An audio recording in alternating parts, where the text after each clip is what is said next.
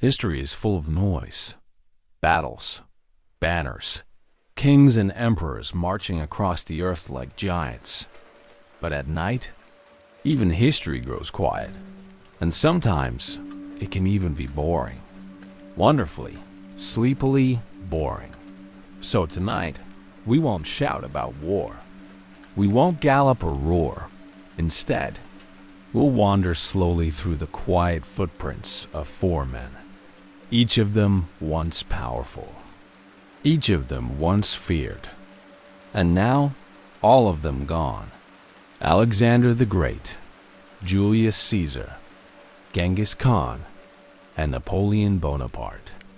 Four names that shaped the world, and now simply echo through it. They conquered cities, built empires, changed laws. But tonight, they are only names. Soft like dust on old pages, faded like maps left out in the sun. So breathe slowly, close your eyes, and let these ancient lives unfold. Not with excitement, but with calm. Not for memory, but for rest. Because sometimes the past is the perfect lullaby. And this is history for sleep. In the hushed cradle of a world yet to be mapped by the relentless march of progress, in an age when the whispers of God still brushed against the ears of mortals, a child was born. He arrived not in a city of gleaming towers and clamorous streets, but in the rugged, northern hills of ancient Greece, a land steeped in myth and the raw, untamed beauty of the wild. His name was Alexander, a name that would one day be carried on the desert winds and etched into the stone of conquered cities. But before the echo of his footsteps shook the foundations of the known world, he was simply a boy, the quiet son of a formidable king. His first breaths were drawn in Pella, the heart of Macedon, a kingdom that lay on the fringes of the more cultured and refined city-states to the south. Pella was a place of stark contrasts, where the rustic traditions of the Macedonian court mingled with the sophisticated ideals of Hellenic civilization. It was a world of hardened warriors and eloquent philosophers, of political intrigue and unwavering ambition. Here, in the royal palace, Alexander's young mind was shaped by two powerful and opposing forces: his father, Philip, and his mother, Olympias. Philip II was a man forged in the crucible of war, a brilliant and ruthless general who'd transformed Macedon from a fractious collection of tribes into a dominant military power. He was a pragmatist, a master of diplomacy and siegecraft, a king who understood the world in terms of phalanxes and political alliances. From his father, Alexander learned the art of war, the cold calculus of power, and the unyielding will to conquer. He watched as Philip united the fractured Greek city-states, sometimes through cunning diplomacy, other times through the sheer force of his invincible army. He saw a kingdom being built, brick by bloody brick, and he understood, with a clarity that belied his years, the weight and responsibility of the crown he was destined to wear.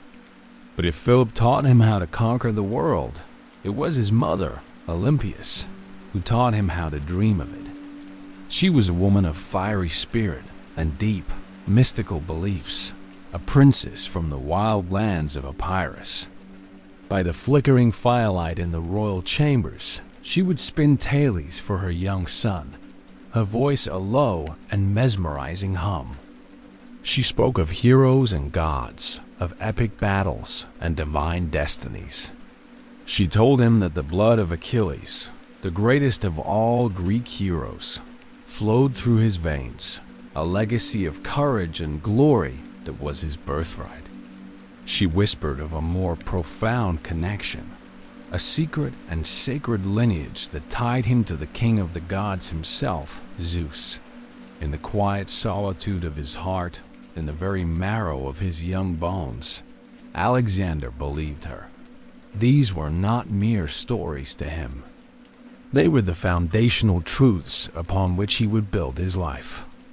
His formal education was entrusted to a man whose name would echo through the corridors of history alongside his own, Aristotle. Yes, the Aristotle, the polymath, the philosopher who sought to understand the very fabric of existence. For 3 years, in the tranquil setting of the Temple of the Nymphs at Mysa, Aristotle opened Alexander's mind to the vast and wondrous tapestry of human knowledge. He was not a pupil to be lectured, but a mind to be ignited. Together, they explored the intricate world of ethics and politics, delving into the nature of justice, virtue, and the ideal state. Aristotle, with his emphasis on empirical observation and logical reasoning, taught Alexander to see the world not just as a king to be ruled, but as a complex and interconnected system to be understood. They studied the natural world, the graceful dance of the constellations, the intricate biology of plants and animals. This instilled in Alexander a deep and abiding curiosity, a desire to not only conquer new lands, but to comprehend their mysteries. He developed a passion for science and medicine, a respect for knowledge that he would carry with him throughout his life, sending back specimens of exotic flora and fauna from the farthest reaches of his empire for his old tutor to study. Aristotle also nurtured in him a profound love for literature, especially the epic poems of Homer. The Iliad, with its tales of honor, glory, and the tragic fate of heroes, became Alexander's constant companion. He saw himself in the fiery spirit of Achilles, his supposed ancestor, and the stories of the Trojan War fueled his own burgeoning ambitions. He learned that true greatness was not just about military victory, but about the legacy one leaves behind, the story that is told for generations to come. But the idyllic world of Mysa, with its philosophical debates and scientific explorations, could not last forever. The path that lay before Alexander was not one of quiet contemplation, but of swift and decisive action. The whispers of destiny, instilled in him by his mother and nurtured by his own restless heart, were growing louder. He was a young man of immense talent and boundless energy, and the confines of the Macedonian court were beginning to feel like a cage. His first taste of command came at the tender age of 16, when his father entrusted him with the regency of Macedon while he was away on campaign. A Thracian tribe, the Mede, seized the opportunity to revolt. Alexander, with a decisiveness that would become his hallmark, crushed the rebellion, drove the Mede from their territory, and founded a new city, Alexandropolis. 2 years later, at the pivotal Battle of Chaeronea, where Philip solidified his control over Greece, Alexander commanded the left wing of the Macedonian army. He displayed extraordinary personal courage, shattering the sacred band of Thebes, an elite fighting force that was considered invincible. The relationship between father and son, however, was not without its turmoil. Philip's marriage to a Macedonian noblewoman, Cleopatra Eurydice, and the birth of their son created a rift in the royal family. At the wedding feast, a drunken comment by Cleopatra's uncle, questioning Alexander's legitimacy, led to a furious argument. Philip, enraged, drew his sword on his own son, but in his drunken state, he stumbled and fell. It was a moment of profound humiliation for the king, and a stark reminder to Alexander of the precariousness of his position. He and his mother fled into exile, though they were eventually reconciled with Philip. Then, in the summer of 336 BC, the hand of fate intervened in the most brutal and unexpected of ways. During the wedding celebration of his daughter, Philip II, the great unifier of Greece, The architect of the most formidable army the world had ever seen was assassinated by one of his own bodyguards. The reasons for the murder are shrouded in mystery, a web of personal grievances and political intrigue. But the consequence was clear. The throne of Macedon was empty. In the chaotic aftermath of his father's death, Alexander, at just 20 years old, acted with the speed and ruthlessness that the situation demanded. He was acclaimed as king by the army, his most crucial base of support. He moved swiftly to eliminate any potential rivals to the throne, securing his position with a chilling efficiency. The boy who had been tutored by Aristotle and lulled to sleep with stories of gods and heroes was now a king, a man of action who held the destiny of a nation in his hands. But his ambitions stretched far beyond the borders of Macedon, beyond the shores of Greece. He inherited from his father not just a kingdom and a powerful army, but a dream, the invasion of the vast and wealthy Persian Empire, a campaign of retribution for the Persian invasions of Greece a century and a half earlier. For Alexander, however, this was more than just a matter of revenge. It was the fulfillment of his own personal destiny, the realization of the whispers that had followed him since childhood. There was something stirring within him, a restless energy, an insatiable curiosity, a profound and unshakable belief in his own greatness. He saw a world of infinite possibilities, a world waiting to be explored, to be conquered, to be understood. The stories of Achilles, the teachings of Aristotle, the military genius of his father, all of these threads were now woven together in the complex and compelling tapestry of his being.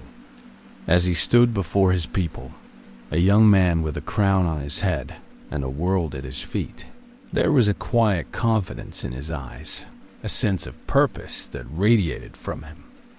The engines of modern life had not yet begun to stir. The world was still a place of myth and magic, of gods and heroes. And in this world, a young king from the northern hills of Greece was about to embark on a journey that would forever change the course of history. The quiet son of a king was about to become a legend. The whispers of more that had haunted his youth were about to become the thunderous roar of conquest. The age of Alexander had begun. In the soft gray light of a world awakening, a great exhalation of effort and ambition took form. It was the spring of 334 BCE, a time when the earth still felt young, its maps filled with vast, alluring blanks. From the shores of Europe, a fleet of ships, their sails like a flock of white birds, stirred the waters of a narrow strait, a channel of legend known as the Hellespont. On the deck of the lead vessel stood Alexander, his gaze fixed not on the waves that slapped against the hull, but on the hazy, beckoning coastline of Asia. This was more than a crossing. It was a transition between realms, a step from the known into the fabric of a dream. He was leaving behind the world of his father, a world of consolidated power and familiar rivalries, and sailing toward the horizon of his own myth. With him, he carried an army, a living extension of his will, some 30,000 foot soldiers and 5,000 horsemen. They were Macedonians and Greeks, a hardened, disciplined force, but they were also more than that.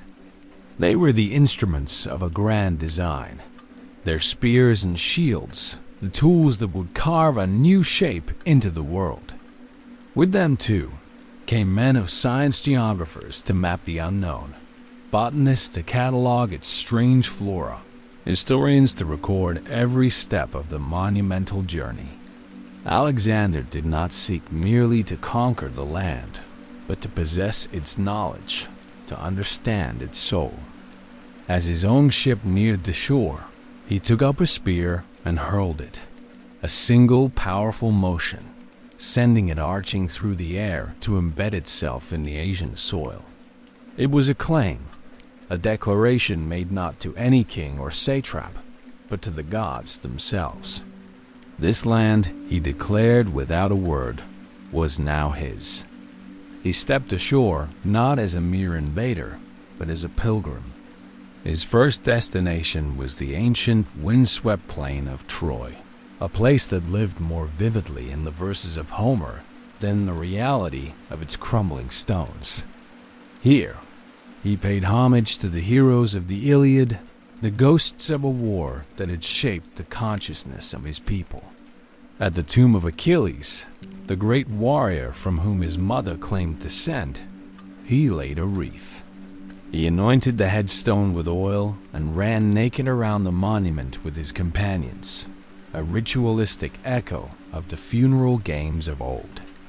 In that act, he was weaving his own story into the epic tapestry of the past, casting himself as the new Achilles, come not to sack a single city, but to bring an entire continent to its knees.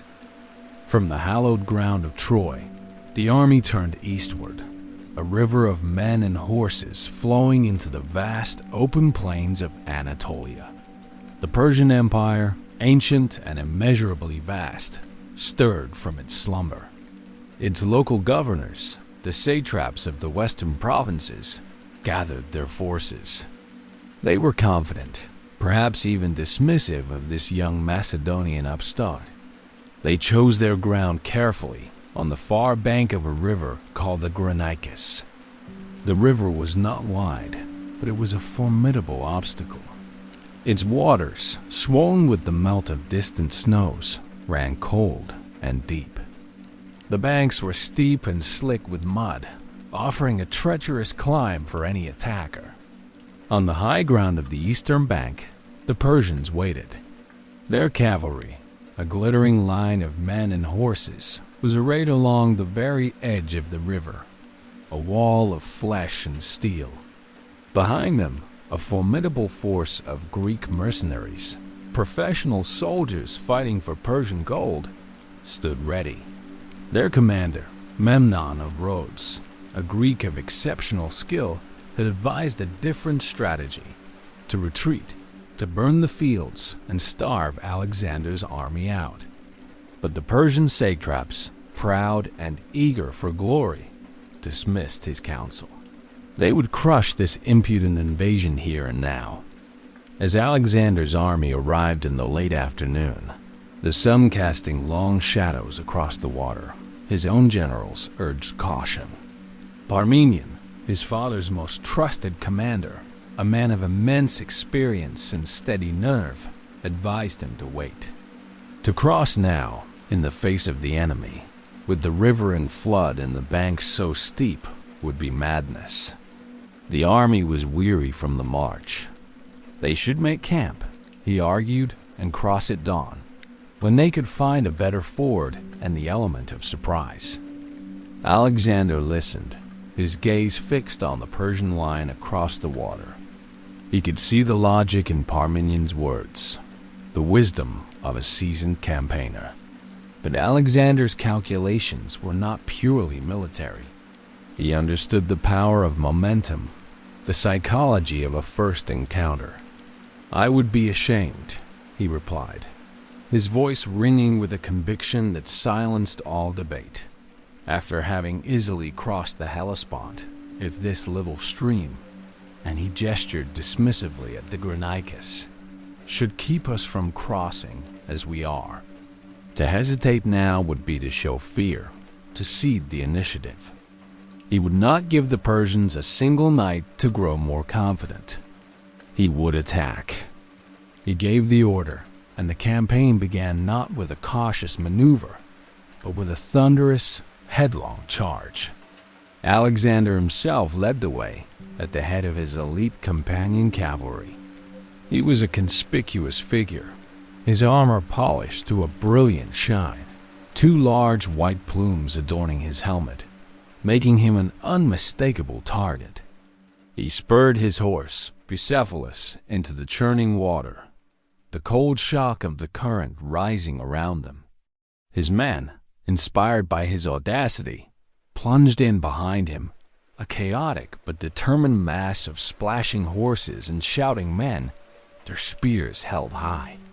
The Persians unleashed a volley of javelins, and the water erupted in a spray of wood and steel. The Macedonians struggled against the current and the slick, muddy riverbed, but they pushed forward, their eyes fixed on the enemy above. As Alexander fought his way up the opposing bank, he was immediately engulfed in a ferocious melee. The Persian nobles, eager to claim the prize of killing the young king, swarmed around him. A spear struck his armor, shattering but failing to penetrate. He fought with a controlled fury, his own spear finding its mark again and again. In the heart of the fight, he came face to face with Mithridates, the son-in-law of the Persian king Darius. Alexander charged, thrusting his spear into the man's face. As he did, another Persian noble, Rosaces, swung his sword down on Alexander's head. The blow was powerful, shearing off one of his helmet's plumes and cracking the metal, stunning him for a moment. As Rosaces raised his sword for a final killing strike, another hand intervened. Cletus the Black, one of Alexander's most loyal officers, spurred his horse forward and, with a single swift blow of his own sword, severed Rosaces' arm from his body. The moment was a microcosm of the battle itself. Alexander's reckless courage, the fierce loyalty of his men, and the turning of the tide through sheer, indomitable will. The Macedonian phalanx, that unstoppable wall of pikes, had made its way across the river and was now grinding its way up the bank, their long sarissas creating a forest of death that the Persian infantry could not penetrate. The Persian cavalry, having lost several of its leaders and unnerved by the ferocity of the Macedonian charge, broke and fled. Victory was swift, and it was total. The campaign had begun, and its first chapter was written in the cold, rushing waters of the Granicus.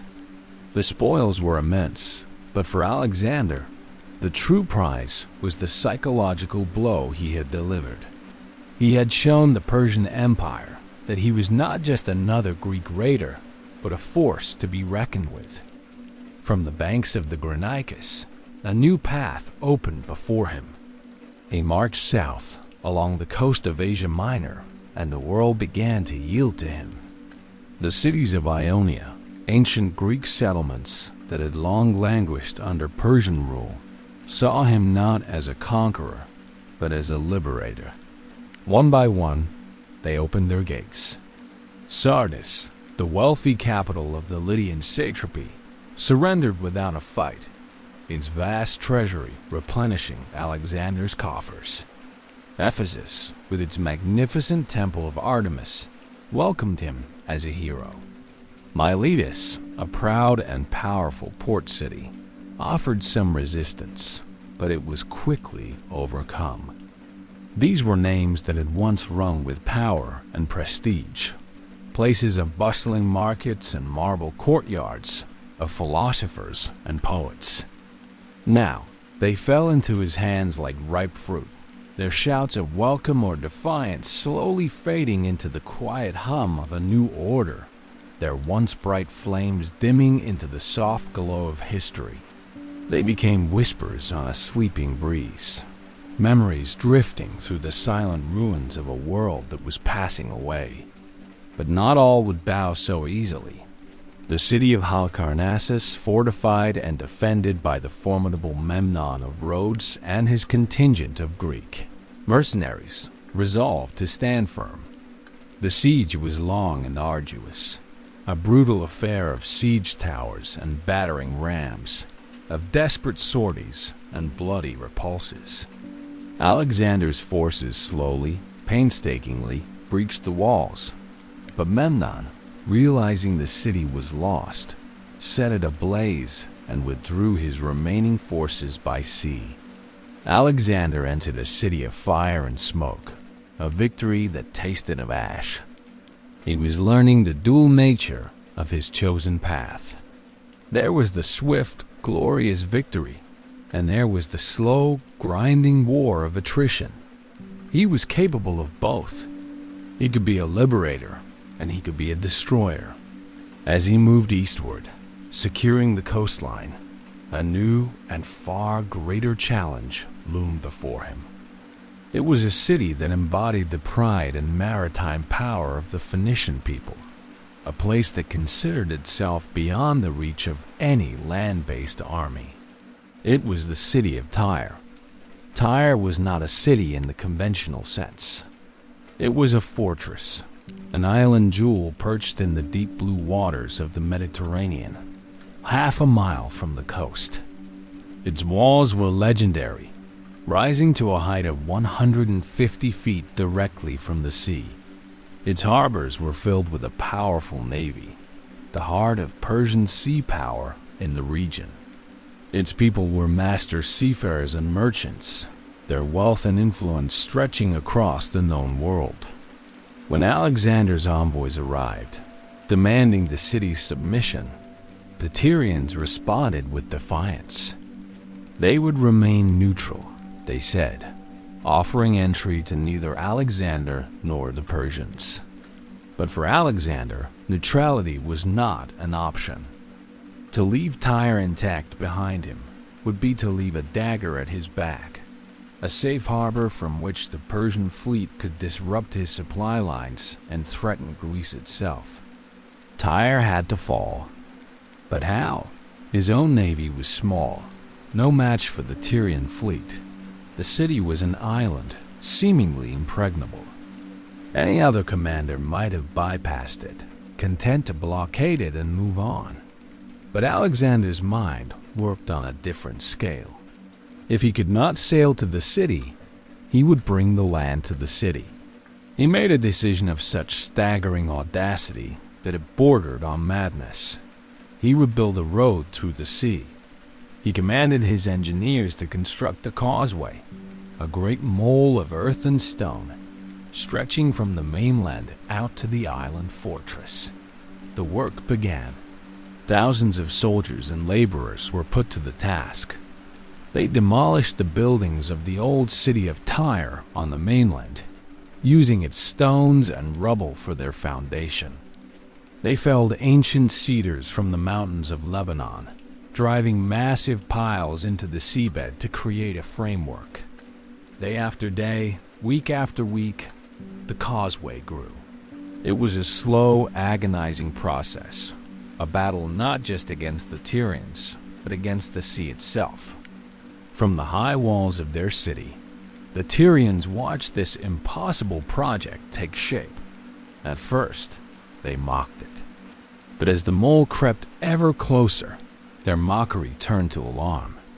They sent out their warships, sleek triremes that darted in and out, harassing the work crews with arrows and catapult stones. Their divers swam out under the cover of darkness to cut the anchor ropes of the construction barges. The sea, too, seemed to fight him. Storms would roll in from the west, their powerful waves crashing against the structure, washing away weeks of labor in a single, furious night. Yet, Alexander was unmoved. For every setback, he redoubled his efforts. He built 2 massive wooden siege towers 150 feet high and moved them to the end of the mole to protect his workers. They were marvels of engineering, covered in raw hides to protect them from fire and equipped with their own catapults to return fire on the city walls. The Tyrians responded with their own diabolical ingenuity. They took an old horse transport ship, loaded it with pitch, sulfur, and all manner of combustibles, and set it alight, sailing it directly into the siege towers. The resulting inferno consumed the towers and a large section of the causeway. It was a devastating blow. Many of Alexander's men were ready to give up. The task seemed cursed, impossible. But Alexander's will was a force of nature in itself. He looked at the smoking ruins of his work, not with despair, but with a cold, renewed determination. He ordered the causeway to be rebuilt, this time wider and stronger than before. He knew now that he could not take the city without a navy. He traveled to the other Phoenician cities he had conquered, Sidon and Byblos, and compelled them to provide him with ships. Allies from Cyprus and Rhodes, seeing the tide of the war turning, also sent their fleets. Soon, Alexander had amassed a navy of over 200 vessels, a force large enough to challenge the Tyrians on their own element. With his fleet, he blockaded the city's 2 harbors, cutting it off from all outside help. The causeway, now protected, was finally completed. The 7-month ordeal was reaching its climax. He brought his new siege engines, mounted on ships and on the mole itself, up to the very walls of Tyre. Battering rams pounded relentlessly against the stone. Catapults hurled massive boulders, chipping away at the fortifications. Finally, a breach was made in the southern wall. The end had come. Alexander coordinated a massive all-out assault. His ships attacked from every side, while his best troops, led by the king himself, stormed the breach. The fighting was savage, a desperate, hand-to-hand struggle in the narrow streets and on the high walls of the city. Alexander, as always, was in the thick of it, fighting from the top of a siege tower, a figure of inspiration and terror. The Tyrian resistance, fierce as it was finally broken. The city fell. And then, the patience that Alexander had shown for 7 long months gave way to a terrible, cold fury. His mercy was exhausted. He had been defied. His men had been killed. His will had been tested to its absolute limit. The retribution was merciless. 6,000 Tyrian fighting men were slaughtered in the capture of the city. 2,000 more were taken to the coast and crucified, a line of crosses stretching along the beach as a horrific warning to any others who might dare to resist him. The remaining 30,000 inhabitants, the women and children, the old and the young, were sold into slavery. The city of Tyre, the proud jewel of the sea, was left a smoking, silent ruin, its great wealth plundered, its people scattered to the winds. Alexander had been patient, and he had been merciless. He had bent the very sea to his will, and he had erased a city from the world. As he stood on the conquered island, the smell of smoke and salt in the air, he looked east, toward the heart of the Persian Empire. The coast was his, the sea was his, and the world, it seemed, was waiting. The whispers of his destiny were becoming a roar, echoing across the silent, sleeping landscapes of a world forever changed by the passage of his army. From the ashes of Tyre, a new path unfolded, leading not east into the heart of the furnace, but south, along the sun-scorched hem of the great sea. The air grew thick with the dust of ages, and the coastal winds whispered tales of ancient kingdoms buried beneath the shifting sands. Alexander turned his army southward, a river of men flowing through this timeless, weary land. They marched through Gaza, a city that resisted with the ferocity of a scorpion, and paid a terrible price for its defiance. But beyond it lay a realm of a different nature, a kingdom that had measured its existence not in years or decades, but in millennia. He came to the edge of Egypt. Here, there was no phalanx drawn up in opposition, no volley of arrows to greet his approach. The Persian governor, his will broken by the news of Alexander's victories, offered no resistance. Instead, the people of Egypt welcomed him. It was a welcome unlike any he had known before. devoid of the cautious deference of liberated Greek cities or the sullen silence of conquered towns. This was something deeper, a sense of recognition of an ancient prophecy clicking into place. They greeted him not with weapons, but with a quiet, profound reverence. He entered the ancient capital of Memphis, a city that had been the seat of kings when his own ancestors were but nomadic chieftains. Here, in the hallowed temples where rituals had been performed for thousands of years, Alexander, the Macedonian, the Greek, was crowned with the double crown of Upper and Lower Egypt. He became Pharaoh, a living god in the eyes of his new subjects. They did not simply call him king. They gave him a title of far greater weight, a name that resonated with the very soul of their civilization.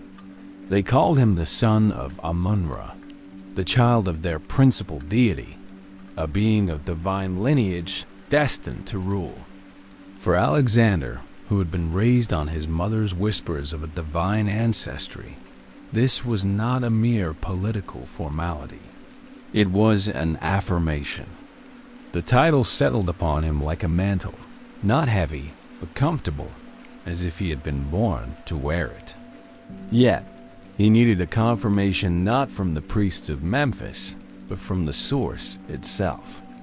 He learned of an oracle, a place of immense sanctity, hidden deep within the unforgiving emptiness of the Libyan desert. It was the oracle of Amun at the oasis of Siwa, a place so remote and so revered that even the great Persian kings had sought its counsel. Alexander knew he must go. His advisors warned against it. The journey was perilous, a trek of hundreds of miles across a waterless sea of sand, a place of shimmering mirages and deadly sandstorms where entire armies had vanished without a trace. But Alexander's will, once set, was as immovable as a mountain. He set out with a small, select group, venturing into the vast silence of the desert. The journey was an ordeal, a pilgrimage into the very heart of desolation. The sun beat down with a merciless, white-hot intensity. The landscape was an endless ocean of rolling dunes, the sand stretching in every direction like the waves of a petrified sea. The silence was absolute, a profound quiet that seemed to swallow all sound, broken only by the whisper of the wind and the soft plodding of the camels. They lost their way. Their water ran low. Despair began to set in. Then, as if sent by the god himself, a miraculous rain shower fell, quenching their thirst and reviving their spirits. And soon after, 2 crows appeared in the sky, guiding them, flying ahead when they marched and cawing loudly if they strayed from the path. Finally, after days that felt like an eternity, they saw it on the horizon, a splash of impossible green in the midst of the ochre emptiness. It was the oasis of Siwa, a paradise of date palms and freshwater springs. At its heart stood the temple, a fortress-like structure of ancient stone. As Alexander approached, the high priest of the oracle came out to meet him. In a break with all tradition, which dictated that only the pharaoh could enter the inner sanctum, the priest greeted Alexander and hailed him as the son of the god. He led the young king into the temple, into a quiet, shadowed space where the air was thick with the scent of incense and the weight of unspoken prophecies. No one else was permitted to enter. No one knows for certain the questions Alexander asked, nor the precise words the priest spoke in reply. The conversation was a secret, a private communion between a man and his supposed father, the god Amun. But when Alexander emerged from the sanctum, a change had come over him. It was not a visible transformation, no aura of divine light, but an inner shift, a quiet settling of his soul. The restless ambition was still there. The fire still burned in his eyes, but it was now tempered with an unshakable calm, a deep and serene certainty. From that moment on, he walked with the quiet confidence of a man who does not merely believe in his destiny, but knows it as an undeniable fact. He was not only a king, he was something more. He was destined. With this newfound conviction settling deep within his bones, Alexander left the ancient, mystical land of Egypt behind. He founded a new city on the coast, a place that would bear his name and become a beacon of learning and culture for centuries to come. Then he turned his face eastward once more. The real prize, the heart of the Persian Empire, still awaited him. He rode east, and the world began to change around him. The sky grew broader, the horizons vaster. The mountains began to rise in the distance, their peaks touching the heavens. He crossed the great rivers, the Tigris and the Euphrates, the lifeblood of civilizations that had risen and fallen long before his time. And then, on a vast dusty plain called Gaugamela, near the modern-day city of Mosul in Iraq, he found what he was looking for. The great king Darius III had gathered the full might of his empire to crush him once and for all. It was a terrifying sight. The Persian army stretched for miles across the plain, a sea of humanity that vastly outnumbered Alexander's weary force. Historians of old claimed Darius commanded 1,000,000 men, a figure born of awe and fear. But even by more sober modern estimates, his army was immense, perhaps 250,000 soldiers drawn from every corner of his sprawling empire. There were cavalry from Bactria and Scythia, archers from Media, and infantry from Babylon. Most fearsome of all were the scythed chariots, 200 of them, their wheels fitted with long, cruel blades designed to slice through flesh and bone, to tear apart the ordered ranks of the Macedonian phalanx. As the sun began to set on the eve of the battle, Parmenion once again offered his cautious counsel. He urged Alexander to attack under the cover of darkness, to use the element of surprise to mitigate the Persians' numerical superiority. Alexander, looking out over the flickering campfires of the Persian host, considered the advice and then rejected it. "I will not steal a victory," he declared. He would face the great king in the full light of day. He trusted not in stealth, but in his purpose, in the discipline of his men, and in the precision of his own mind. That night, while the Persian army remained awake and on edge, fearing a surprise attack, Alexander slept. He slept deeply and peacefully, as if it were any other night. His generals were astonished, but it was the sleep of a man who had left the outcome in the hands of fate, a man utterly convinced of his own destiny. The next morning, the battle began.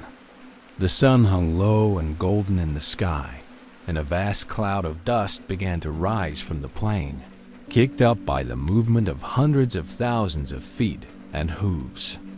The air grew thick and hazy, the sounds of war muffled and distorted. Darius, confident in his numbers, launched his attack, sending his chariots hurtling toward the Macedonian lines. But Alexander was prepared.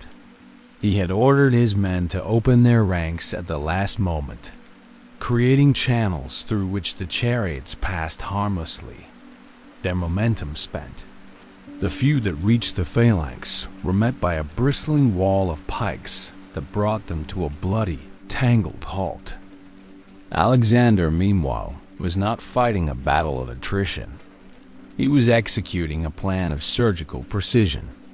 He held his main force back, angling his right wing forward in an oblique formation, a daring move that seemed to be exposing his flank. Darius, seeing this, took the bait. He ordered his cavalry on his left to charge, to envelop Alexander's smaller force. As the Persian cavalry swept out to the side, They created what Alexander had been waiting for, a gap, a weakness in the center of the vast Persian line, near where Darius himself stood in his royal chariot. This was the moment. Alexander gathered his elite companion cavalry into a tight, wedge-shaped formation. He placed himself at its very tip, and then he charged. It was not a wild, reckless assault like at the Granicus, but a focused, calculated strike aimed at the very heart of the enemy. They moved like a single organism, a blade of polished steel cutting through the chaos and dust of the battlefield. They sliced through the inferior Persian infantry, through the royal guards, their momentum unstoppable, their objective singular. Darius, the great king from his vantage point in his magnificent chariot, saw the wedge of Macedonian cavalry coming directly for him. He saw the glint of their spears, the whites of their eyes. He saw Alexander, a figure of terrifying, focused intent, leading the charge.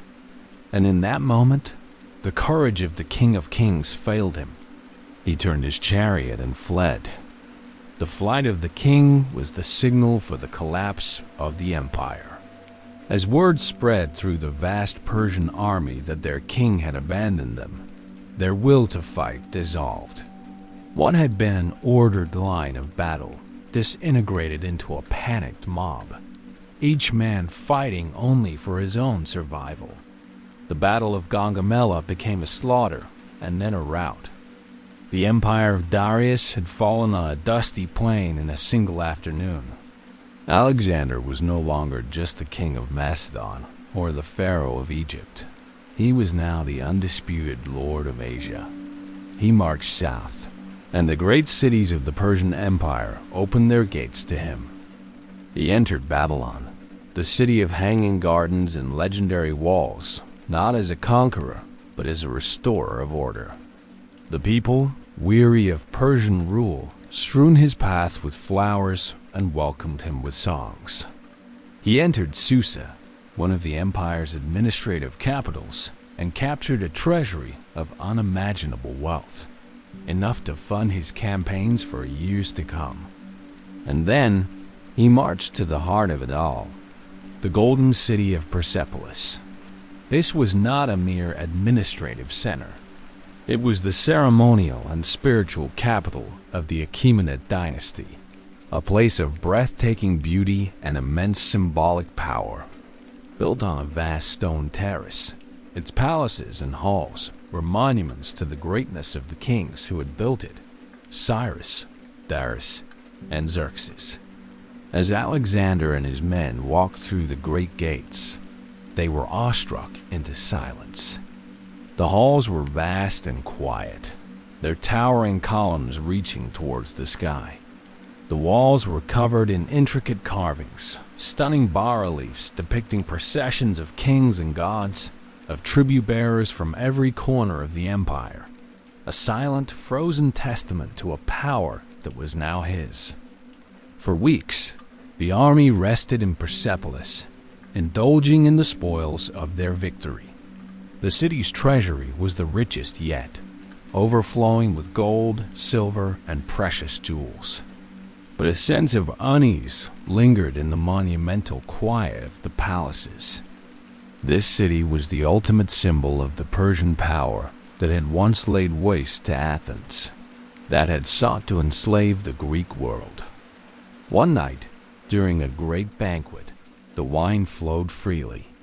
The Macedonians, flush with victory and drink, celebrated with wild abandon. Torches were lit all around, casting flickering, dancing shadows on the stone carvings.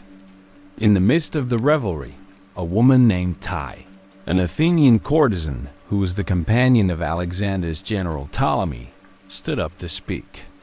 With a fiery passion, she declared that it would be the greatest act of Alexander's life to burn the palace of Xerxes, the king who had burned Athens to the ground. It would be a fitting revenge, an act of symbolic justice. The drunken crowd roared its approval. The idea, born of wine and passion, spread like wildfire. Alexander, his own judgment clouded by drink and the emotions of the moment, seized a torch. He led the way, a Bacchic procession of drunken soldiers and courtesans stumbling behind him. They went to the great palace of Xerxes, the grandest structure in Persepolis. They threw their torches into the magnificent halls, onto the cedarwood beams and the rich tapestries. The flames took hold with a terrifying speed. The fire roared, consuming the art and architecture of a century. Alexander stood and watched as the palace that had been the heart of an empire turned into a funeral pyre. The fire flickered in his eyes, and in the reflection, one could see not just the thrill of victory, but something else. A flicker of regret, perhaps, or the dawning realization of the terrible, irrevocable power he now wielded. Some ancient historians say he ordered it as a deliberate act of policy, a clear signal that the Persian Empire was well and truly over. Others say it was a drunken mistake, a moment of reckless passion that he regretted almost immediately. But as he watched the flames lick the sky, consuming the silent, carved kings, something inside him shifted. He had done it. He had conquered Persia. He had avenged Greece.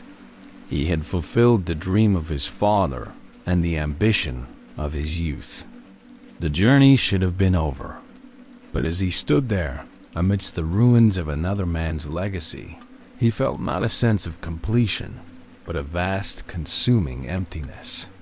The fire had burned down more than a palace. It had burned away the clear lines of his purpose. And beyond the smoke and the dying embers, the road stretched on, eastward, into a world still unknown, a journey that was far from over. The fire at Persepolis did not cleanse. It merely illuminated the vast emptiness that lay ahead. The ghost of the Persian Empire had been exorcised. Its heart turned to ash and smoke, yet Alexander found no peace in the ruin.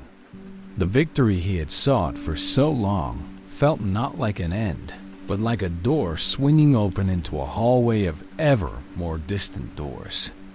The conquest of Persia was complete, but the journey, the endless, restless journey of his own soul, was far from over. And so, he turned his face to the east once more, towards the rising sun, towards the unknown. He marched his army, that river of bronze and iron that had flowed from the hills of Macedon into the wind-scoured valleys and towering mountain ranges that formed the formidable spine of Asia. They entered the lands of Bactria and Sogdiana, a wild, untamed region that lay beyond the Tigris, beyond the Zagros, a place of fierce, independent people and even fiercer terrain. Here, the nature of war changed. He was no longer fighting a great empire with a centralized command, no longer facing disciplined armies on open plains. This was a war against tribes and terrain, a shadow conflict of ambush and retreat, of guerrilla tactics and bitter personal resistance. The landscape itself became an adversary. They trudged through deep, sunless canyons where the wind howled a mournful, unending song. They scaled the snow-tipped peaks of the Hindu Kush, a range the Greeks called the Caucasus, their thin cloaks and worn sandals offering little protection against the biting cold and treacherous ice. The air grew thin, and the world became a stark canvas of white snow and black rock. Men who had fought at Granicus and Gaugamela, who had faced down scythed chariots and stormed the walls of Tyre, now succumbed to frostbite, to exhaustion, to the simple, grinding misery of the march. The people of these lands, the Bactrians and Sogdians, were as unforgiving as their environment. Led by charismatic and elusive chieftains like Spitamenes, They refused to bow. They were horsemen of incredible skill, fading into the rocky landscape like ghosts, striking at supply lines, cutting down stragglers, and then vanishing before the ponderous Macedonian phalanx could be brought to bear. Alexander found himself fighting not a war, but 100 small wars at once. He learned a new kind of patience, a new kind of ruthlessness. He divided his forces, hunting the tribal warriors through the desolate steppes, cornering them in their mountain strongholds. One such fortress seemed utterly impregnable. It was known as the Sogdian Rock, a massive, sheer-sided plateau that soared thousands of feet into the sky, its flat top crowded with defenders and enough supplies to withstand a siege for years. When Alexander demanded their surrender, the defenders laughed. They mockingly yelled down that he would need soldiers with wings to take their fortress. A familiar fire ignited in Alexander's eyes. The word impossible was not a barrier to him. It was a challenge, a personal insult from fate itself. He offered a fortune to the first man who could reach the summit. 300 of his most experienced rock climbers, men who had learned their skills in the rugged hills of Macedon, volunteered. Under the cover of a dark, stormy night, they began their ascent. Using tent pegs as pitons and strong flaxen lines for ropes, they scaled the sheer cliff face. The wind tore at them, and the freezing rock numbed their fingers.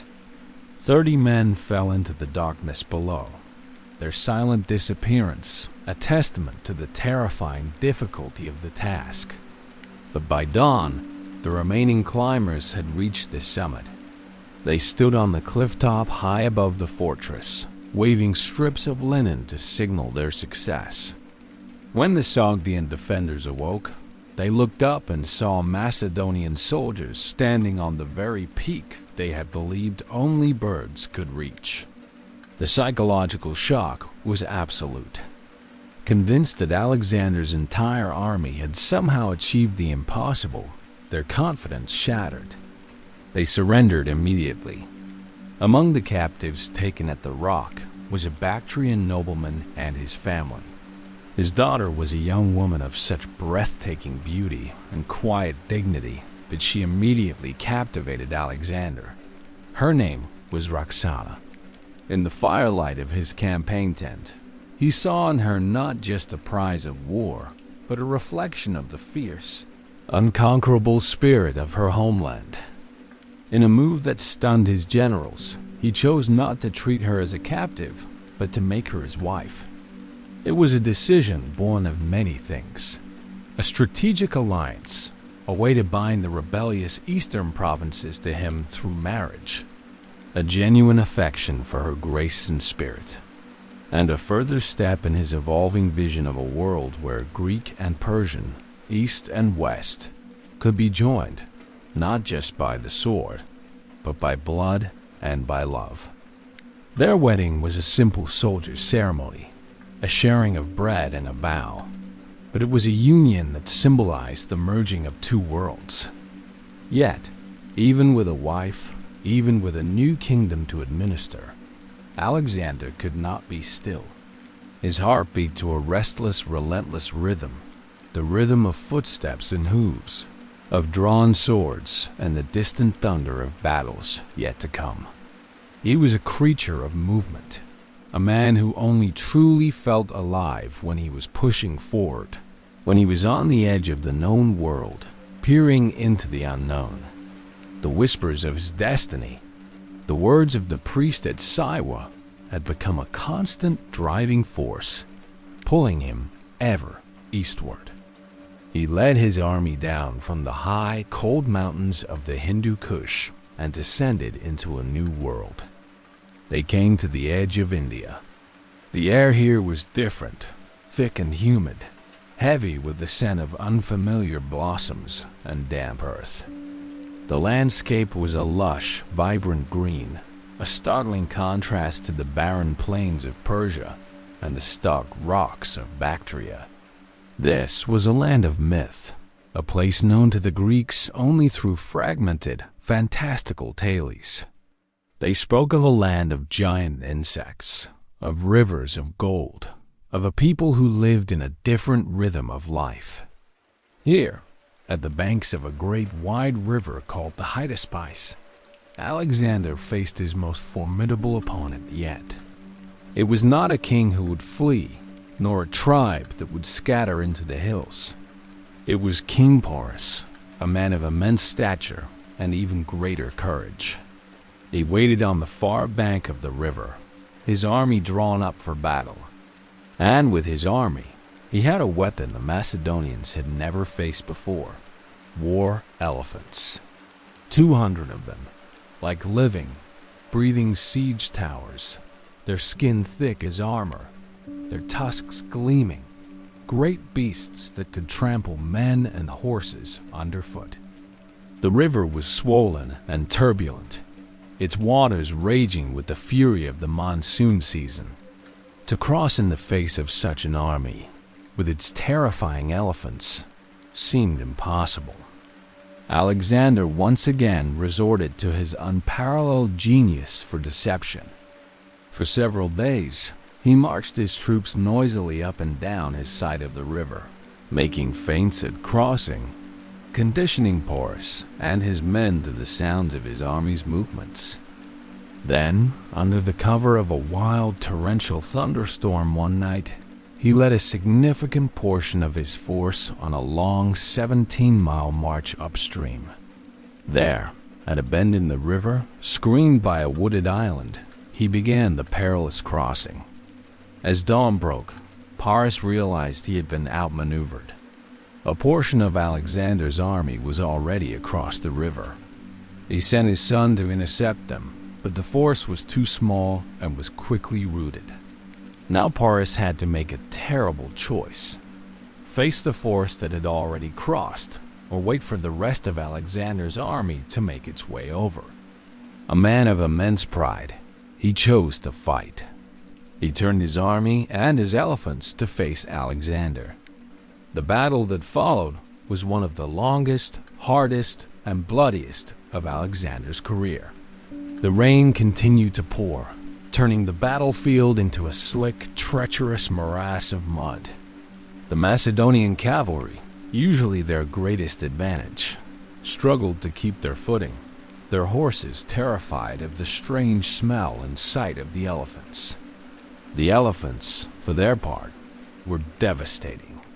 They crashed into the Macedonian phalanx, their great weight breaking the disciplined lines of pikes. They seized men with their trunks, hurling them through the air or crushing them underfoot. The screams of men and horses mingled with the trumpeting screams of the enraged and wounded elephants. The rain fell, washing the blood into the mud, and the battle became a primal, desperate struggle for survival. But Alexander's genius was in his ability to adapt. He ordered his light infantry to target the elephants' mahouts, their drivers, and to aim their javelins at the elephants' eyes and legs. Wounded and riderless, many of the great beasts became uncontrollable, running wild through the battlefield, trampling soldiers from both sides in their panicked agony. Slowly, painstakingly, the discipline of the Macedonian phalanx began to tell. They surrounded the elephants, hemming them in, their long pikes a forest of steel that the beasts could not penetrate. The Indian infantry, crowded around the elephants for protection, became trapped and were systematically cut down. The battle raged for 8 grueling hours. In the end, Alexander's tactics and the superior discipline of his veterans prevailed. The Indian army was shattered. But Porus, even as his forces collapsed around him, refused to flee. He fought on, a giant of a man seated atop his lead elephant, his body riddled with wounds, hurling javelins until his strength finally failed him. Alexander, seeing this incredible display of courage, was filled with admiration. He sent a messenger, asking the great king to surrender.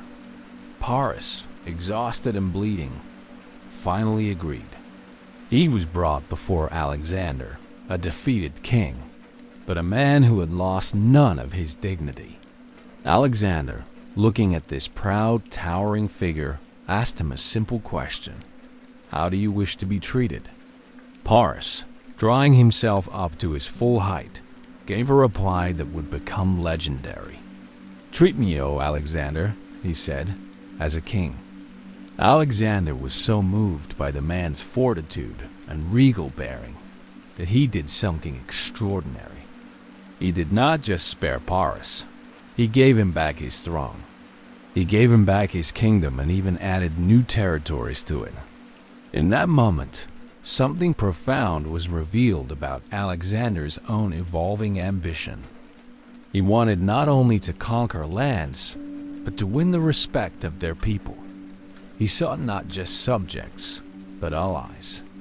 He was beginning to see a future where the world was not simply divided into the conquerors and the conquered, but was a vast, interconnected kingdom, a fusion of Greek and Persian, of East and West. After the terrible struggle at the Hydaspes, the army rested. But Alexander's eyes were already fixed on the horizon. He spoke now of the great river Ganges, a waterway he believed would lead them to the edge of the world. He dreamed of marching even farther, of reaching the great outer ocean that he was sure lay just beyond the next horizon. But as he looked at the faces of his men, he saw something he had never truly seen before: the end of the road. They were tired. It was a weariness that went beyond the physical, a fatigue of the very soul. It had been 10 years. 10 years of marching. 10 years of endless war. They had crossed mountains and deserts, forded rivers, and fought battles against men and monsters. They were thousands of miles from their homes, from their wives and children, from the simple, quiet peace of a life not lived at the point of a sword.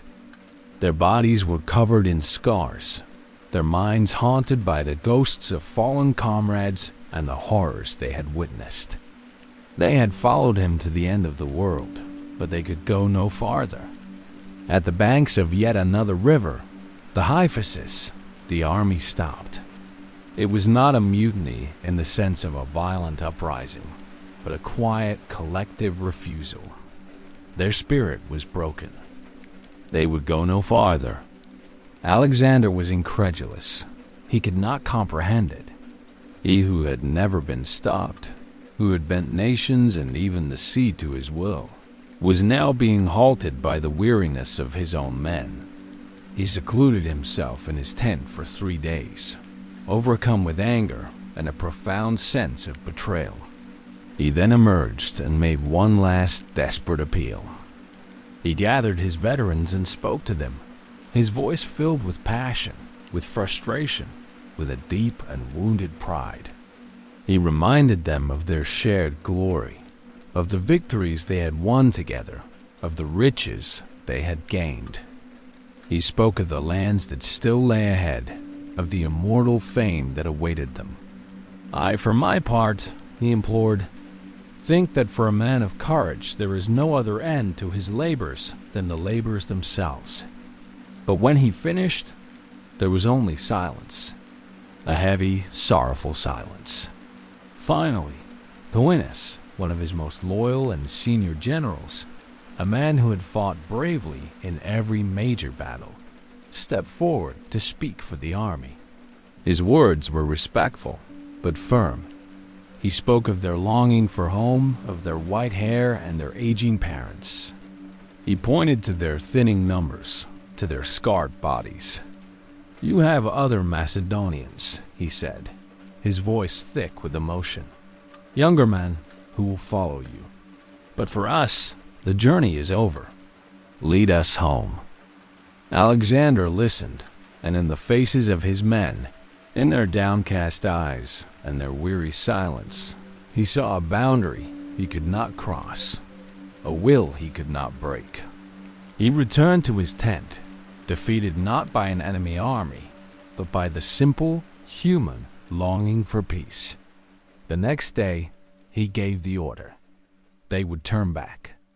A great roar of relief and joy went up from the army. Sacrifices were made to the gods, and great altars were built to mark the farthest point of their advance. But for Alexander, it was the bitterest of compromises. The man who had conquered the world had been conquered by the love of his men for their homes.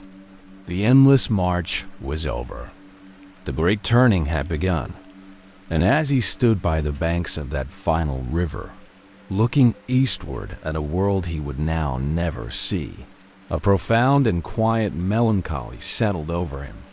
The silent, heavy knowledge of a dream that would forever remain just beyond the horizon. The journey home is often thought of as a gentle thing, a soft unwinding of the road, a sweet and steady pull toward the familiar. But for the man who had conquered the world, the road back was the hardest road of all. The great turning had been made. At the banks of the Hyphasis River, the will of 10,000 weary men had finally erected a barrier that even Alexander the Great could not breach.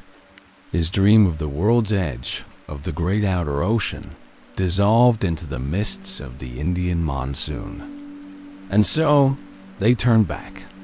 But Alexander's spirit, though forced to retreat, could not abide an easy path. He would not simply retrace his steps through the lands he had already subdued. His mind was a restless mapmaker, always seeking the unknown, the untrodden. He divided his army.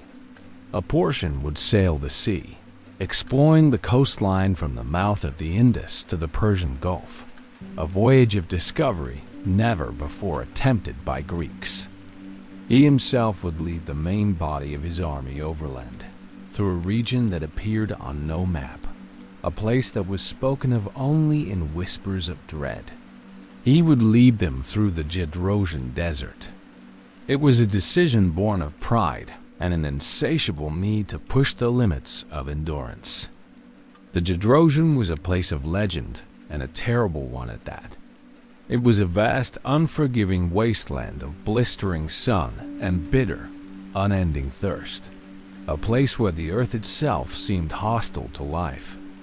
His advisors warned him, told him the stories of great armies that had been swallowed whole by the sands, vanishing without a trace. But Alexander listened with only half an ear. He had conquered men and mountains. He had bent the sea to his will. He would conquer this desert too. They plunged into the inferno. From the very first day, it was clear this would be a trial unlike any other. The sun was a malevolent god, a white-hot eye in a bleached and cloudless sky. The heat was a physical presence, a smothering blanket that stole the breath and baked the life from the landscape. The ground was not soft sand, but a hard, gravelly plain interspersed with dunes of fine, red dust that rose in choking clouds with every step. There was no shade, no shelter, no landmark to guide them, only the shimmering, deceptive haze on the horizon that promised water where there was none. The days became a waking nightmare of marching, a slow, plodding, relentless rhythm of feet sinking into the hot sand. The nights offered little relief, the air remaining thick and suffocating. Thirst became the only reality. It was a clawing, rasping thing in the back of the throat, a fire in the belly. The water they carried in skins quickly ran out or became foul. They dug wells in the dry riverbeds, but the water they found was often brackish and bitter, bringing sickness instead of relief. Men who had stood firm against the charge of war elephants and faced down Persian scythes now fell to their knees, defeated by the silent, indifferent cruelty of the sun. They began to die, not in the heat of battle, with the clash of steel and the shouts of comrades, but in a slow, lonely agony. They would stumble and fall, and their friends, too weak to help them, would have to march on, leaving them behind as small, dark shapes that quickly disappeared in the shimmering heat. The great army of Alexander, the most formidable fighting force the world had ever known, was being unmade, undone by the elemental forces of the earth. Alexander, for his part, refused any special treatment. He marched on foot, alongside his men, his lips cracked, his face burned by the sun. He shared their hardship, their blistering thirst, their weary despair. One day, a small group of scouts, having found a tiny puddle of muddy water cupped in a rock, brought it to him in a helmet. It was a pathetic amount, barely a few mouthfuls, but it was all the water they had. The entire army paused to watch. They saw their king, their living god, parched with thirst, looking at the precious offering. He took the helmet, thanked the men who had brought it, and then, in full view of everyone, he slowly poured the water onto the hot sand. It vanished in an instant, a small, dark patch that was immediately erased by the sun. "If I drink alone," he said, his voice raspy but clear, "the others will be disheartened." In that single act, he became one with them in their suffering. He was not just their king. He was their fellow traveler in hell, and for that, they loved him, and they followed him on. They staggered on, driven by the sheer, stubborn force of his will. They ate their pack animals, then boiled the leather of their harnesses for sustenance. Finally, after 60 days that felt like 60 years, they emerged from the wasteland. They were a ghost of an army, skeletal, ragged, their eyes hollowed out by what they had seen. Of the tens of thousands who had entered the desert, many had been lost, their bodies left to be scoured by the wind and the sand. They had survived, but the desert had taken a piece of them, a piece of the invincible aura that had surrounded them for so long. Eventually, in the spring of 324 BCE, Alexander returned to Babylon. The city, which had become the heart of his new empire, welcomed him with a joyous, vibrant celebration. The air, once filled with the dust of the desert, was now sweet with the scent of cinnamon and frankincense. The sounds of suffering were replaced by the gentle melodies of flutes and lyres. Flowers rained down upon him from the rooftops as he rode through the Ishtar Gate, a conqueror returning not from a fresh victory, but from a long and terrible dream. For a time, it seemed as if the old Alexander had returned. The relentless energy, the boundless ambition, began to stir once more. He threw himself into the administration of his vast, sprawling empire. He laid out plans for new cities, for new roads, for new explorations. His finger traced new routes on his maps, circling the Arabian Peninsula, a land he intended to be his next conquest. He dreamed of circumnavigating Africa, of creating a global network of trade and communication. The fire had not gone out, but something in him was different. Something was slowing. The journey through the desert had cost him more than just men. The years of ceaseless campaigning, of bearing the weight of an empire on his shoulders, had begun to take their toll. His body was a tapestry of old wounds, and his spirit, too, carried its own deep, invisible scars. He began to drink heavily, seeking solace or oblivion in the bottom of a wine cup. His rages, once a rare and terrifying storm, became more frequent. And then came the blow from which he would never recover.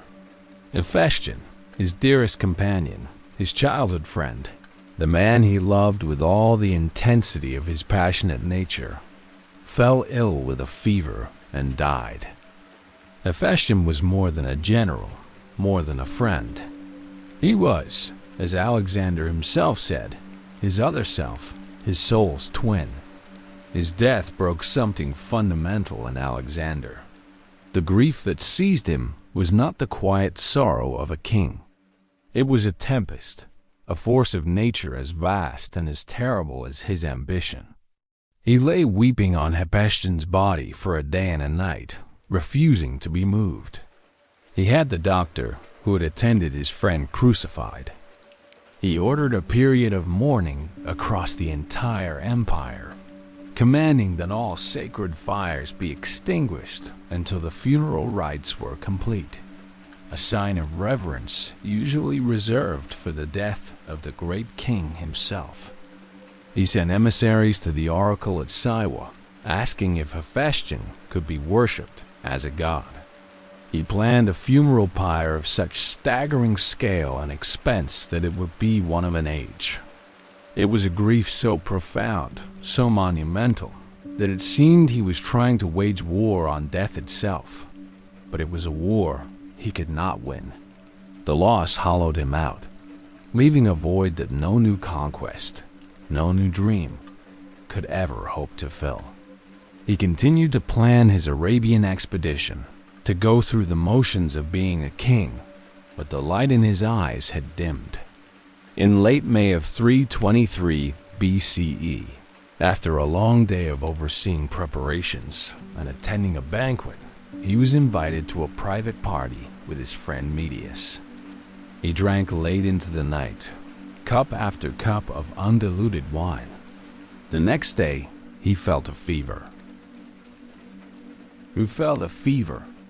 It was not a sudden violent illness, but a slow creeping thing, a quiet tide rising within him. At first, he paid it little mind. He continued to issue orders, to meet with his generals, to make his daily sacrifices to the gods. But the fever did not break. It grew steadily, a quiet fire that began to consume him from within. He was moved to a cooler palace on the banks of the river, but the fever followed him. Soon, he could no longer rise from his bed.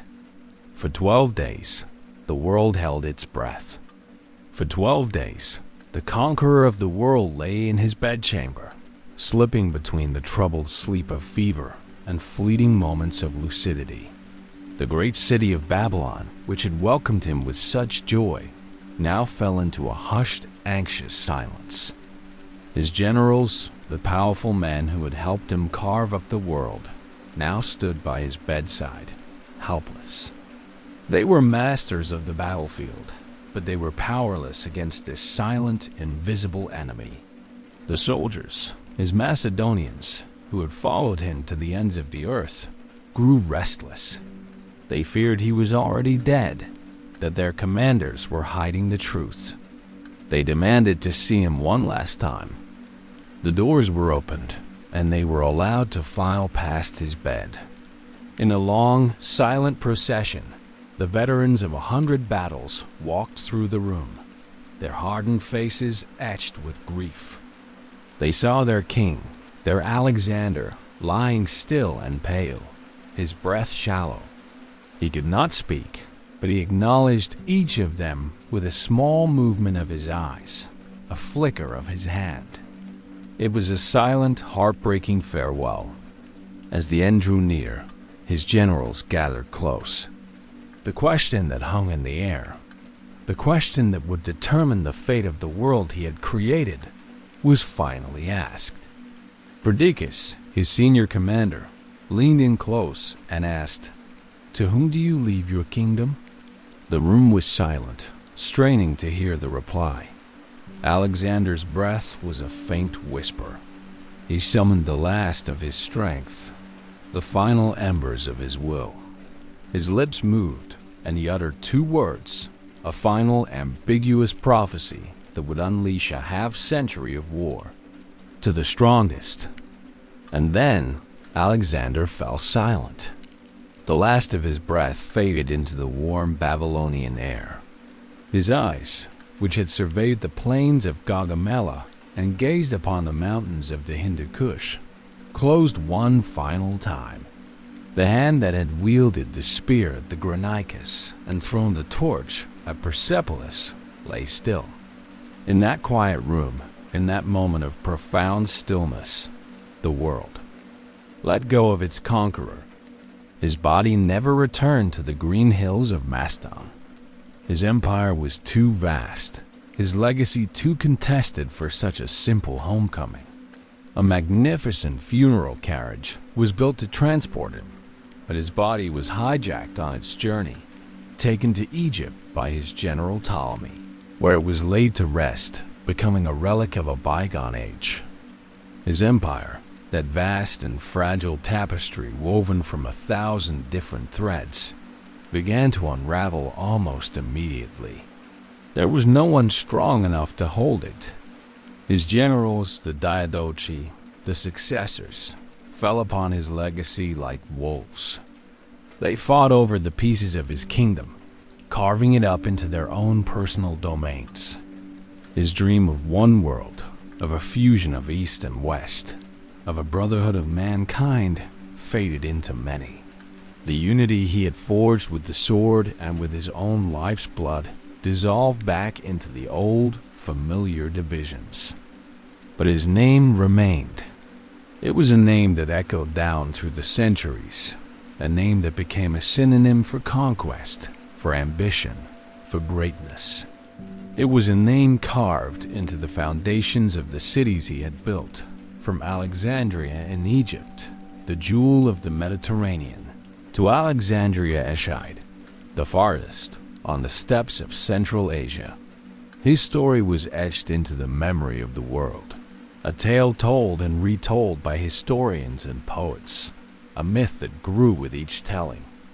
Alexander, the quiet boy from the northern hills who became a king, the king who, with a copy of the Iliad under his pillow, set out to become a new Achilles, the man who walked like a god, who was hailed as the son of Ammon, who believed himself to be something more than mortal, the god who, in the end, shivering with fever in a quiet room in Babylon, was only and finally human.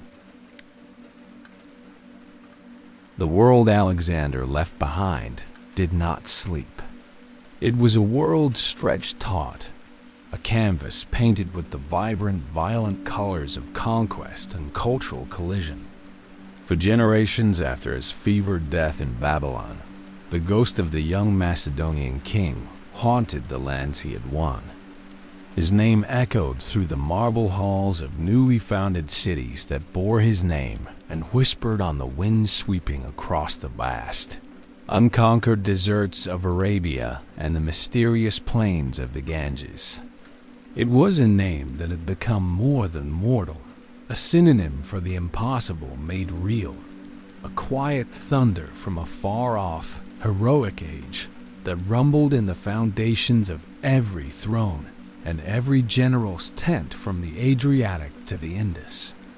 Alexander had not merely conquered.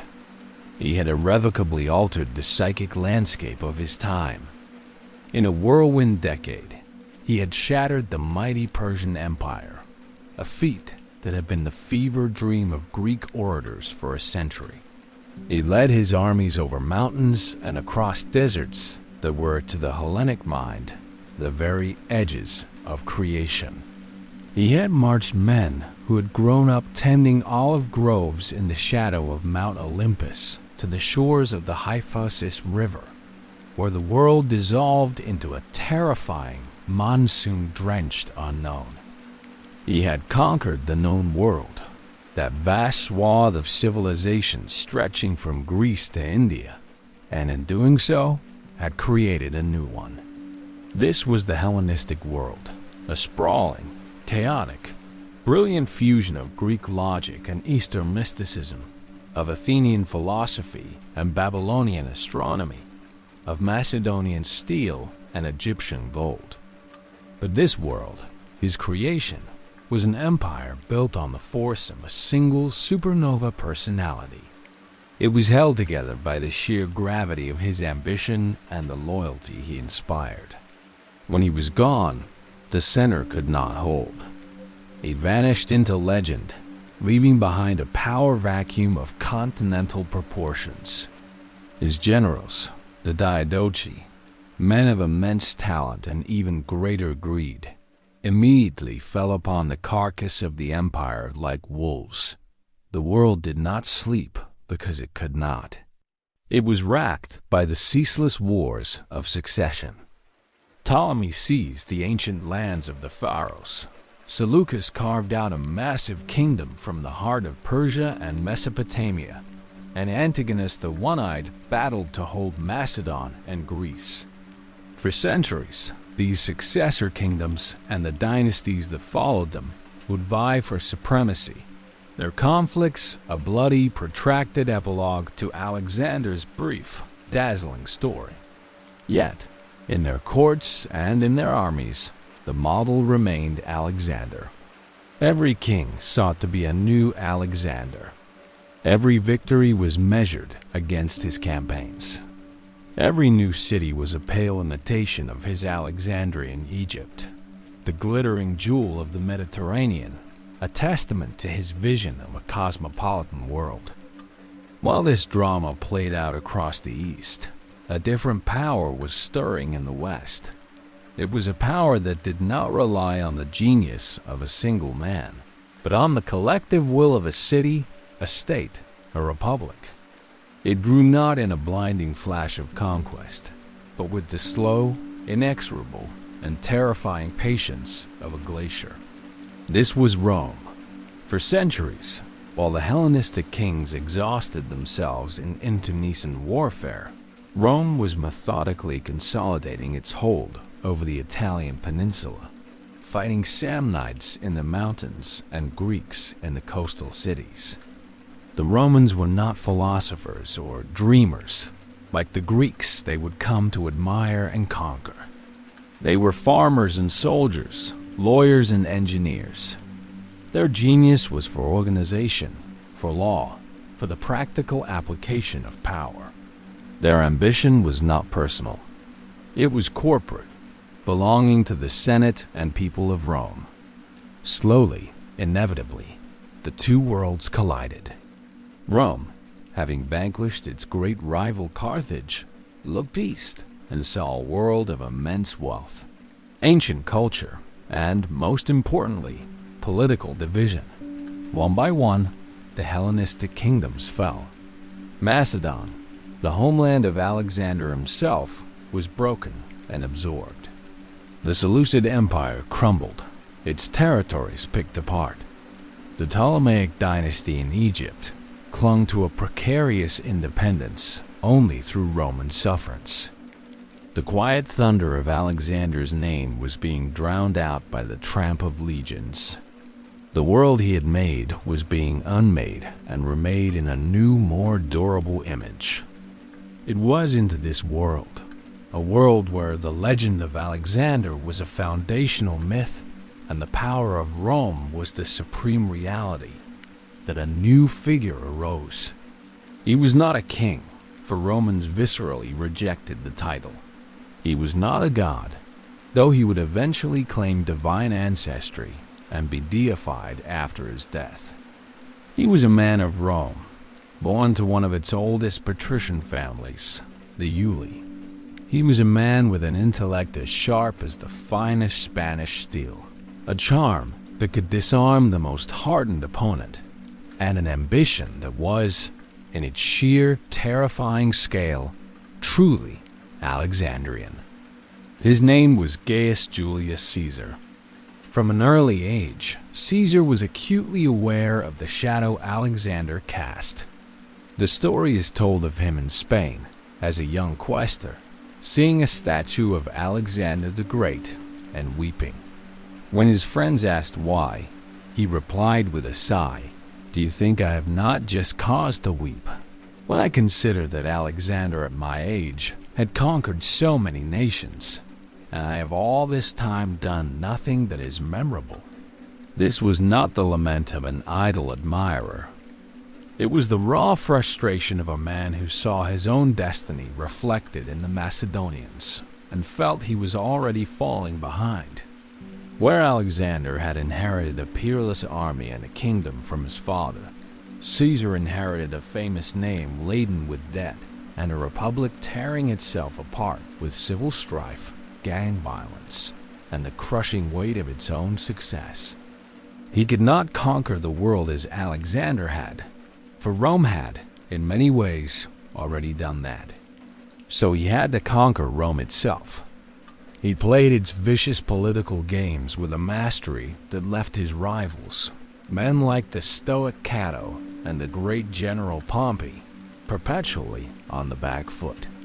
His words, delivered in the Forum or written in his famous commentaries on the Gallic War, were weapons as sharp and effective as any sword. He chronicled his own achievements in clean, muscular prose, creating his own legend in real time, ensuring that every Roman citizen knew of his victories, his clemency, his genius. His conquest of Gaul was his Alexander moment.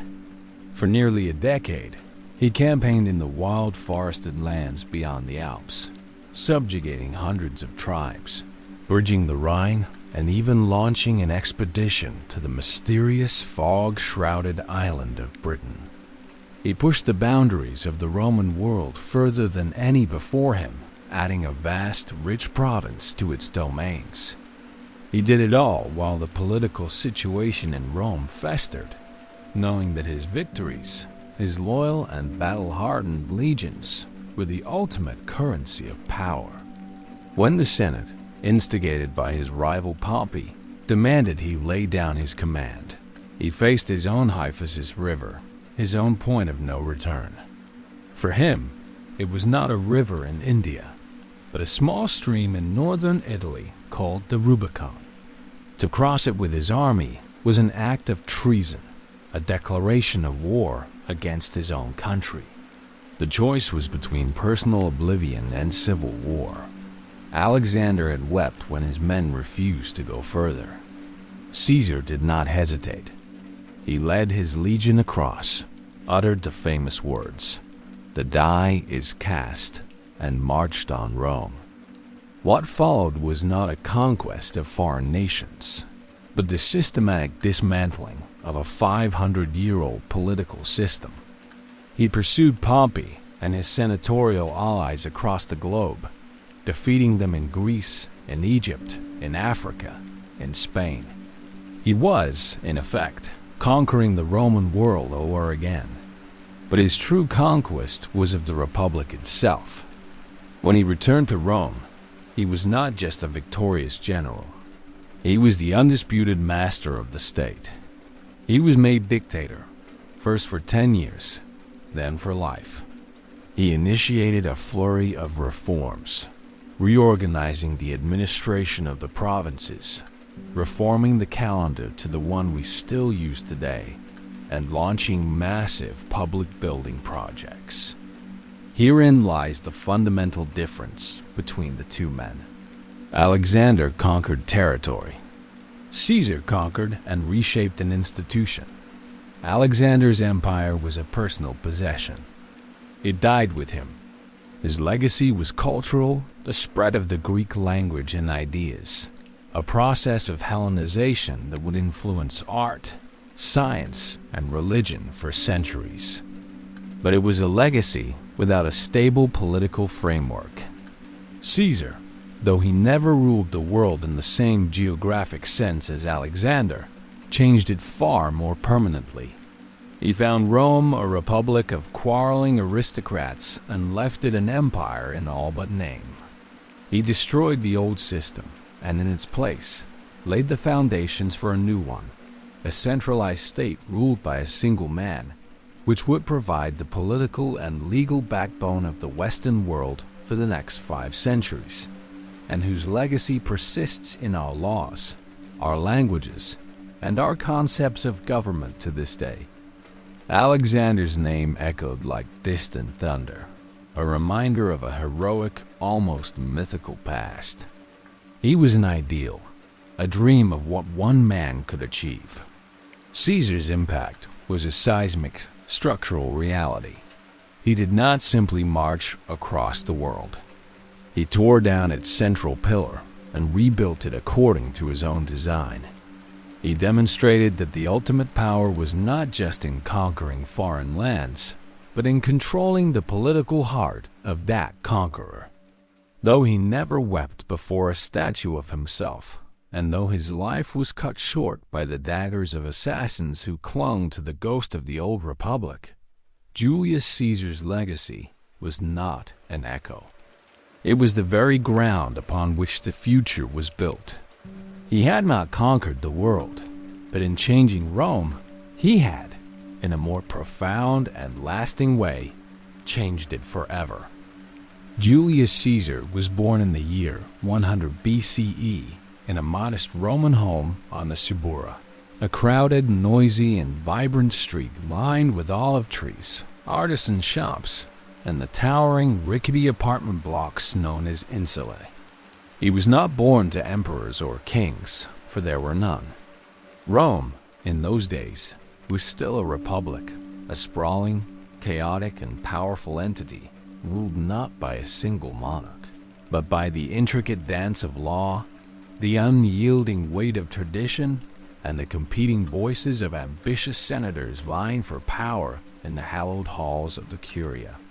His family, the Iuli, were ancient patricians who traced their lineage back to the goddess Venus herself, a claim that was more a piece of charming, dusty heritage than a key to real power in the cutthroat world of the late Republic. They were aristocrats without the immense wealth of families like the Crassi or the military clout of the Metelli. They had a name, but little else. From the earliest age, Caesar dreamed of greatness. He was a boy of sharp, penetrating intellect and boundless energy, who absorbed the world around him with an insatiable curiosity.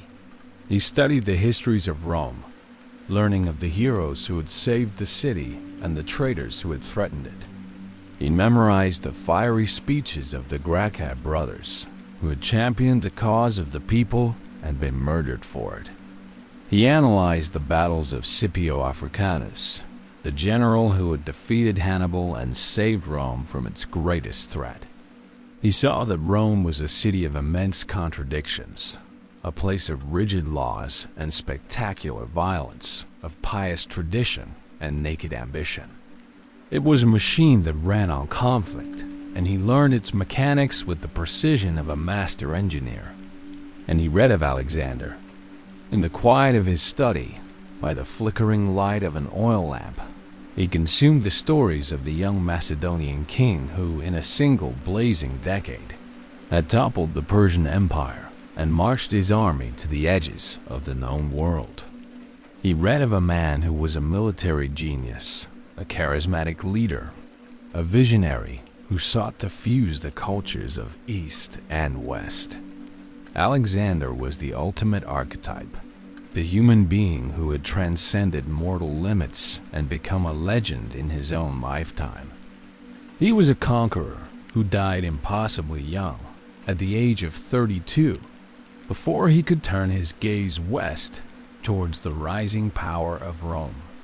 For a young Roman noble with a burning ambition and a sense of his own destiny, Alexander was more than a historical figure. He was the benchmark against which all greatness was to be measured. Years later, as a governor in Spain, Caesar would stand before a statue of the Macedonian and weep. His companions, perplexed, asked the cause of his sorrow. He looked at them, his frustration a palpable force. "Do you think I have not just cause to weep?" he lamented. "When I consider that Alexander at my age had conquered so many nations, and I have all this time done nothing that is memorable." He was past 30, the age at which Alexander was already a legend. Caesar, by contrast, was a mid-ranking politician, mired in debt and struggling to make a name for himself in a system designed to restrain the ambitions of any single man. But his story, the story that would eclipse even Alexander's in its lasting impact on the world, was only just beginning. The Rome of Caesar's youth was not the stable republic of its own propaganda. It was a state in the throes of a violent and protracted identity crisis. The city had conquered an empire, but it was still trying to govern it with the political institutions of a small city-state. The immense wealth pouring in from the provinces was carving a deep chasm between the fabulously rich and the desperately poor. The political arena was no longer a place of reasoned debate. It was a battlefield. This reality was seared into Caesar's consciousness by the bloody civil war between his uncle, Gaius Marius, a new man who had risen to power on the back of the common people, and Lucius Cornelius Sulla, the champion of the conservative senatorial elite, the Optimates. Caesar was a teenager when this conflict engulfed Rome. He saw the streets of his city run with blood as the factions butchered one another. His family was tied to Marius, and when Sulla emerged victorious and declared himself dictator, the Iuli were marked. Sulla initiated his infamous proscriptions, posting lists of his enemies in the Forum. Any man on the list could be killed with impunity, his property confiscated by the state. Caesar, as the nephew of Marius and the son-in-law of one of his chief allies, was on that list. He was forced to flee into the Samnite Hills, a hunted fugitive, his priestly appointment stripped from him, his wife's dowry seized. He was eventually pardoned after the intercession of powerful friends, but Sulla agreed with a chilling reluctance. In this boy, the dictator is said to have remarked, "I see many Mariuses." Sulla saw the fire in him, the unquenchable ambition that could not be tamed by the old rules. This early brush with death taught Caesar a vital lesson. In the new Rome, politics was a zero-sum game. The only true safety lay in absolute power. His early career was a masterclass in patience and political maneuvering. He began his climb up the cursus honorum, the traditional sequence of public offices. He served in the army in Asia Minor, winning the civic crown, Rome's second highest military honor, for his bravery in saving the life of a fellow soldier. On his way back, he was famously captured by pirates. While his companions trembled in fear, Caesar treated his captors with an imperious disdain. He scoffed at the ransom they demanded, insisting they ask for a much larger sum more befitting his station. He spent his captivity writing speeches and poems, which he would then recite to the pirates, berating them as illiterate barbarians when they failed to show sufficient appreciation. He promised them, with a chilling smile, that he would return and crucify them all. The pirates laughed. But once his ransom was paid and he was released, Caesar raised a small fleet, hunted them down, and did exactly as he had promised. The story became legendary, a perfect encapsulation of his character. Audacious, utterly self-assured, and ruthlessly determined. Back in Rome, he established himself as a brilliant lawyer and orator, often taking on the cause of provincials exploited by corrupt Roman governors. He was building a reputation as a man of the people, a populares in the tradition of his uncle Marius. He spent money lavishly, borrowing astronomical sums to fund public games and entertainments, driving himself to the brink of financial ruin but winning the adoration of the urban masses. He was elected to a series of offices, quaestor, aedile, and then, crucially, Pontifex Maximus, the chief priest of Rome. It was a lifetime appointment, giving him immense prestige, a residence in the Forum, and a sacred authority that placed him above the grubbiness of everyday politics. His ambition, however, required more than popularity and religious office. It required legions and the power to command them. This led him to form the first triumvirate, a secret political alliance with two of Rome's most powerful men, Gnaeus Pompeius Magnus, or Pompey the Great, Rome's most celebrated general, and Marcus Licinius Crassus, its wealthiest man. Together, they were an unstoppable force, a three-headed monster that bypassed the Senate and controlled the state. They secured the consulship for Caesar, the highest office in the Republic. And after his year as consul, Caesar secured for himself what he craved most, a proconsular command, not in a peaceful, civilized province, but in the wild, untamed lands of Gaul. The conquest of Gaul was Caesar's crucible, his Alexander moment. For nearly a decade, he was away from Rome, campaigning in the vast territories that now comprise modern France, Belgium, and parts of Germany and Switzerland. It was a brutal, bloody, and brilliant series of campaigns. He faced hundreds of tribes, formidable warriors fighting for their homes and their freedom. He bridged the Rhine to campaign in Germany, a feat of engineering that struck terror into the Germanic tribes. He crossed the sea to invade the mysterious island of Britain, a land of myth and fog at the very edge of the Roman world. His masterpiece was the Siege of Alesia, where he cornered the great Gallic chieftain Vercingetorix. Trapped with his army inside the hilltop fortress, Vercingetorix sent for reinforcements. A massive Gallic relief army arrived, and Caesar found himself in an impossible position. Besieged from within by Vercingetorix's forces, and besieging from without by the relief army. In a stroke of military genius, Caesar ordered the construction of two massive lines of fortifications, one facing inwards to keep Vercingetorix pinned down, and another facing outwards to defend against the relief army. He was besieging and being besieged at the same time. After weeks of ferocious fighting, the relief army was broken, and a starving Vercingetorix was forced to surrender, ceremonially laying down his arms at Caesar's feet. The conquest of Gaul was complete. Throughout these years, Caesar did more than just fight. He wrote. His Commentarii de Bello Gallico were dispatched back to Rome in installments, written in a spare, direct, and deceptively objective third-person prose. They were a masterstroke of political propaganda. They presented Caesar not as a ruthless conqueror, but as a brilliant general defending Rome from barbarian threats, a fair administrator, and a leader of unparalleled genius. Every Roman citizen could read of his exploits. He was creating his own legend in real time, ensuring that while he was absent from Rome, he was never far from the public mind. By the end of the war, he had subjugated a territory that added a vast, rich province to Rome. He had killed, by some estimates, over 1 million Gauls and enslaved another 1 million.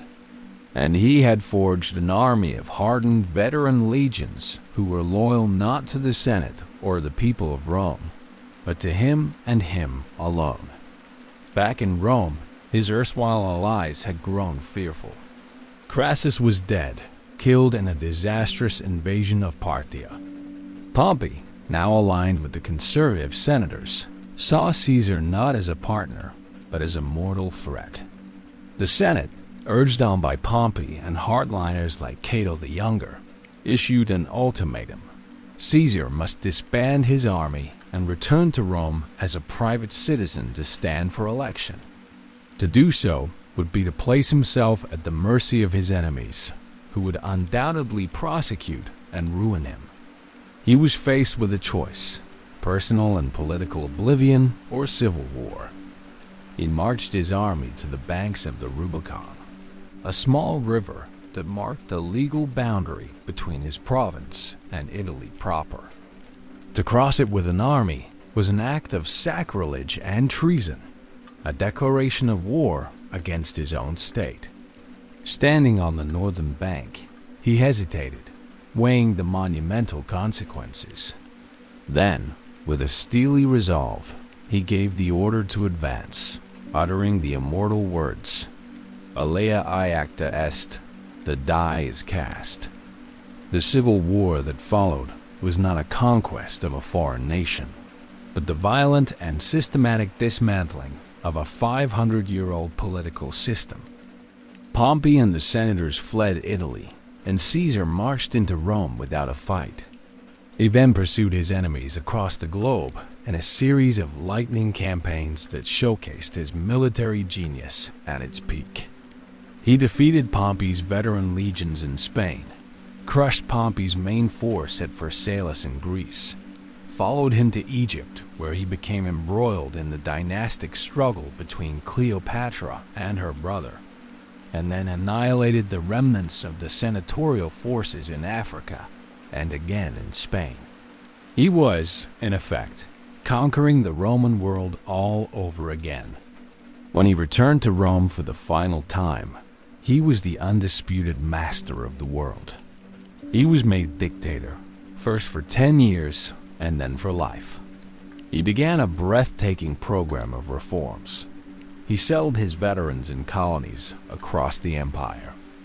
He reformed the hopelessly inaccurate calendar, creating the Julian calendar that, with minor adjustments, is still in use today. He initiated massive public works projects, planning to rebuild large sections of Rome. He granted citizenship to people in the provinces and reformed the administration to curb the corruption he had once railed against as a young lawyer. He was not merely enjoying power. He was attempting to solve the deep-seated problems that had led to a century of civil strife. He was trying to govern an empire as an empire, not as an overgrown city. But in doing so, he had destroyed the republic. To many senators, his supremacy was a tyranny that mocked the traditions of their ancestors. They saw a king in all but name, and the title of king was anathema to a Roma.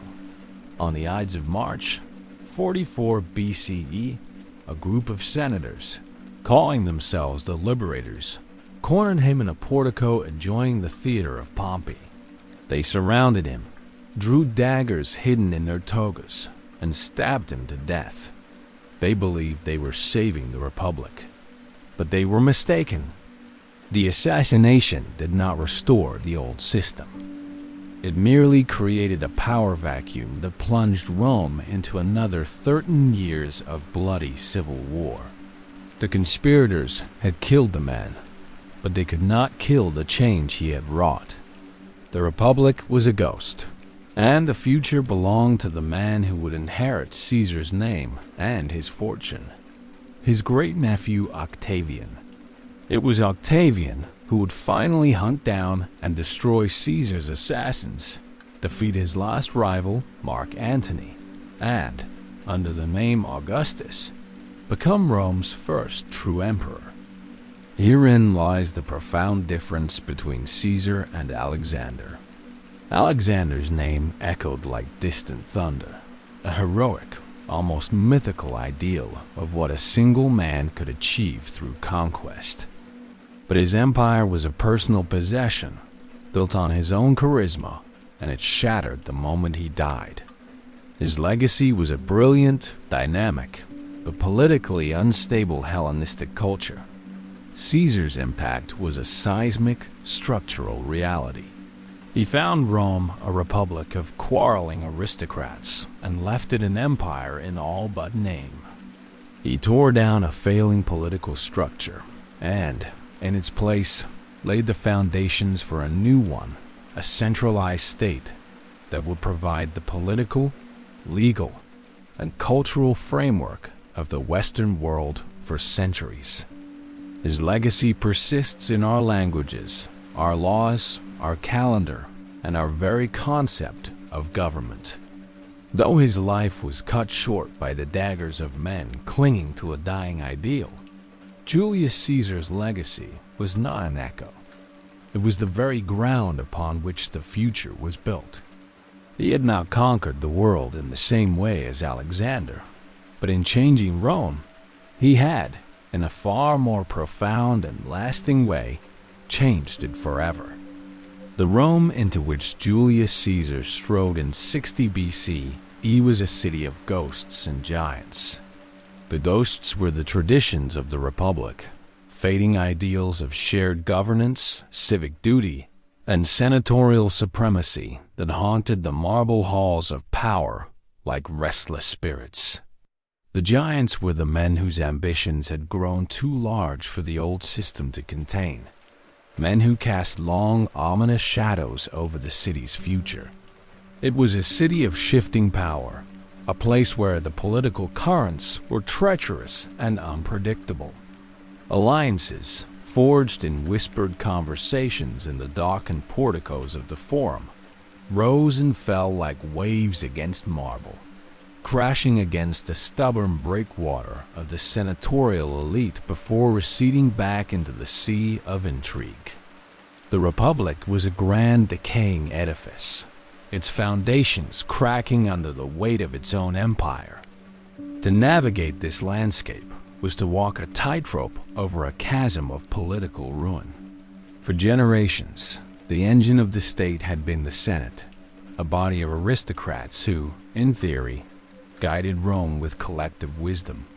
But by Caesar's time, this body was dominated by a powerful conservative faction known as the Optimates, the best men. They were a clique of old families who saw themselves as the hereditary guardians of Roman tradition, and they viewed any man of extraordinary talent or popularity not as an asset to the state, but as a potential tyrant in the making, another Marius or Sulla waiting to unleash a new round of civil war. Their primary political principle was the preservation of their own collective authority, and their chief weapon was obstruction. They had become masters of the political veto, using filibusters, religious omens, and procedural tricks to paralyze anyone who dared to challenge their control.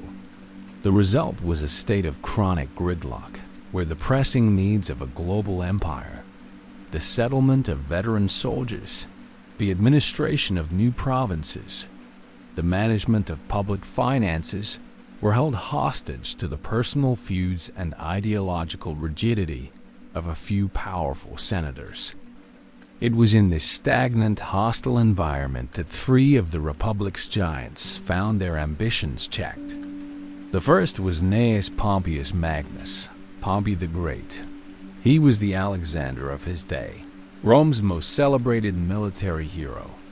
He had returned to the city in a blaze of glory from his campaigns in the east, where he had vanquished kings, reorganized provinces, and added vast territories and immense wealth to the Roman domain. He expected, reasonably, that the Senate would shower him with honors, swiftly ratify the political arrangements he had made, and grant his victorious veterans the plots of land they had been promised as a reward for their service.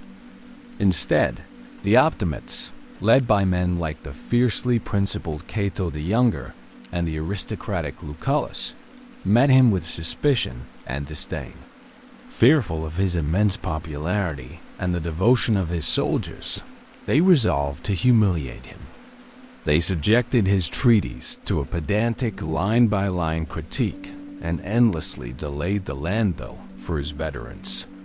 Pompey, the conqueror who had been master of the East, found himself politically neutered in the heart of Rome, a titan entangled in the Lilliputian threads of senatorial procedure. The second giant was Marcus Licinius Crassus. If Pompey's power was rooted in military glory, Crassus's was rooted in gold. He was, by a staggering margin, the richest man in Rome, a plutocrat whose fortune was a source of immense influence. He had commanded armies, most notably crushing the slave revolt of Spartacus, but his military achievements were forever eclipsed by Pompey's, a fact that was a source of constant, gnawing resentment. Crassus craved the one thing his wealth could not easily buy: a great military command. a war of conquest that would put him on par with Pompey and secure his legacy.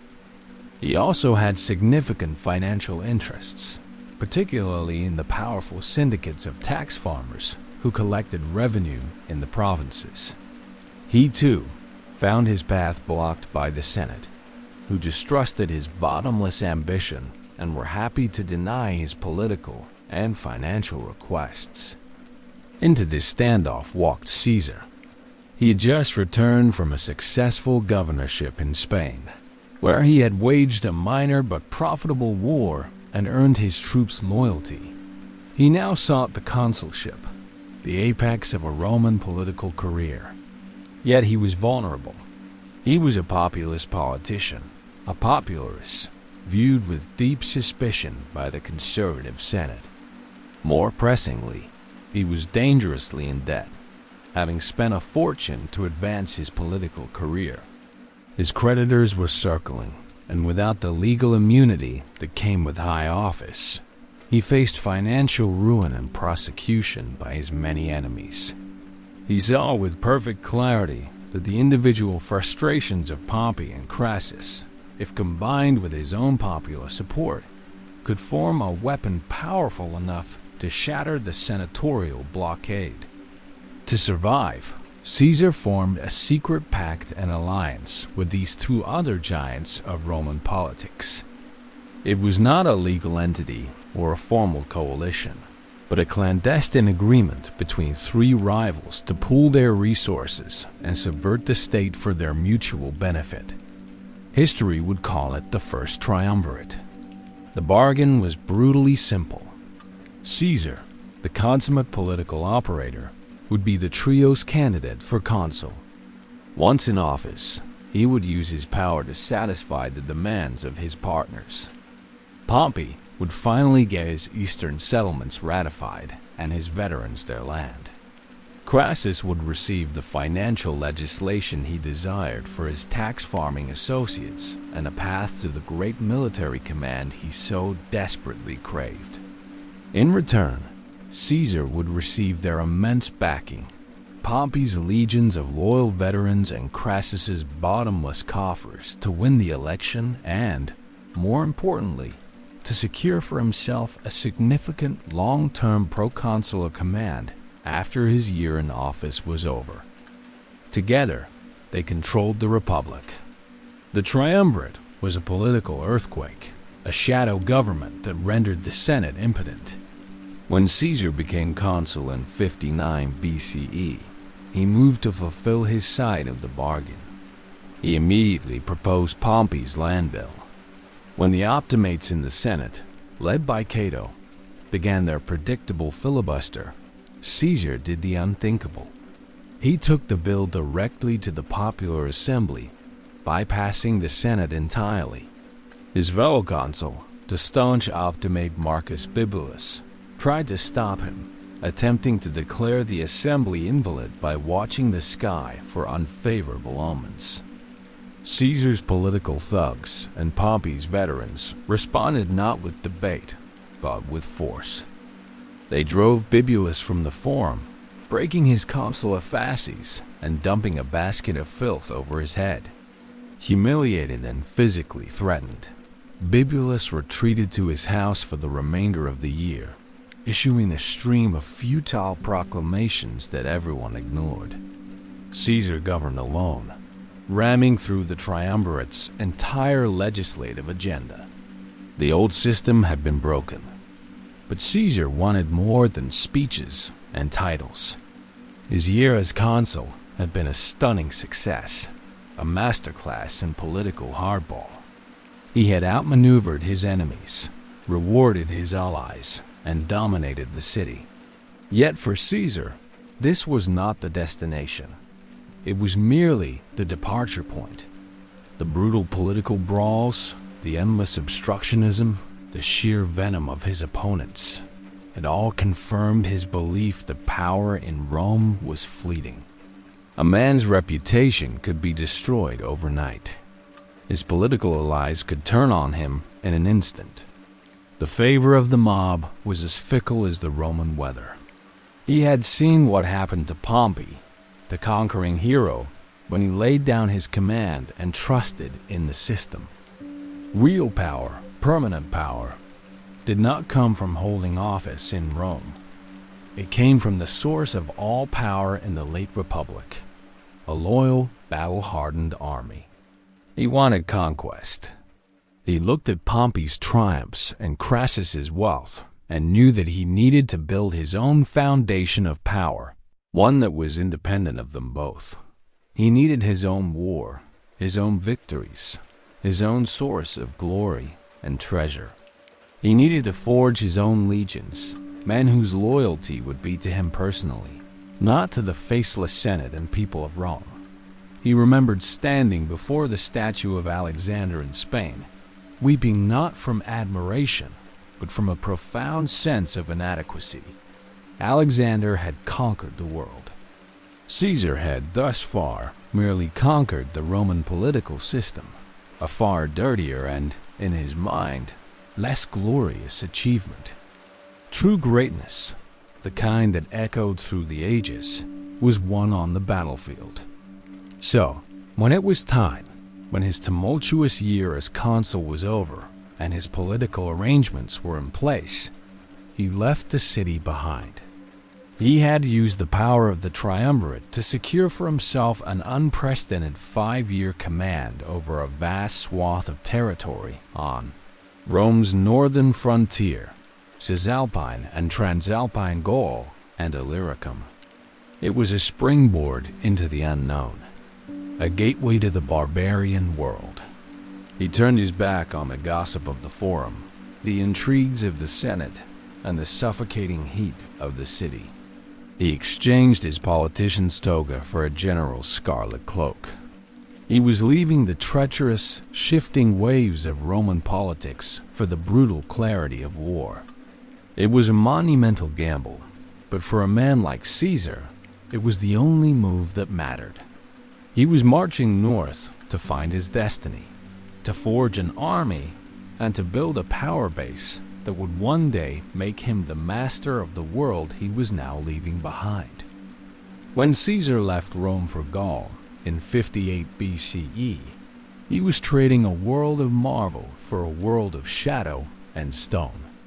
He left behind the suffocating heat of the city, the endless political machinations, and the treacherous currents of the Senate for the vast, green, and dangerous expanse of barbarian Europe.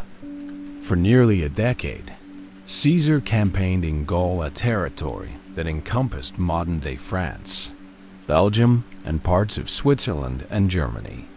This was not a unified kingdom, but a chaotic mosaic of hundreds of fiercely independent tribes, a land of deep forests, swift rivers, and mist-shrouded hills, a place that existed in the Roman imagination as a source of primal fear and endless conflict.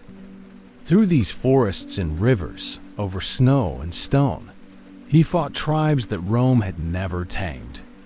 The Gauls were formidable warriors, tall, brave, and impetuous, fighting with a passion for their freedom that bordered on suicidal recklessness. They were masters of the ambush, adept at using their dense, dark forest to their advantage. The Roman legion, with its rigid discipline and open-field tactics, had to adapt or die. And Caesar, the politician from the city, proved to be a military genius of the highest order. He learned the rhythms of this new kind of war. He learned to build fortified camps every single night, turning each resting place into a miniature Rome of ditches and palisades. He learned to march his men at incredible speeds, appearing where he was least expected, a phantom general who moved faster than rumor itself. His campaigns were a relentless cycle of siege, battle, and pursuit. He faced the Helvetii, an entire nation on the move, and decisively crushed their migration. He drove the Germanic Suebi, led by their formidable king Ariovistus, back across the Rhine, establishing the river as a firm boundary for Roman power. He fought the Belgi in the north, a confederation he himself described as the bravest of all the Gauls, and subjugated them in a series of bloody battles.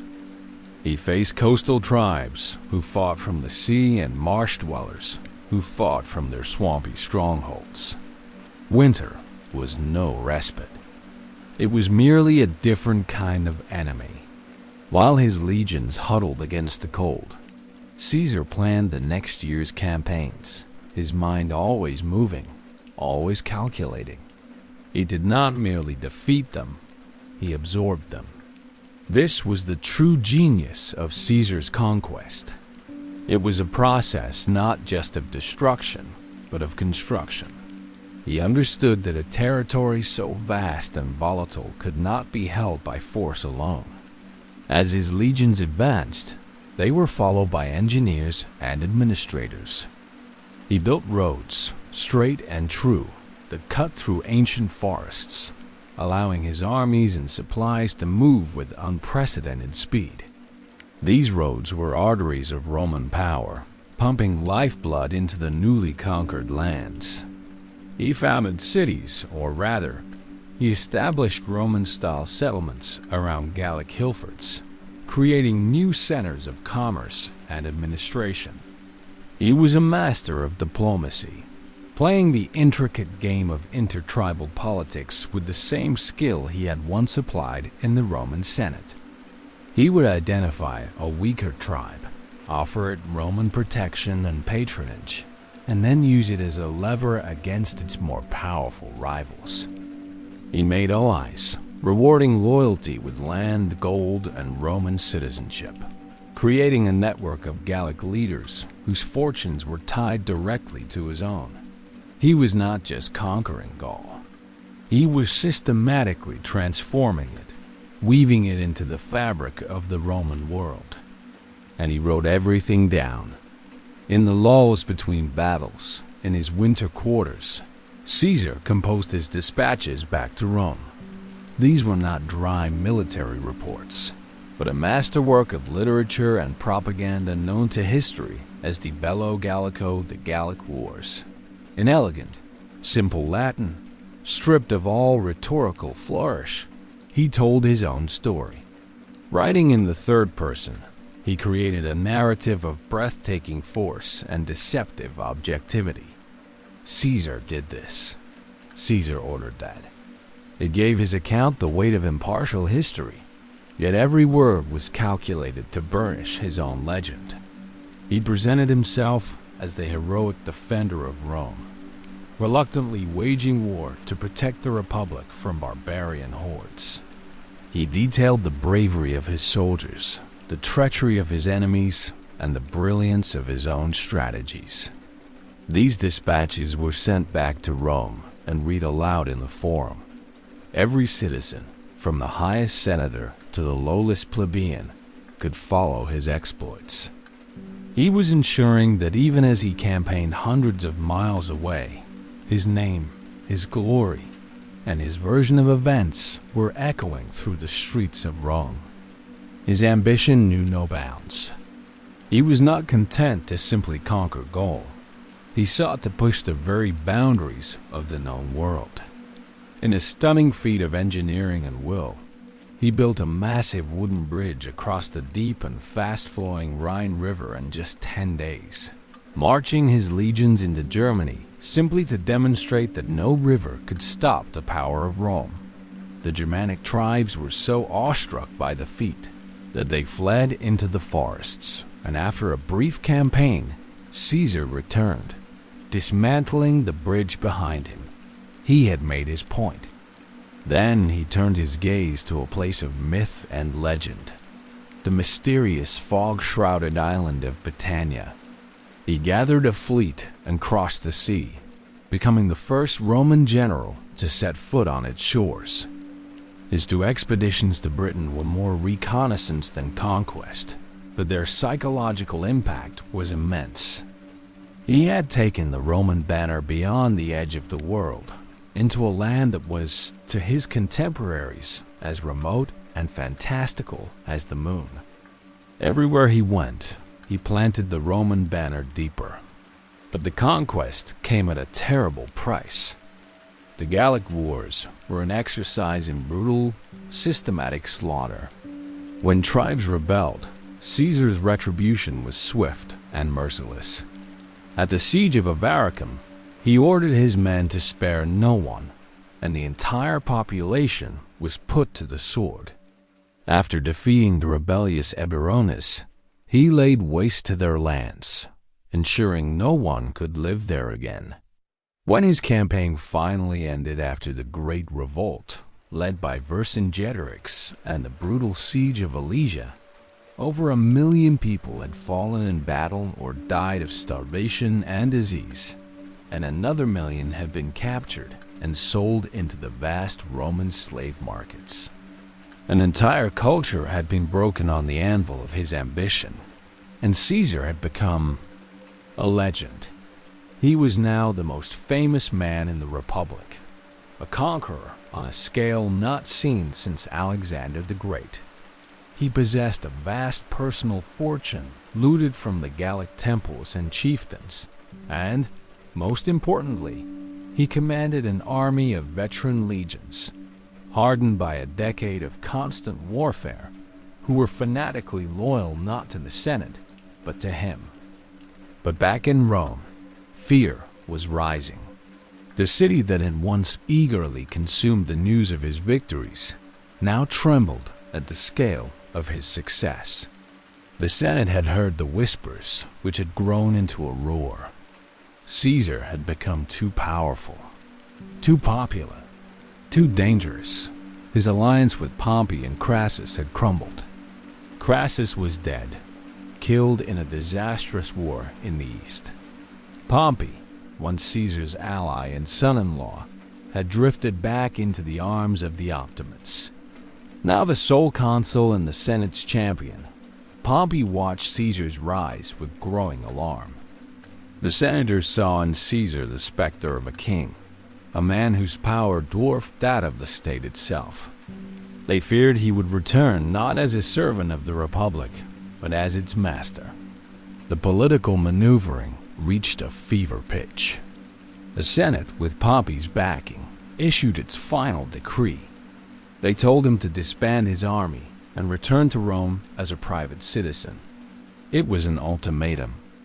To obey would be to place himself, stripped of his power and legal immunity, into the hands of his enemies, who would undoubtedly prosecute and destroy him.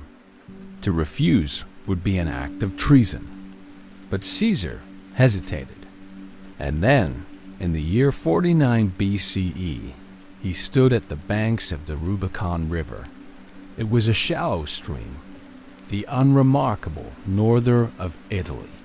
But in Roman law, it was an absolute line, a sacred boundary that no general could legally cross with an army. To do so was to declare war on the Republic. He rode to the river's edge, his veteran legions arrayed behind him, their loyalty a palpable force in the winter air.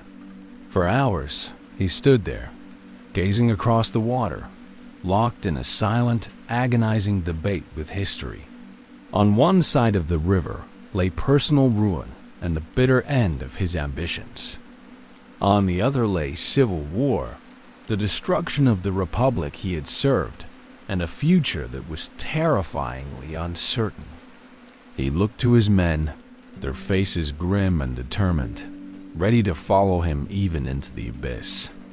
He looked then to the churning waters, the final barrier between his past and his future. And then he crossed. With the fateful words, Alia iacta est, the die is cast, he spurred his horse into the stream. A single splash, a moment of decision, and the world was changed forever. His legions followed, their standards held high, their silent march a drumbeat of doom for the old order. Civil war began. The carefully constructed world of Roman law and tradition had been shattered by the will of a single man. The legend of Gaul was now marching on Rome itself, not to save the Republic, but to claim it. The splash of Caesar's horse crossing the Rubicon was a sound that echoed across the world.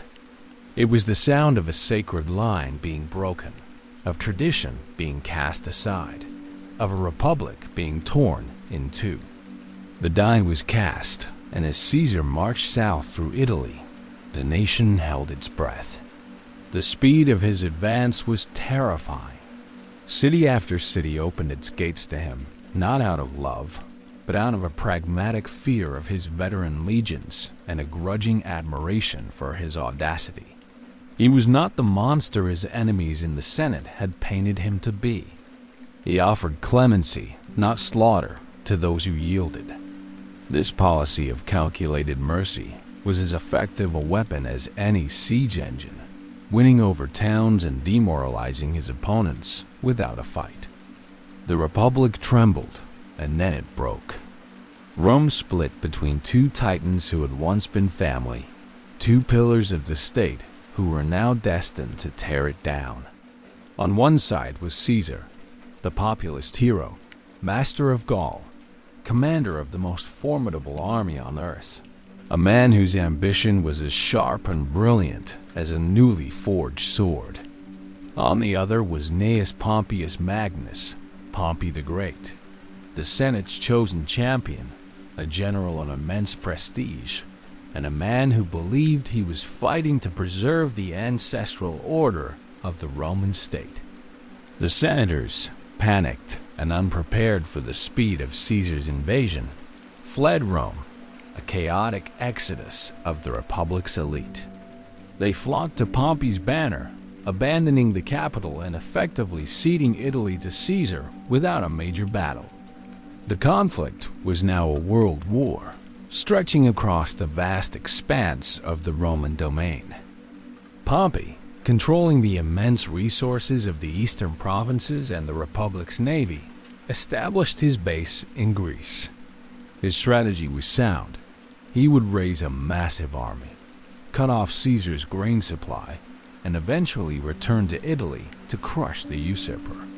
Caesar, in a series of lightning campaigns, first secured his position by crushing Pompey's veteran legions in Spain, ensuring his back was safe. Then, with a daring that bordered on madness, he ferried his army across the Adriatic in the dead of winter, dodging Pompey's blockading fleet to bring the war to his rival's doorstep. They finally met in battle on the plains of Pharsalus, in the heart of Greece. In the summer of 48 BCE, the fate of the world hung in the balance. Pompey's army was a magnificent sight, outnumbering Caesar's forces by more than 2 to 1. His cavalry, filled with the flower of Roman aristocracy, was 7 times the size of Caesar's. Confident of victory, Pompey's camp was filled with a festive air. Senators argued over who would get Caesar's priesthood and planned their triumphant return to Rome. Caesar's men were gaunt and weary, veterans worn down by years of campaigning, but their loyalty to their general was absolute. Caesar, outnumbered, defeated Pompey. It was a battle of stunning tactical genius. Anticipating that Pompey would use his massive cavalry advantage to overwhelm his right flank, Caesar secretly detached a small, elite cohort of his toughest legionaries and hid them behind his main line, giving them specific, brutal instructions. Do not throw your javelins, but use them as stabbing spears, and aim for the faces and eyes of the aristocratic horsemen. As the battle began, Pompey's cavalry charged as expected, full of arrogance and confidence. Caesar's horsemen fell back, luring them in. Then, on Caesar's signal, the hidden fourth line sprang forward. The attack was shocking in its ferocity and its intimacy. The noble Roman knights, who valued their handsome faces as much as their lives, broke in terror and fled the field, leaving Pompey's infantry exposed and demoralized. Caesar then advanced his main lines, and the battle turned into a rout. The great army of the Republic collapsed. The great general fled to Egypt. Pompey, who had not lost a battle in decades, could not comprehend the scale of the disaster. He watched in stunned disbelief as his legions were cut down, then galloped from the field, a broken and defeated man. He fled across the sea to Egypt, a kingdom that had long benefited from his patronage, seeking refuge with the young pharaoh, Ptolemy XIII. But the rulers of Egypt were playing their own desperate game of survival. They saw little advantage in sheltering a defeated Roman general and risking the wrath of the victorious one. As Pompey's boat approached the shore, he was met by one of his own former officers. As he stood to disembark, he was stabbed in the back and beheaded. His body was left on the beach, and his head was preserved as a gift for the conqueror. He was killed before Caesar even arrived. When Caesar landed in Alexandria a few days later, he was presented with Pompey's severed head and signet ring. But Caesar was not pleased by the death of his great rival. He turned away from the grisly offering in disgust. This was not the honorable end he had envisioned for the man who had been his son-in-law, his ally, and Rome's most celebrated son. He mourned and he wept. He wept for the fall of a great Roman, for the squalid, treacherous end to a magnificent career, and perhaps for the death of the Republic they had both helped to destroy. He ordered that Pompey's assassins be hunted down and executed and arranged for a proper Roman funeral for his fallen enemy. It was in the tense, perfumed atmosphere of the Alexandrian court that Caesar met someone unexpected. While embroiled in the local power struggle, he was introduced to the pharaoh's elder sister and rival, Cleopatra. She was only 21, but already brilliant, already dangerous. Smuggled past her brother's guards and into Caesar's presence famously. According to legend, rolled up inside a carpet, she made an unforgettable impression. She was not merely beautiful. She was intelligent, charismatic, and fluent in multiple languages. She was a queen, a diplomat, a survivor, a woman who understood power with an acuity that matched his own. They spoke of politics, of empires, of futures that stretched across sand and sea. Caesar, the pragmatic Roman general, was captivated by this living embodiment of an ancient divine monarchy. Cleopatra, the ambitious queen, saw in Caesar the power to secure her throne and restore the glory of her kingdom. What began as a political alliance quickly deepened. Soon, they were lovers. Caesar threw his support behind her, defeating her brother's forces in a short, sharp war fought in the very streets of Alexandria. And Caesar restored her to her throne. Together, they traveled the Nile. For a few precious weeks, the war was forgotten. They sailed in a magnificent golden boat, part of a flotilla of 400 ships, through waters that had carried pharaohs for thousands of years. They passed the pyramids, the great temples of Karnak and Luxor, monuments to a civilization that was ancient when Rome was still a village of mud huts.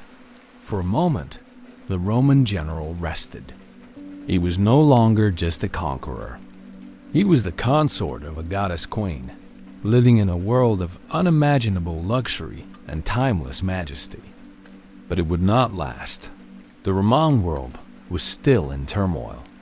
After a series of brief campaigns to crush the remaining pockets of Pompeian resistance in Africa and Spain, he returned to Rome with more power than any man before him. He was the undisputed master of the world. The city greeted him with a series of spectacular triumphs, celebrating his victories not over foreign kings, but over his fellow Romans. The celebrations were a gaudy, magnificent spectacle, but they could not mask the profound change that had occurred. He was named dictator, first for 10 years, and then, in 44 BCE, for life. The old machinery of the Republic was now merely a facade for his absolute rule. Coins, for the first time in Roman history, bore the face of a living man, his. Statues rose in his honor throughout the city and the empire, some placed among the likenesses of the gods. The Senate, once a proud body of fierce debaters, no longer debated. They obeyed. They showered him with honors, each more extravagant than the last, competing with one another to display their sycophantic devotion. But as Caesar's power grew, so did the unease. There were those who whispered in the shadows of the Forum, who met in secret in the villas of the wealthy, who saw the direction the state was heading. They whispered that Rome was no longer a republic. They saw the way he sat on a golden chair in the Senate House, the way he wore his triumphal purple robes as a daily garment. They saw that Caesar, with his robes and his golden laurel wreath worn to hide his baldness, was becoming a king. And in Rome, a city that had been founded on the expulsion of a tyrant king 5 centuries earlier, kings were not welcome. The word itself, Rex, was a curse, a political poison. The whispers grew louder, turning into a conspiracy, a desperate final gamble by a small group of senators who believed they were the last true Romans, the last defenders of liberty. They saw a tyrant, and they resolved to kill him. The final days of the Roman Republic were heavy with a strange, electric dread. In the winter of 44 BCE, Rome was a city holding its breath, outwardly celebrating its master, while inwardly seething with rumor and conspiracy. Julius Caesar, now dictator for life, was at the apex of his power. He was preparing for a great new war, a campaign against the Parthian Empire in the east, a chance to avenge the death of Crassus and rival the eastern conquests of his lifelong obsession, Alexander the Great. But as he planned this final, glorious chapter, the ground in Rome was shifting beneath his feet. The whispers that he sought to be king grew into a feverish certainty in the minds of his enemies. They saw the golden chair, the purple robes, the divine honors, and they saw not a Roman magistrate, but a Hellenistic monarch in the making. The air itself seemed thick with omens. Stories circulated of strange portents. Tombs of ancient kings were said to have opened. Ghostly armies were seen clashing in the sky, and a small bird, a wren carrying a laurel sprig, was reportedly torn to pieces by larger birds in the very hall where the Senate met. Caesar's wife, Calpurnia, was plagued by nightmares, dreaming she held his murdered body in her arms. She begged him not to go to the Senate on the morning of March 15th, the Ides of March. Caesar, a man who as Pontifex Maximus was the chief priest of Rome, was not immune to superstition, but he was also a man who could not be seen to be ruled by it. He hesitated, but one of the conspirators, Decimus Brutus, a man he considered a close friend, came to his home and persuaded him not to insult the senators by staying away. He mocked the omens and appealed to Caesar's sense of duty. Reluctantly, Caesar agreed to go. On the morning of March 15th, 44 BCE, Caesar walked into the theater of Pompey, a grand complex built by his former rival, where the Senate was temporarily meeting. As he entered, he is said to have passed the soothsayer who had warned him to beware the Ides of March. "The Ides of March have come," Caesar remarked wryly. "Aye, Caesar," the soothsayer replied, "but not yet gone." The room was full of friends, of allies, of men he had pardoned after the Civil War, men he had promoted to high office, men who owed their careers and their lives to his clemency. He took his seat on his golden chair. and the business of the day began. As planned, one of the conspirators approached him with a petition, grabbing his toga as if in supplication. It was the signal. The others surged forward, their hands reaching for him. And then they rose. From beneath their robes, they drew daggers. One by one, the daggers fell. The first blow was struck from behind, near the neck. Caesar cried out, a sharp, wounded sound, and spun around, stabbing the attacker in the arm with his stylus, the only weapon he had, but it was hopeless. He was surrounded, a bull brought down by a pack of wolves. He was no longer a general, no longer a dictator. He was just a man, cornered and bleeding. He pulled his toga over his head, unwilling to let his assassin see his face in the final moments.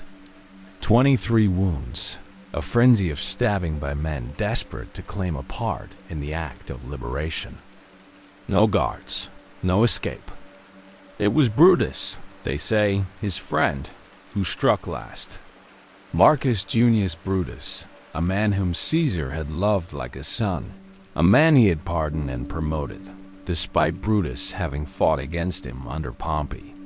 Through the folds of his toga, Caesar saw him, dagger in hand, moving in for the final fatal blow.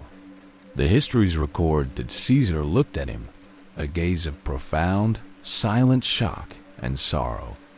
The sharp cry of pain was gone, replaced by a stillness. He said nothing. Some say he uttered the famous Greek phrase, "Kai su, tenon," you too, my child. But the most powerful accounts say he met this ultimate betrayal with silence. And then, nothing.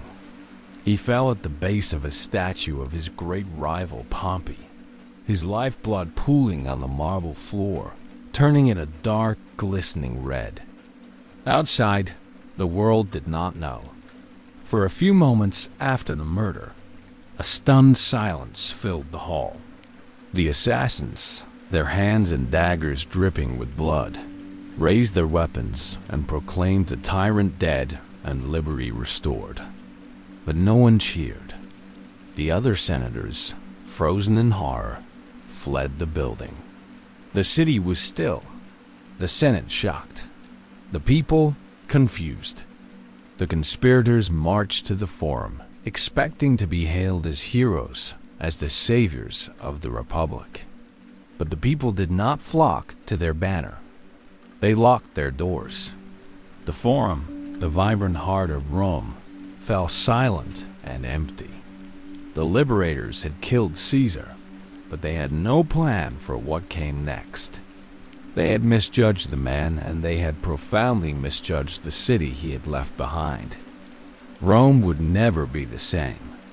The Republic had tried to kill tyranny. Instead, it gave birth to empire. The assassination did not restore the old system. It simply unleashed a new and even more terrible cycle of civil war.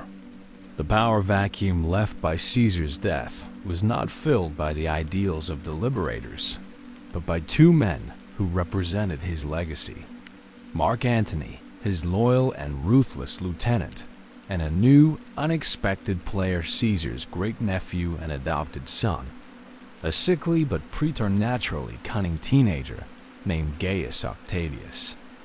Caesar's name lived on.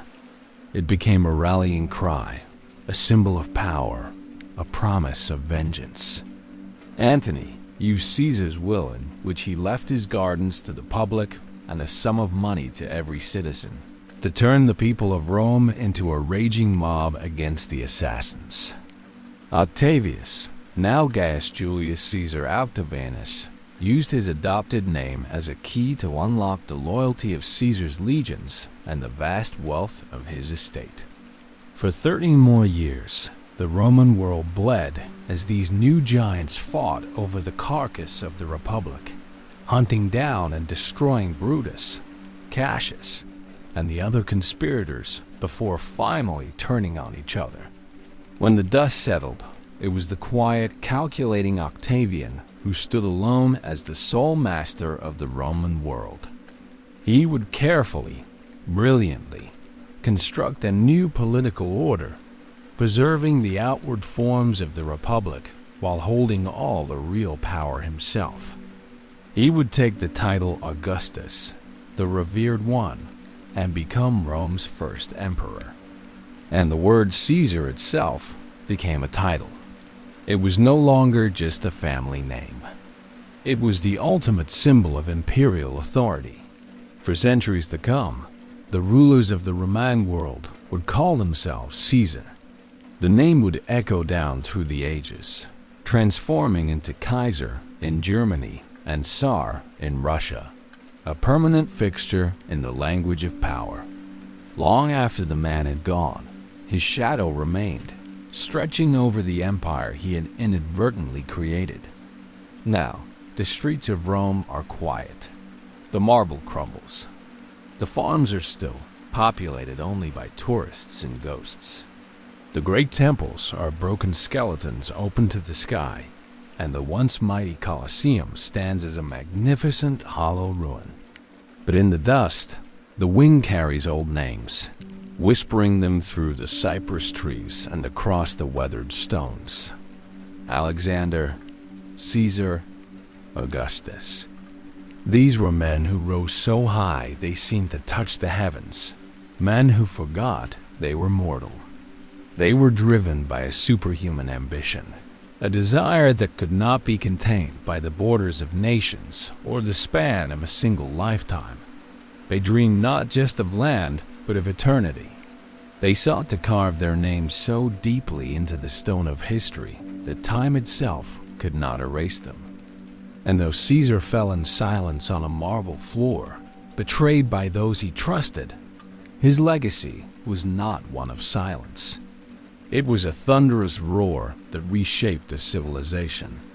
His footsteps still echo softly in every empire that has risen and fallen since, in every crown that has been worn, in every sword raised in the name of ambition.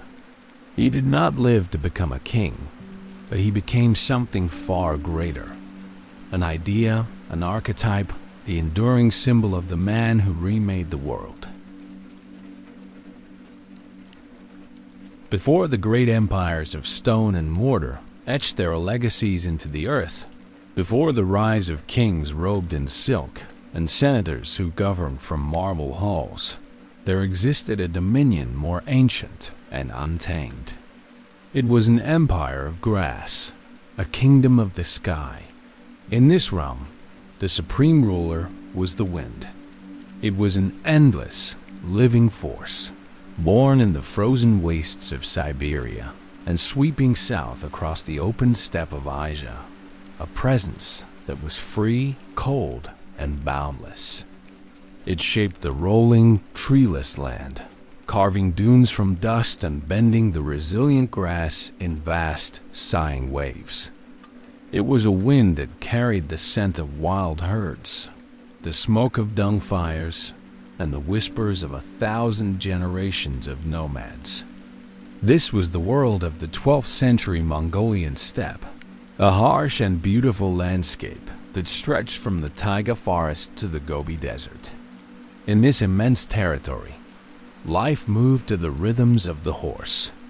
Wild herds, their manes tangled and their coats shaggy, thundered across the plains, their hooves drumming a primal beat upon the earth. Human existence was inextricably bound to these creatures. Families lived in portable felt dwellings called gairs, which could be disassembled and loaded onto great wagons, their entire lives a slow, seasonal pilgrimage in search of water and fresh pasture for their livestock. It was a world of brutal simplicity and profound hardship. Survival depended on the resilience of your animals, the strength of your composite bow, and the keenness of your eyes, which were perpetually scanning the vast, empty horizon for the telltale dust cloud of an approaching enemy or the flicker of movement from potential game. It was a society governed by an unwritten code of kinship, hospitality, and swift, unforgiving vengeance. The political landscape was a fractured mosaic of warring tribes and clans. Tatars, Merkits, Karites, Naimans, locked in a perpetual bloody cycle of raid and reprisal, where today's ally could be tomorrow's bitterest foe. There was no concept of a nation, only the fragile, shifting loyalties of the clan. And from that land vast and treeless and sky-touched rose a boy. He was born around the year 1162, not in a great settlement, but in a simple felt gare near the banks of the Anna River. His arrival into the world marked by the lonely cry of a hawk circling in the infinite blue expanse above. His father, Yasuge, was the leader of the Borjigin clan, a man of some repute but by no means a great power. He was not born into power. He was born into loss. The story passed down through generations tells that the infant was born clutching a dark clot of blood in his right fist, a sign that the shamans interpreted as a portent of a great and bloody destiny. But on the step, destiny was a fickle and fragile promise, easily broken by the slightest shift in fortune. The first blow fell when he was still a child, no more than 9 years old. His father, Yasuge, while traveling, was ambushed and poisoned by a band of Tatars, ancient enemies of his clan. The poison was slow, allowing Yasuge to stumble home to his camp, only to die in his own tent, leaving behind 2 wives and 7 young children. With the death of the leader, the fragile bonds holding his small clan together instantly dissolved. In the harsh calculus of steppe survival, a widow and her young children were a liability, a drain on precious resources. In an act of brutal pragmatism, the clan abandoned them. One morning, the family awoke to find the camp gone. The other gears, the herds, the warriors all had vanished, leaving them utterly alone on the vast and indifferent plains. Temujin's family, his mother, Holon, his brothers, and his sister was cast out, left to fend for themselves. No protection, no herds, no food. Their world shrank to a single desperate imperative: to survive another day. The years that followed were a relentless education in hardship. Holon, a woman of fierce and indomitable will, taught her children to endure. They survived by digging for wild roots with their bare fingers, by hunting marmots and field mice with snares made from horsehair, and by fashioning crude hooks to catch fish in the icy river.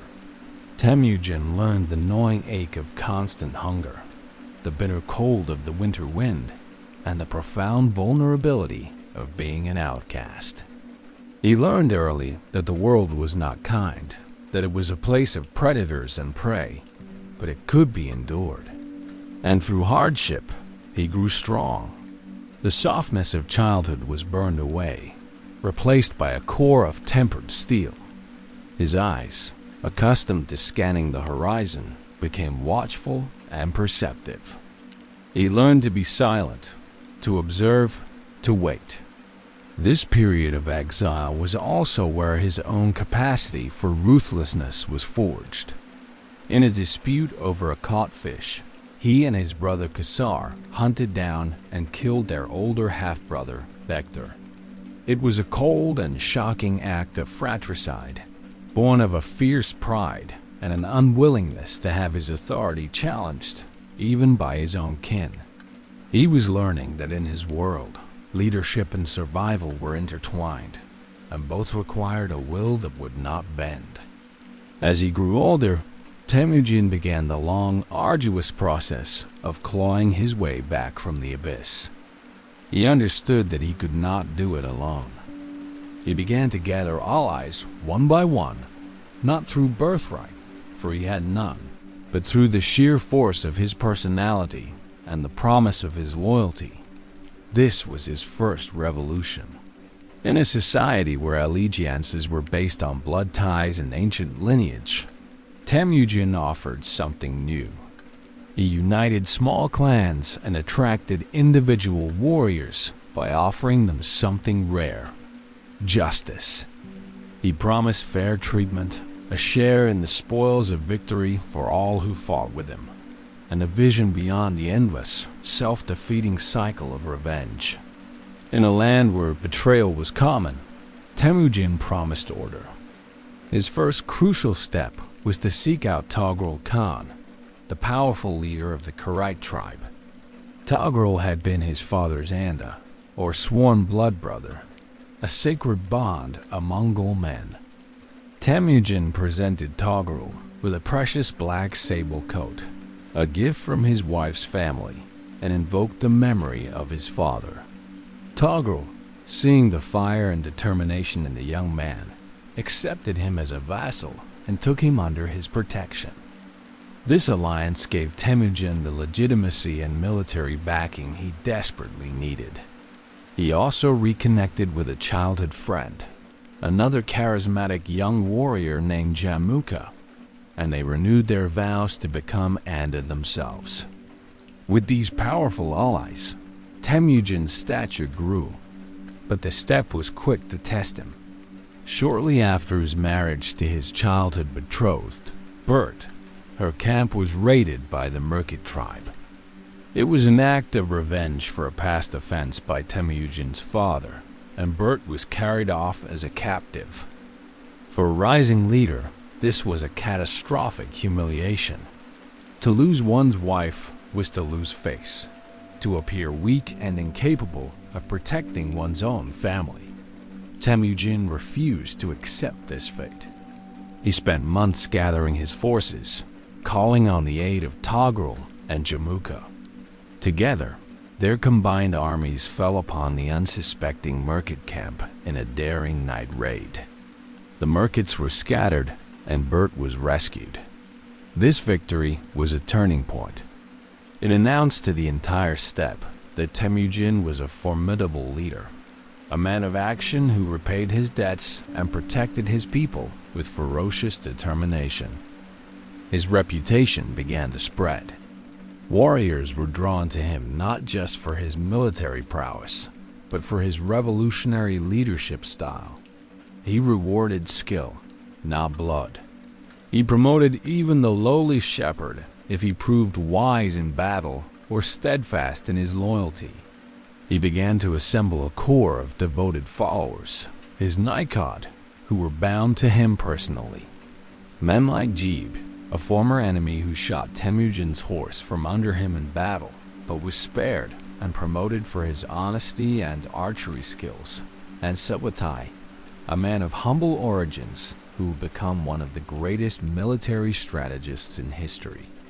This radical meritocracy was a direct challenge to the traditional aristocratic structure of the steppe, where leadership was the exclusive right of noble-born chieftains.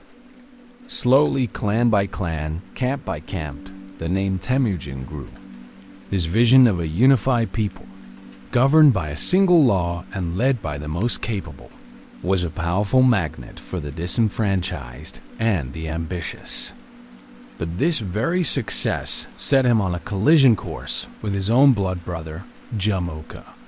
The two friends became bitter rivals, their personal conflict representing the larger struggle between two opposing futures for the Mongol people. Jamuka's traditional, aristocratic confederation of clans, meritocratic state. The steppe plunged into a protracted civil war. Temujin, with his disciplined and fanatically loyal army, began the systematic conquest of the remaining independent tribes. He fought and defeated the Tatars, finally avenging his father's death and ordering the execution of every Tatar male taller than a cart's linchpin, a brutal act that effectively erased them as a political entity. He was betrayed by his patron, Togrul Khan, and in a series of hard-fought battles, he crushed the powerful Karaite tribe. With each victory, he practiced a revolutionary policy. Instead of simply looting and leaving, he shattered the defeated tribe's leadership, executed their nobles, and integrated the surviving warriors and families directly into his own army and social structure. He was not just conquering tribes. He was erasing old identities and forging a new singular one, Mongol. The final confrontation was with Jamuka. After a decisive battle, Jamuka's own men betrayed him and delivered him to Temujin in chains. In a final poignant meeting, Jamuka, accepting his fate, asked for an honorable, noble's death won without the shedding of blood. Temujin, honoring their past bond as Anda, granted his request and had his guards break Jamuka's back. With the death of his last great rival, the unification was complete. At the age of around 40, in the year 1206, Temujin called a great Kurultai, a grand council of all the chiefs of the steppe. On the banks of the An River, near the sacred mountain of Birken Kaldum, a vast sea of people gathered. In a great ceremony, beneath the gaze of Tengri, the eternal blue sky, the boy who was born into exile and had survived by hunting rats was proclaimed the undisputed ruler of all the peoples of the felt-walled tents. He was given a new name, a title of honor and power, Genghis Khan, universal ruler. He was not just the chief of a tribe, but the Khan of a people. The Mongols, for the first time in their history, had a leader. A nation had been born from chaos and fire. The world, preoccupied with its own affairs, took little notice. In China, the Jin dynasty slumbered behind its great wall. In the West, the great Islamic empire of Khwarezm flourished, its cities of Samarkand and Bukhara, jewels of civilization. In Europe, knights and kings squabbled over land and faith. They were all unaware that on the vast, windswept plains of Central Asia, the scattered warring nomadic tribes had been forged into a single, unstoppable weapon. The boy who had endured had become the conqueror. The storm that had been gathering for 4 decades was now poised on the horizon, ready to break upon an unsuspecting world. In the year 1206, on the windswept plains of Mongolia, the scattered, warring tribes of the steppe were unified for the first time in their history. The man who had forged this nation from chaos and blood, the outcast boy named Temujin, was now proclaimed Genghis Khan, the universal ruler. He was the Khan of a new people, the Mongols, and the master of a new kind of army. For decades, the great sedentary civilizations on the borders of the steppe, the ancient kingdoms of China, the powerful empires of Central Asia, had viewed the nomads as a persistent but manageable threat, a source of periodic raids by disorganized barbarians who could be bought off, played against one another, or repelled by high walls. They were about to learn, in the most brutal way imaginable, that something fundamental had changed.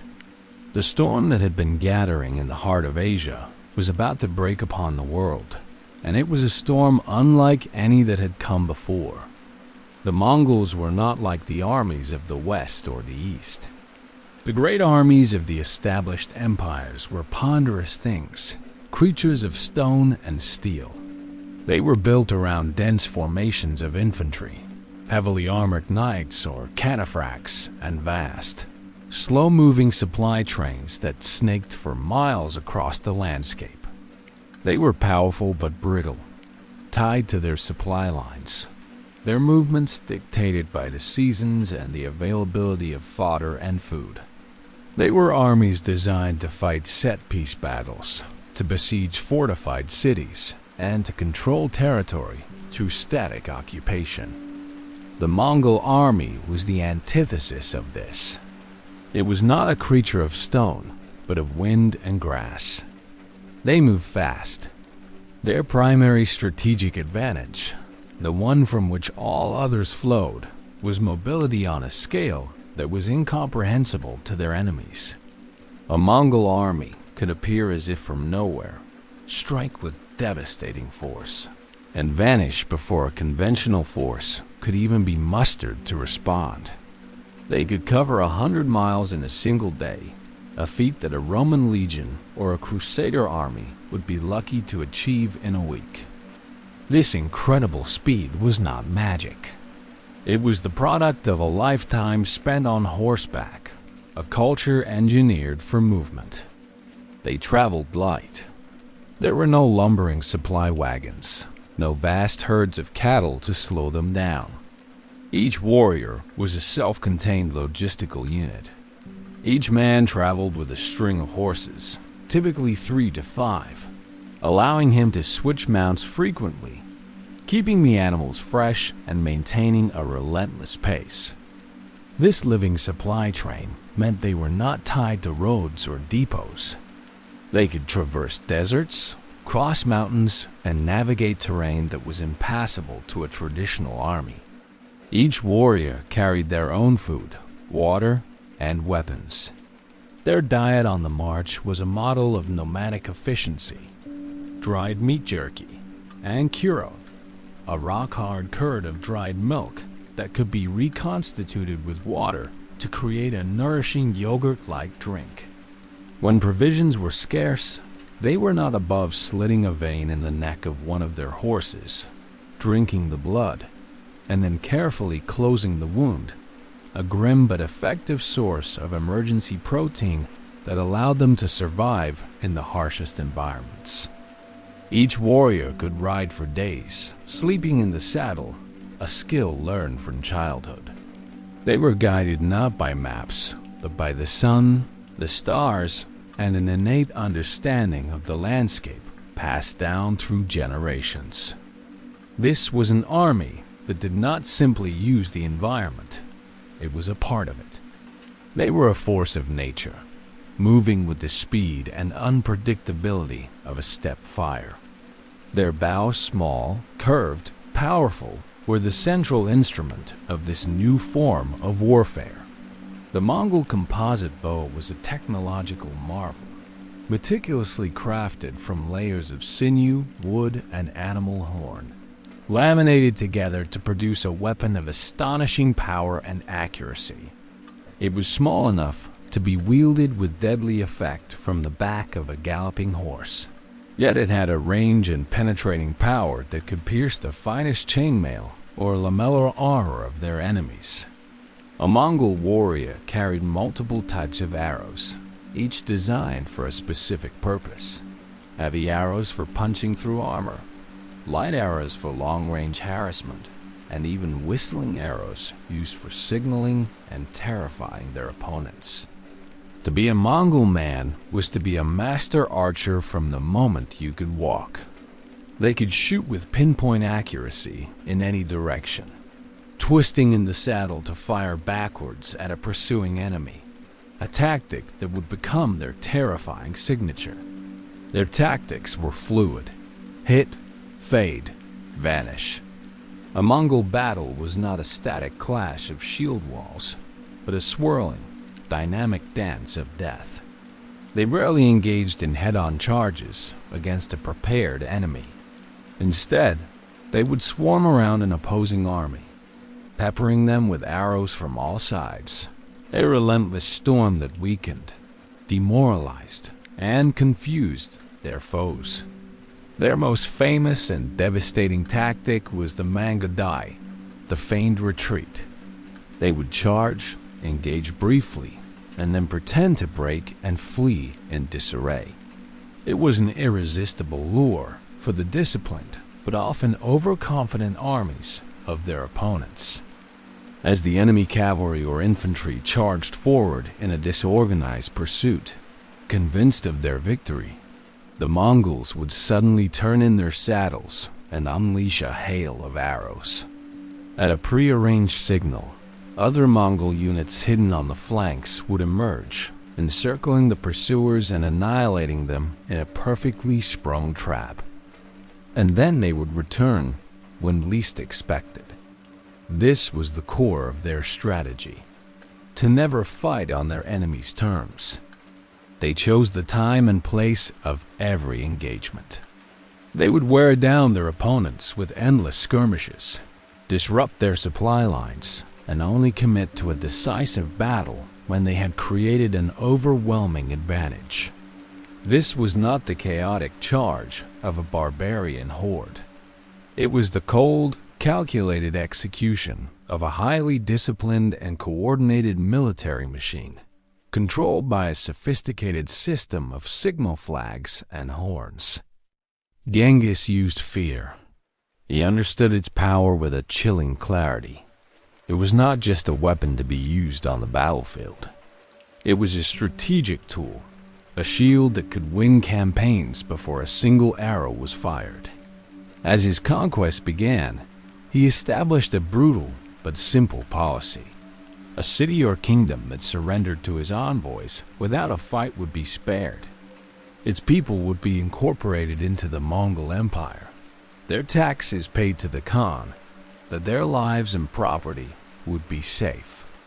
A city that resisted, however, would face utter annihilation. If a single Mongol soldier was killed during a siege, the entire population, men, women, and children, would be systematically massacred upon the city's fall. The only ones spared were the artisans, engineers, and craftsmen, who were taken as captives to serve the Mongol war machine. This policy was not born of random cruelty. It was a calculated act of psychological warfare. The stories of the pyramids of skulls built outside the walls of fallen cities, of rivers diverted to wash away all traces of a place that had dared to defy the Khan, traveled faster than his armies. Cities surrendered at the sound of his name, their will to fight broken by the terrifying tales that preceded him. He did not conquer to destroy, at least not in his own mind. He conquered to unite. Having brought a brutal, violent end to the endless cycle of intertribal warfare on the steppe, Genghis Khan came to believe he had a divine mandate from Tengri, the eternal blue sky, to bring the entire world under his rule. He saw the feuding kingdoms and empires of the sedentary world as fundamentally broken, chaotic, and unjust. His conquests were, in his worldview, a necessary act of creation. He was not merely a destroyer. He was a lawgiver, bringing all people under the authority of his great Yasa, a secret code of laws that demanded absolute loyalty, honesty, and order. He was forging a new world from the ashes of the old. His first great target was the Western Shah, a powerful Tangut kingdom to the south of Mongolia that controlled lucrative sections of the Silk Road. They were a formidable power, a buffer state between the Mongols and the great Jin dynasty of China. They resisted. Genghis launched a series of campaigns, and it was here that his army learned the art of siege warfare. The Mongols, men of the open plains, were initially baffled by high walls and moats, but they were ferocious learners. They used their vast numbers of captives to build siege engines, catapults, battering rams, siege towers based on Chinese designs. They forced prisoners to march in the front ranks during assaults, a human shield to absorb the enemy's arrows. In a final terrifying display of ingenuity, they diverted a river to flood the capital of the Western Shah. The kingdom was ravaged, and so they fell. The Tanguts were crushed, their kingdom shattered, a brutal lesson for any who would stand in the Khan's way. Then came the Jin dynasty of northern China. This was a challenge on an entirely different scale. The Jin were a mighty empire, ruling over millions, with massive professional armies and a network of immense, heavily fortified cities, including their capital, Jiangdu. They had ruled for centuries strong, confident behind their walls. They viewed the Mongols with the contempt of a sophisticated civilization for upstart barbarians. They would soon learn their mistake. The war against the Jin was not a single campaign, but a long, grinding, and brilliantly executed strategic masterpiece that lasted for years. Genghis did not throw his army against the Great Wall. Instead, he simply went around it, leading his forces through the less defended western passes. He did not seek a single decisive battle against the main Jin army. Instead, he surrounded them. His forces fanned out across northern China like a devastating flood. He cut supply lines. He ravaged the countryside, destroying crops, burning villages, and driving a tide of terrified refugees towards the walled cities, choking them with starving populations. He isolated the great urban centers, turning them into islands of despair in a sea of Mongol-controlled territory. He waited. He let hunger, disease, and fear do his work for him. And when the time was right, when a city was weakened and its morale broken, he moved like fire across dry grass. City by city, the Jin collapsed. The Mongols, now masters of siegecraft, employed every tactic they had learned and perfected. They used psychological terror, catapulting diseased carcasses and the bodies of captured soldiers over the walls. They used overwhelming force, assaulting the walls from all sides at once. One by one, the great fortresses of the Jin fell. In 1215, the magnificent capital of Jiangdu was taken. After a long siege, the city was sacked and burned, a fire that is said to have lasted for over a month. The slaughter was immense, the plunder beyond counting. The Jin court fled south, but their power in the north was broken forever. The conquest of northern China was a monumental achievement. It provided Genghis Khan with unimaginable wealth, a vast new tax base, and, most importantly, a huge pool of captured talent. Chinese scholars, administrators, doctors, and engineers were integrated into the Mongol Empire, providing the administrative and technical skills necessary to rule a vast, sedentary population. The boy from the steppe now commanded the resources of one of the world's most advanced civilizations. But this was only the beginning. The storm had shattered its first great walls, but its energy was far from spent.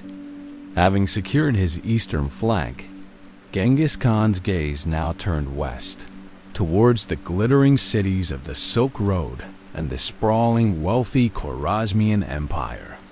The world had learned his name, but it had not yet begun to comprehend the full scale of the tempest he had unleashed. The conquest of northern China was a monumental undertaking that had consumed years of war, strategy, and brutal consolidation. By 1280, Genghis Khan was the undisputed master of the East.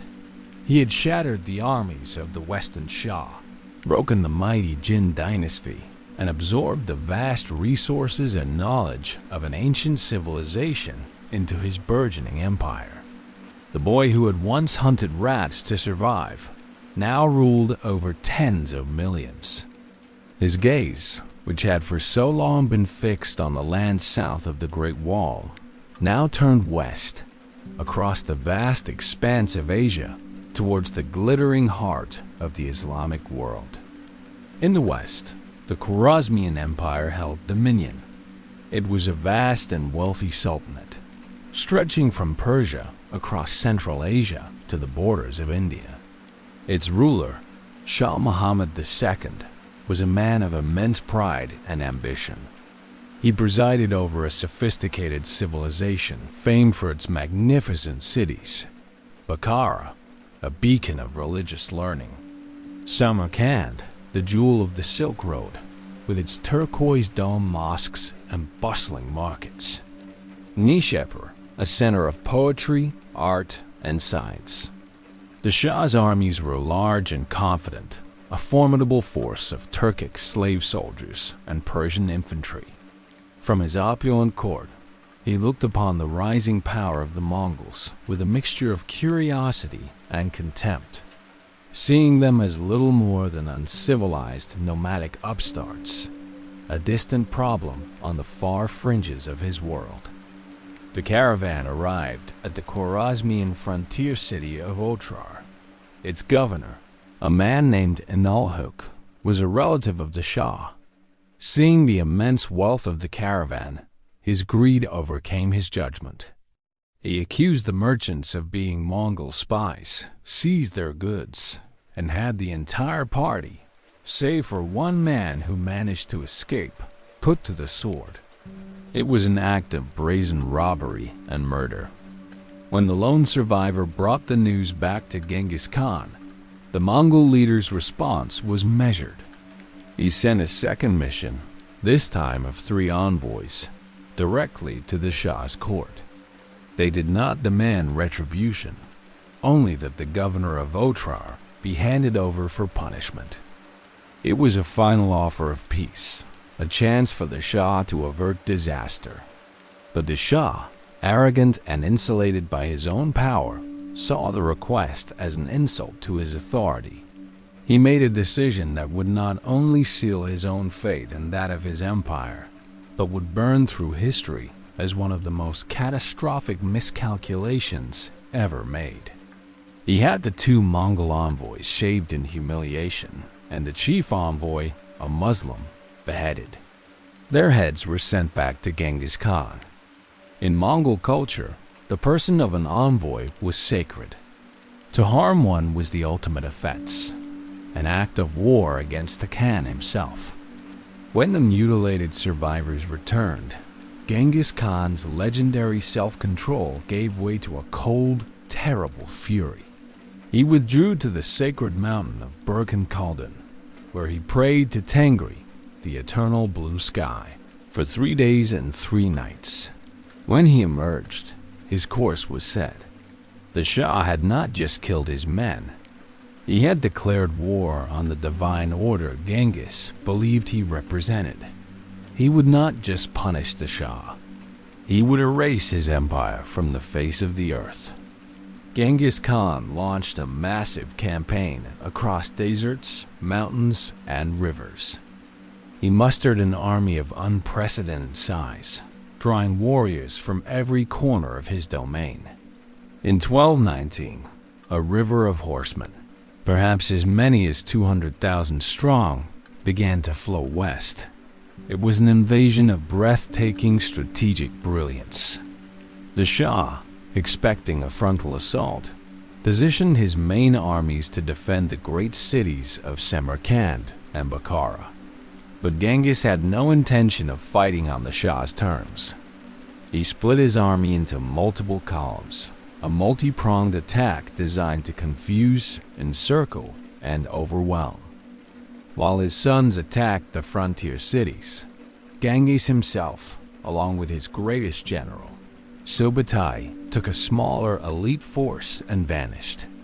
They undertook one of the most audacious maneuvers in military history, marching their army across the vast, impassable Kizilkum Desert, a desolate wasteland of red sand, to emerge hundreds of miles to the west, deep in the heart of the Khwarezmian Empire, far behind the Shah's main defensive lines.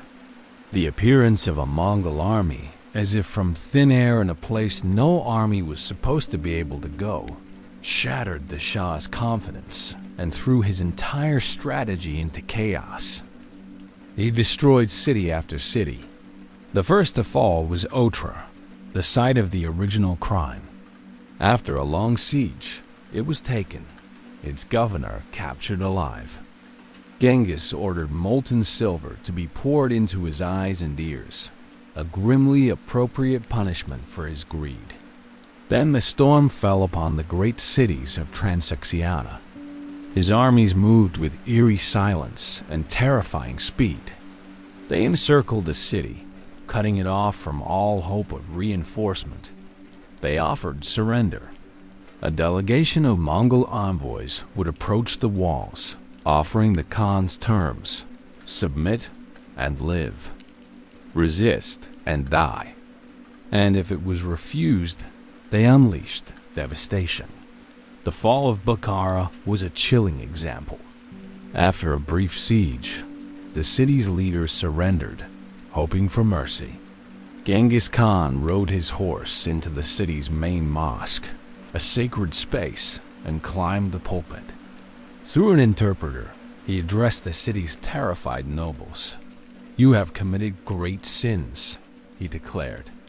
"If you ask me what proof I have for these words, I say is because I am the punishment of God. If you had not committed great sins, God would not have sent a punishment like me upon you." The city was then systematically looted, its garrison massacred, and its buildings put to the torch. Samarkand, the magnificent capital, suffered a similar fate. Its massive walls and large garrison of war elephants were of no avail. The Mongols used their legions of captives to build siege works and fill in the city's moat. After a series of assaults, the city's defenses crumbled, and it too was taken, its people slaughtered, its riches plundered. The wave of destruction rolled on. At Nishapur, after his son-in-law was killed by an arrow from the city walls, Genghis was said to have ordered a massacre of such totality that not even the city's cats and dogs were to be left alive. He had the heads of the slain men, women, and children arranged in great pyramids as a ghastly monument to his wrath.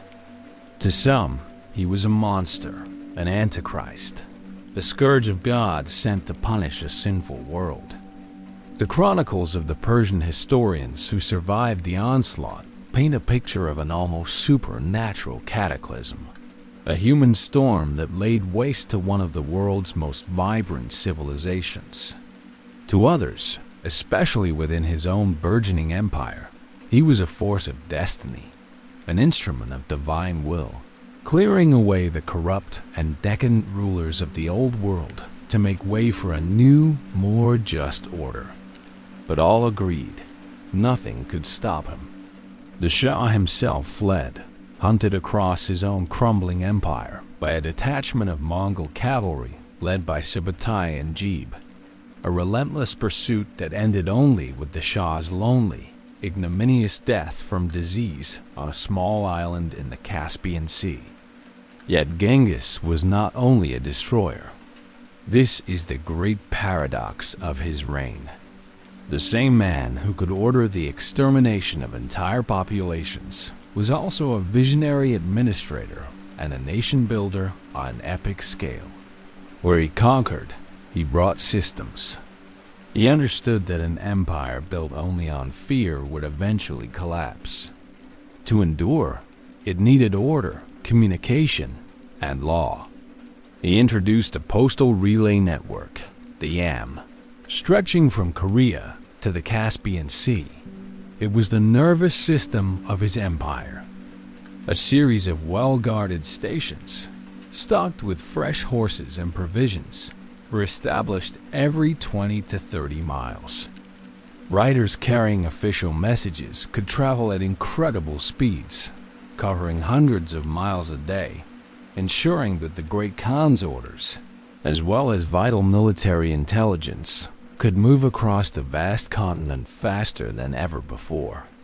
This system was so efficient that it was said a young maiden could walk from one end of the empire to the other, carrying a pot of gold on her head without fear of being molested. He established laws, the Yasa, that governed both soldier and citizen. This secret code, never written down in its entirety, but passed down orally, was the foundation of his state. It prescribed the death penalty for a host of crimes, from murder and adultery to theft and, most importantly, disobedience to the Khan. It demanded absolute loyalty and discipline from his soldiers. But it also contained provisions that were remarkably progressive for the time. He protected merchants, recognizing that trade was the lifeblood of a great empire. Under the Pax Mongolica, the Mongol Peace, the Silk Road, which had been a patchwork of dangerous, bandit-infested routes, became a secure, continent-spanning highway. He welcomed multiple religions, granting tax amnesties to Buddhist monasteries, Christian churches, and Muslim mosques, so long as their leaders prayed for his health and the prosperity of the empire. This was not a matter of spiritual enlightenment, but of pragmatic statecraft. He understood that religious persecution bred rebellion, and he punished corruption with swift, merciless judgment. He created, for the first time in history, a durable and secure bridge between East and West. For a century, this bridge would flourish. Silk, spices, knowledge, and also disease, like the Black Death, all began to flow more freely than ever before. Marco Polo would travel this route to the court of Genghis's grandson, Kublai Khan. Chinese inventions like gunpowder, paper money, and the compass would make their way to Europe, fundamentally reshaping Western civilization. Behind the thunder of hooves, a new kind of stability began to emerge. Behind the shadow of war, a new kind of peace began to take shape. It was a peace born of unparalleled violence, an order forged in the fires of conquest, but it was a global connection that laid the groundwork for the modern world. The boy from the steppe had not just conquered empires. He had, through both destruction and creation, remade the map of human interaction forever. The world had been remade in fire and blood. By the early 1220s, the empire of Genghis Khan was a thing of terrifying, unprecedented scale. It stretched from the shores of the Pacific Ocean to the Caspian Sea, a vast dominion built on the ruins of kingdoms and the ashes of great cities. The Mongol storm had swept through northern China, laid waste to the mighty Khwarezmian Empire, and now held sway over a territory larger than any single man had ever controlled. Genghis Khan, the boy born into exile, was the undisputed master of a significant portion of the known world. Yet, he did not rule as other emperors did. While the rulers of China and Persia held court in opulent palaces of stone and silk, surrounded by layers of complex etiquette and bureaucracy, Genghis Khan remained, at his core, a man of the steppe. He had no single capital city, no golden throne. His court was his orju, his great camp, a mobile city of magnificent felt nears that moved with the seasons. His throne was a simple felt rug thrown on the ground. He despised the softness and decadence of sedentary life, believing it bred weakness and corruption. He was an emperor, but he was an emperor on horseback, his power rooted not in walls and fortifications, but in movement, loyalty, and the endless, open sky. In his later years, Genghis Khan continued to ride with his men. He did not retire to a life of luxury, content to let his sons and generals lead his armies. The call of the campaign was in his blood. The discipline of the march, the camaraderie of the camp, the view from the saddle. This was the world he understood, the life he had forged for himself. His final great campaign was not one of new conquest, but of retribution, a return to a wound that had been left to fester.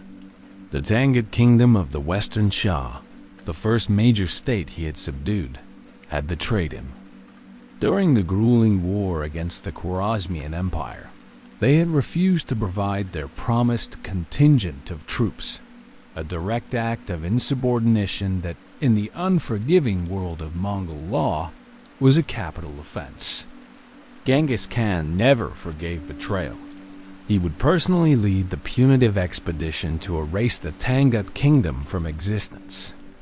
Even in his 60s, An old man by the standards of the 12th century, he led from the front.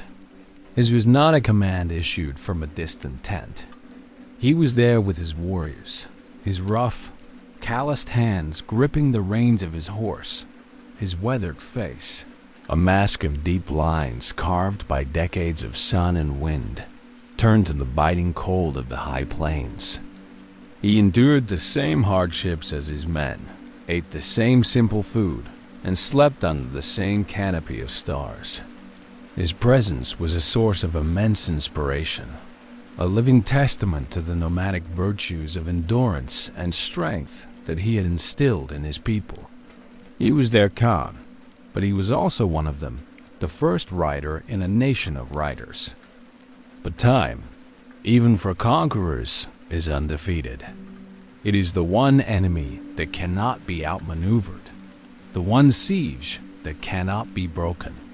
In the winter of 1226, during the campaign against the Tanguts, Genghis Khan went on a hunt for wild asses in the mountains. As he rode, his horse shied and threw him. It was a heavy fall for an old man, and he suffered severe internal injuries.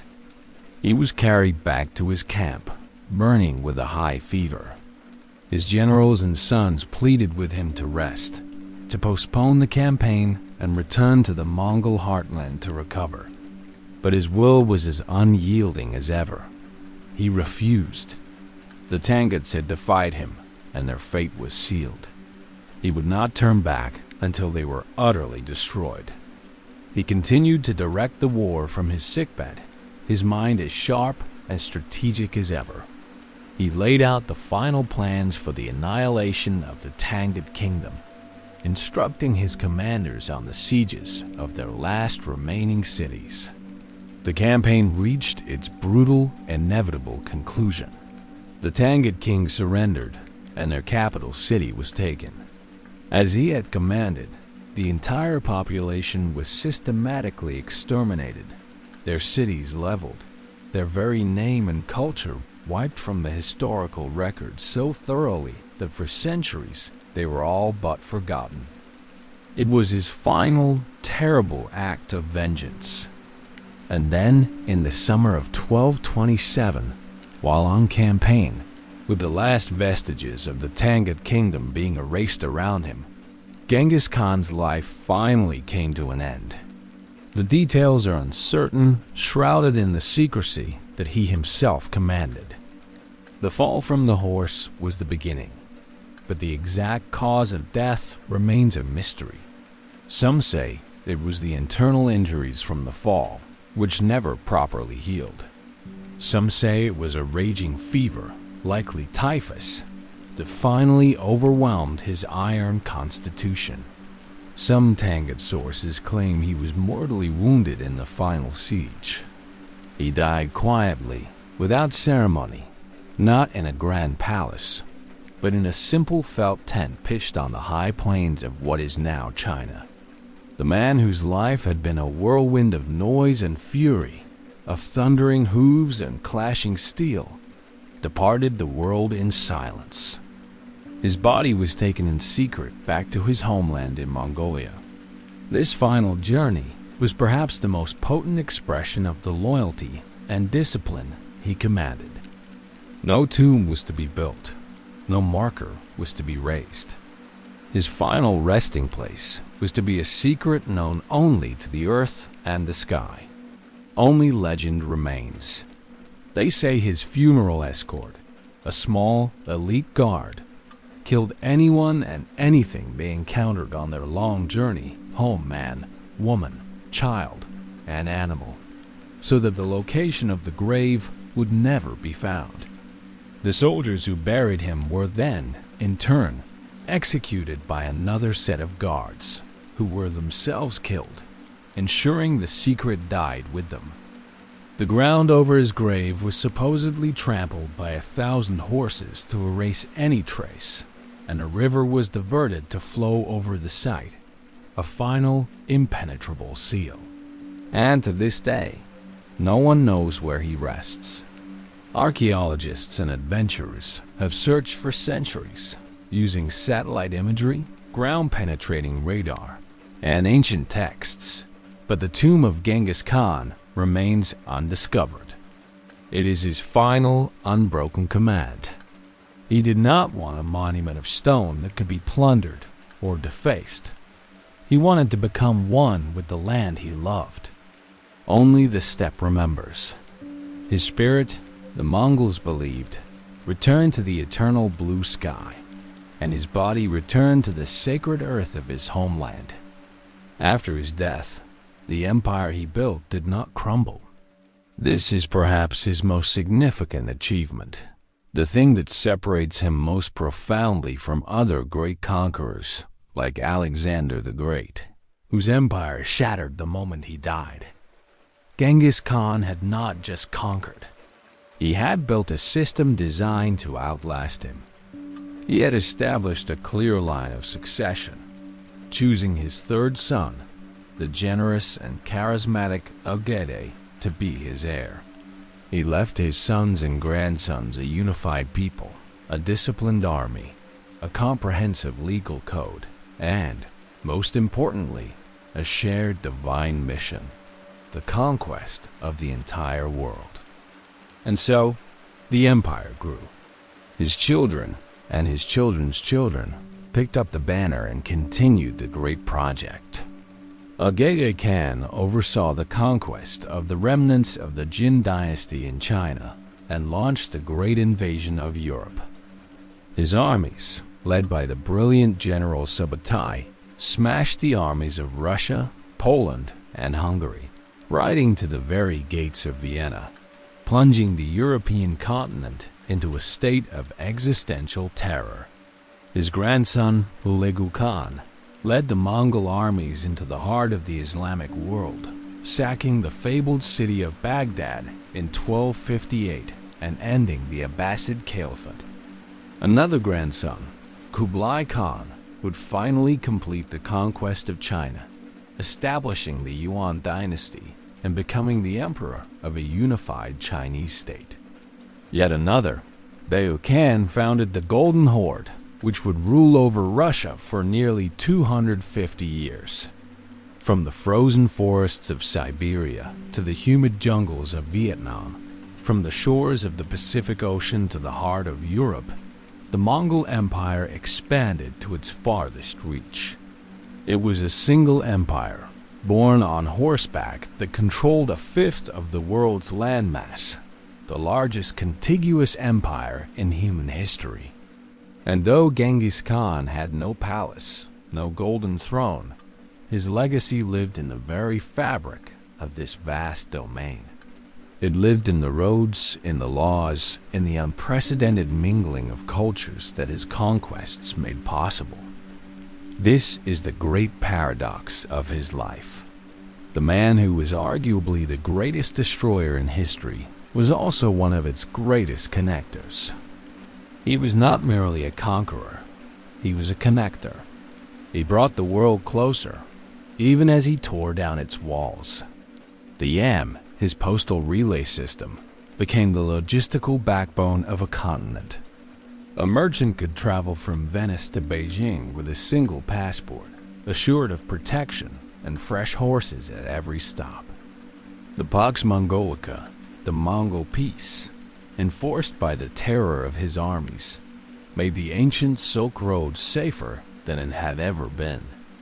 For the first time, a secure bridge connected the civilizations of the East and West. Silk, spices, knowledge all began to flow more freely than ever before. It was a two-way exchange.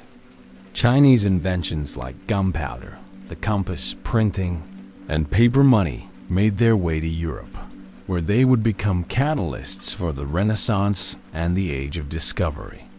Persian art and astronomy influenced Chinese culture. European missionaries and merchants, like Marco Polo, traveled to the East, bringing back tales of a world of incredible sophistication and wealth. Behind the thunder of hooves came stability. Behind the shadow of war came a strange and violent peace. a peace that fostered the greatest cross-cultural exchange the world had ever seen. Genghis Khan remains a figure of profound contradiction. He was the architect of a genocide that killed, by some estimates, as many as 40 million people, fundamentally altering the demographic and ecological landscape of the planet. He was also the lawgiver who created a new world order, a pragmatist who tolerated all religions, and the unifier who laid the groundwork for the modern, interconnected world. He was the scourge of God and the instrument of destiny, a man of brutal simplicity and visionary complexity. He was the boy who rose from nothing to conquer everything, a man whose legacy is written in the blood of millions and in the enduring connections that bind our world together. The man is gone, lost to a secret grave in the endless steppe, but the world he made is still with us. History is a vast and echoing chamber, a space where the names of the great conquerors resonate like the tolling of an immense bell. Each chime marks an age, a world reshaped by a single indomitable will. Alexander, Caesar, Genghis. Each once held the world in their hands, their fingers tracing the maps of empires they had forged through blood, ambition, and genius. Alexander, the golden youth, wept when there were no more worlds to conquer. His Hellenistic dream, a brilliant, beautiful flash that illuminated the ancient world before dissolving upon his death. Caesar, the master of Rome, crossed the Rubicon and dismantled a 500-year-old republic, laying the foundations of an empire that would endure for centuries, only to fall to the daggers of his friends. Genghis Khan, the lord of the steppe, rose from the windswept plains to unite a nation on horseback, unleashing a storm that connected east and west in a brutal, world-altering embrace. Each man, in his turn, held the world. And then, as all mortals must, they let it slip away. Their empires crumbled, their bloodlines faded, their laws were rewritten. The dust of ages settled over their monuments. But their legends remained, titanic shadows looming over the landscape of human history, benchmarks against which all future ambition would be measured. For centuries, it seemed as if the age of such titans was over, that the world had grown too old, too complex, for one man to cast such a colossal shadow. But in the age of muskets and revolutions, cannons and crowns, a new world was being forged in the crucible of intellectual ferment and political upheaval. This was the late 18th century, an era crackling with new ideas of liberty, equality, and fraternity. It was an age where the divine right of kings was being challenged by the rights of man, where the power of reason sought to unseat the power of tradition. And from this turbulent new world, a new name would rise. He would not come from the ancient ruins of empires, not from a lineage of kings, or a nomadic dynasty that had ruled for generations. He would not inherit a peerless army or a powerful throne. He would come from the sea. He was an islander, a man born on the periphery of a great nation, a provincial outsider with a strange accent and a burning, unquenchable ambition. He was a product of the very chaos that was tearing the old world apart, a man who saw in the whirlwind of revolution not a threat, but the ultimate opportunity. His name was Napoleon Bonaparte. And like the wind before a storm, he came quietly, a minor officer in an army in turmoil, a footnote in the grand drama of his time, before reshaping the world. Napoleon was born in 1769 in Corsica, a rugged mountainous island in the Mediterranean that had, only a year before his birth, been transferred from the Italian city-state of Genoa to the Kingdom of France. He was, therefore, a Frenchman by the thinnest of margins, a subject of a king he had no reason to love. His family, the Bonapartes, were minor Corsican nobility, proud but impoverished. He grew up speaking a Corsican dialect of Italian, and his first language was not the French of his new sovereign. His childhood was steeped in the fierce, clan-based culture of his homeland, a place of ancient vendettas and a passionate, rebellious spirit. He was, in every sense, an outsider. At the age of 9, he was sent to military school in mainland France, a scholarship boy among the sons of the wealthy French aristocracy. He was small, serious, and solitary, his foreign accent and fierce pride making him a target for the mockery of his classmates. He found solace not in social circles, but in books. He devoured the works of the great thinkers of the Enlightenment, Rousseau, Voltaire, and immersed himself in the histories of the great men who had come before him. He read of Alexander and Caesar, studying their campaigns with a ferocious intensity, dissecting their strategies, absorbing their ambition. He was a young man with a profound sense of his own destiny, a deep-seated belief that he was destined for greatness, even as the world around him seemed determined to remind him of his humble origins. He graduated as an artillery officer, a commission in a technical and less prestigious branch of the army, a place for men who relied on intellect rather than pedigree. He was stationed in sleepy provincial garrisons, his days filled with the tedious routines of peacetime soldiering. His future seemed unremarkable, that of a competent but obscure officer in the vast military machine of the French monarchy. But then, in 1789, the world turned upside down. The French Revolution erupted. The Bastille fell. The monarchy was overthrown, and the old order of Europe was plunged into chaos. For many of his aristocratic fellow officers, the revolution was a disaster, a terrifying mob rule that stripped them of their privileges and forced them to flee the country. For Napoleon, it was the opportunity of a lifetime. The revolution tore down the ancient barriers of birth and class that had held him back. Suddenly, promotion was no longer determined by who your father was, but by talent, by loyalty to the new republic, and by success on the battlefield. The mass exodus of royalist officers created a vacuum in the army, and ambitious young men like Napoleon could rise with breathtaking speed. His first chance to shine came in 1793 at the Siege of Toulon. The port city had rebelled against the revolutionary government and was being supported by the British Navy.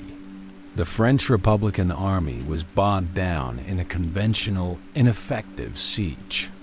The young Captain Bonaparte, given command of the artillery, saw the strategic key to the city. He argued that by capturing a key promontory overlooking the harbor, he could rain down cannon fire on the British ships, forcing them to withdraw and leaving the city defenseless. His plan was audacious, and it was initially dismissed by the incompetent generals in command. But Napoleon was relentless. He worked tirelessly, building batteries, training his men, and leading from the front. During one assault, he was wounded in the thigh by a British bayonet, a scar he would carry for the rest of his life. His plan was finally adopted, and it worked with devastating precision. The British fleet was forced to abandon the harbor, and the city of Toulon fell. Overnight, Napoleon was a hero of the Republic. He was promoted from captain to brigadier general at the age of 24. But the chaotic politics of the revolution were as dangerous as any battlefield. His association with the radical Jacobin faction led to his brief arrest and imprisonment after they fell from power.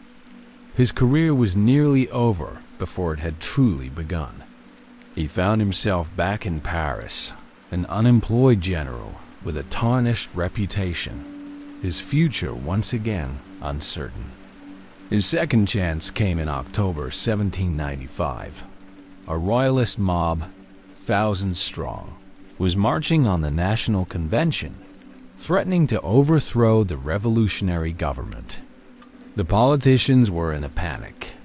The commander of the city's defenses, a man named Paul Bars, knew of the young general who had saved the day at Toulon.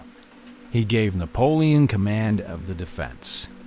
With only a few thousand troops at his disposal, Napoleon acted with the cold, decisive brutality that would become his hallmark. He ordered a young cavalry officer, Joachim Murat, to seize the city's cannons. As the royalist mob advanced in a dense column through the narrow streets of Paris, Napoleon's cannons opened fire, not with cannonballs, but with canister shot, a hail of small metal pellets that scythed through the crowd like a giant shotgun. This whiff of grape shot, as he would later callously describe it, dispersed the mob and saved the government. He was once again the savior of the Republic.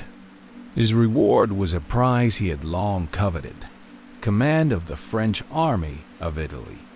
It was a demoralized, poorly supplied, and neglected army, tasked with a secondary front against the powerful forces of Austria and its Italian allies. But for Napoleon, it was everything. In a series of lightning campaigns that would stun the world and become a textbook for military students for the next 2 centuries, he transformed this ragtag army into an unstoppable force.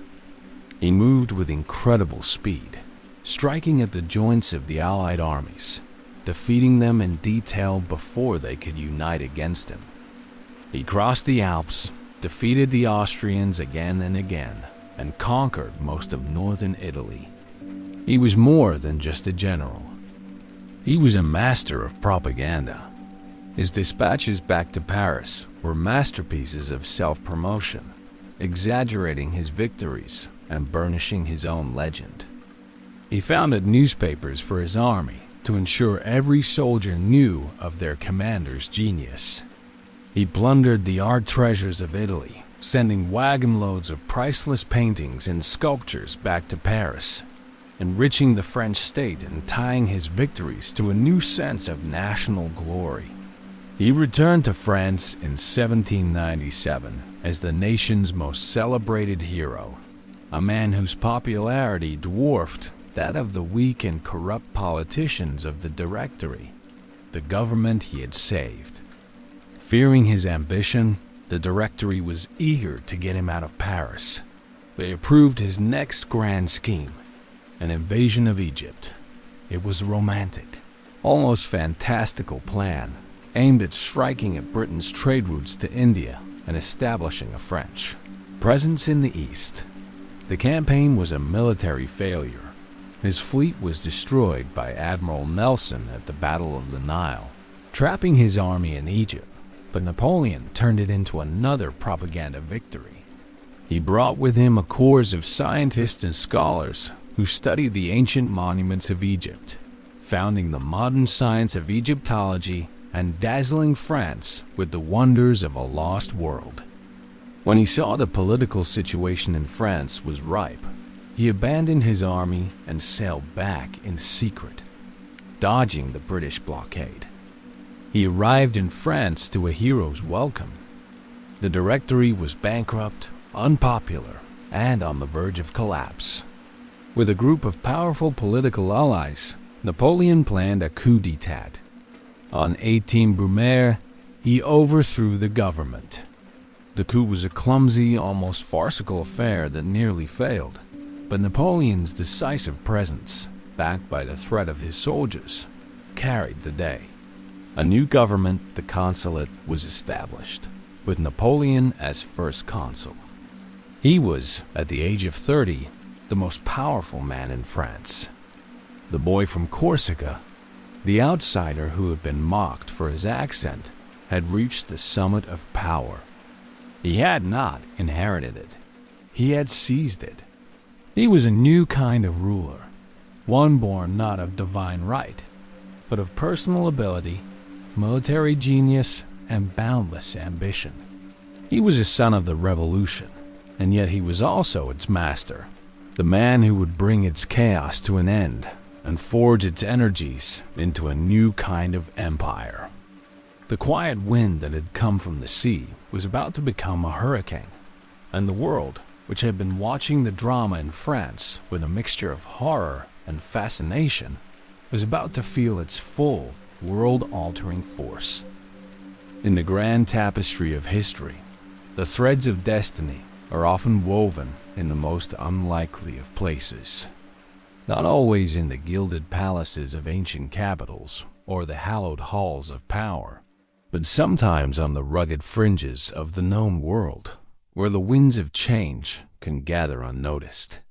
So it was in 1769, on a small island called Corsica, a mountainous jewel set in the turquoise expanse of the Mediterranean. Here, surrounded by the sharp, resinous scent of salt and pine, and the ancient culture of vendetta and fierce independence, a child was born. His name was Napoleon Bonaparte. He was not French, not fully. Corsica, for centuries, a proud and unruly territory of the Italian city-state of Genoa, had been ceded to France just a year before his birth. He was born a subject of a French king, but the rhythms of his childhood were thoroughly Corsican. He spoke the local dialect at home, a tongue closer to Tuscan Italian than the Parisian French he would later learn to command. His family was minor nobility. The Bonapartes were proud of their lineage but were perpetually poor, their status affording them little more than a dusty coat of arms and a sense of frustrated ambition. They were part of an island culture that viewed their new French masters with a deep and abiding suspicion. From his very first breath, Napoleon was an outsider, a man of two worlds, belonging fully to neither. At the age of 9, he was sent to mainland France on a royal scholarship to study at a military academy. It was a jarring transition. He was cast from the wild, familiar landscapes of his island home into the rigid, disciplined world of French aristocratic society. He was awkward, quiet, and fiercely proud. His provincial accent and Italianate name an immediate source of mockery from his classmates, the pampered sons of French dukes and counts. They saw a small, sallow-skinned foreigner. He saw them as arrogant and soft, products of a system he both envied and despised. This early experience of isolation forged in him a profound self-reliance. He retreated into the world of books, finding companionship in the lives of the great men of history. But his eyes, sharp and serious, a piercing gray blue, rarely blinked. They were the eyes of an observer, a boy who was constantly watching, analyzing, and calculating. He read, he listened, and above all, he dreamed. In the quiet of the school library, he devoured the works of Plutarch, walking alongside the heroes of antiquity. He dissected the campaigns of Alexander the Great and Julius Caesar, not as dry historical exercises, but as practical lessons in strategy, leadership, and the wielding of power. He absorbed the radical ideas of the Enlightenment thinkers, Rousseau's concepts of the social contract, and Voltaire's critiques of the old regime, which resonated with his own sense of being an outsider railing against an unjust system. He was building an arsenal in his mind, stocking it with military tactics, political philosophy, and a burning, all-consuming ambition. He dreamed not of being a courtier or a provincial governor, but of emulating the titans he read about, of carving his own name into the annals of history. As Napoleon grew, so too did the storm around him. The France of the late 18th century was a kingdom teetering on the brink of abyss. Decades of fiscal mismanagement, social inequality, and royal extravagance had brought the state to its knees. The intellectual ferment of the Enlightenment had eroded the very foundations of the old order. In 1789, the storm broke. The French Revolution erupted like thunder. The Bastille, that grim symbol of royal authority, fell to a Parisian mob. Kings were overthrown. Crowds filled the streets, drunk on the new and intoxicating ideas of liberty, equality, and fraternity. The old world cracked, and from its fissures came opportunity. For the established aristocracy, the revolution was a cataclysm. For a young, ambitious, and marginalized officer like Napoleon, it was a godsend. The rigid hierarchy that had barred his path was shattered. The mass emigration of thousands of royalist officers who chose loyalty to their king over the new republic created a sudden and massive vacuum of command in the army. For the first time, promotion was not based on bloodline, but on ability and, crucially, on professed loyalty to the revolutionary cause. Napoleon, the outsider, embraced the revolution with the zeal of a man whose moment had finally arrived. He shed the Italian spelling of his name, becoming the more French Napoleon Bonaparte, and aligned himself with the most radical faction, the Jacobins. He was a lieutenant of artillery, a technical field that the aristocratic cavalry and infantry officers looked down upon, but one that was about to become the supreme arbiter of the modern battlefield. His first true test came in 1793 at the southern port of Toulon. The city had rebelled against the Republic and, in a fatal act of treason, had invited the British Royal Navy into its harbor.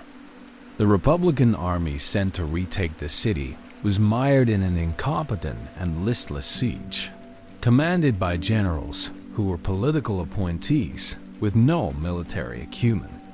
Napoleon, then a mere captain, saw the strategic situation with a clarity that was breathtaking. While his commanders focused on a direct assault on the city's formidable landward defenses, Napoleon argued that the key to Toulon was the sea. He identified a promontory, a finger of land called l'Aiguillette, that commanded the inner and outer harbors. He meticulously planned and built artillery batteries on the surrounding hills.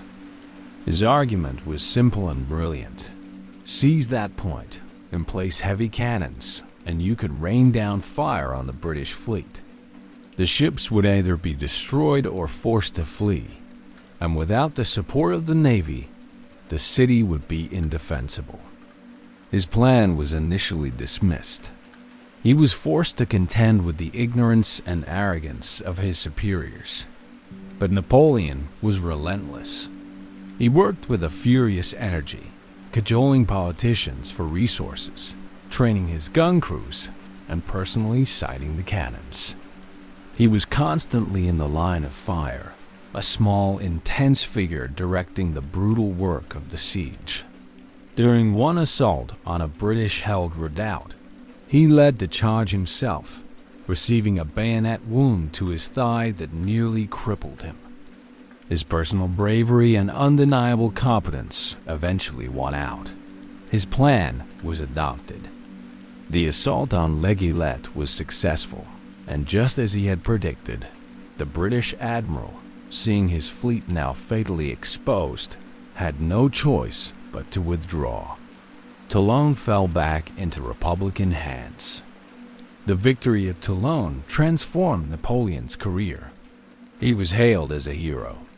The government in Paris, desperate for good news and competent commanders, promoted him from captain to brigadier general. He was just 24 years old. He had proven his tactical brilliance on a major stage. But the volatile politics of the revolution could be as dangerous as any battlefield. His association with the Jacobins, particularly with Augustin Robespierre, the brother of the infamous Maximilian, made him a target when the Reign of Terror collapsed in 1794. The architects of the Terror were sent to the guillotine, and their allies were purged. Napoleon was arrested, stripped of his rank, and briefly imprisoned, his meteoric rise seemingly over as quickly as it had begun. He was eventually released, but found himself adrift in Paris, a general without a command, his name on a list of suspected radicals. For over a year, he lived in poverty, his future uncertain, but his destiny had another appointment with him. In October 1795, the fragile Republican government, known as the Directory, faced a mortal threat. A massive royalist uprising was brewing in Paris. Tens of thousands of armed royalists and National Guardsmen were preparing to march on the Tuileries Palace to overthrow the government. The Directory was in a state of panic, its own forces outnumbered and unreliable. Paul Barras, one of the leaders of the Directory and a man who remembered the young general's decisive action at Toulon, summoned Napoleon. Given command of the defense of the convention, Napoleon acted with the cold, scientific precision of a master artillerist. He had less than 6,000 men to face a mob of over 30,000. He knew a conventional infantry battle was impossible. His strategy rested on one thing: cannons. He dispatched a dashing young cavalry officer, Joachim Murat, to race across Paris and seize a park of 40 cannons before the rebels could get to them. Murat succeeded, and Napoleon strategically placed his artillery to command the narrow streets leading to the Tuileries. As the royalist columns advanced, dense and confident, he did not hesitate. He gave the order to fire, but he did not use solid shot. He ordered his gunners to load their cannons with grape-shot canisters filled with hundreds of small metal balls. He defended the government with grape-shot, ending a royalist revolt in a single blast. The cannons roared, turning the streets into killing fields. The whiff of grape-shot, as he would later dismissively call it, was devastatingly effective. The mob broke and fled in terror. The uprising was crushed. He had saved the Republic for a second time. The Directory, indebted and now deeply aware of his ambition and ruthlessness, rewarded him handsomely. He was promoted to commander of the Army of the Interior. He had become a general before he was even 27. And France, a nation exhausted by years of revolution, terror, and political instability, had found its rising star. In this small, intense general, they saw a man who could deliver what they craved most: order at home and glorious victory abroad. The awkward boy from Corsica was no longer an outsider. He was the most talked about man in France, a figure of immense power and even greater promise, standing on the threshold of a destiny that would lead him from the bloody streets of Paris to the thrones of Europe. Having saved the Republic with a whiff of grape-shot, Napoleon Bonaparte was no longer just a promising general. He was a political force, a man whose ambition was as palpable as the scent of gunpowder that clung to his reputation. The Directory, the five-man committee that now governed France, was a body of corrupt and insecure politicians. They were grateful for his service, but deeply fearful of his popularity and power. They sought to put him at a safe distance from the turbulent heart of Paris, to give his ambition a target far from the levers of government. And so, in 1796, he was given command of the Army of Italy. On paper, it was a significant command. In reality, it was a poisoned chalice. The Army of Italy was the forgotten front, the neglected child of the French Republic. It was an army of ghosts and beggars, camped at the foot of the mighty Alps, staring up at the formidable mountain barrier that separated them from the rich plains of Lombardy and the powerful armies of Austria and its Italian allies. It was tired, under-equipped, low on morale. The soldiers were a ragged lot, many without proper boots, their uniforms in tatters, their pay months in arrears. They had been reduced to a state of near starvation, their spirits broken by neglect and inaction. They looked upon their new commander, this small, pale, 26-year-old general from Paris, with a mixture of cynicism and contempt. But Napoleon looked at the mountains, and he saw not obstacles, but openings. He saw not a broken army, but a weapon waiting to be forged.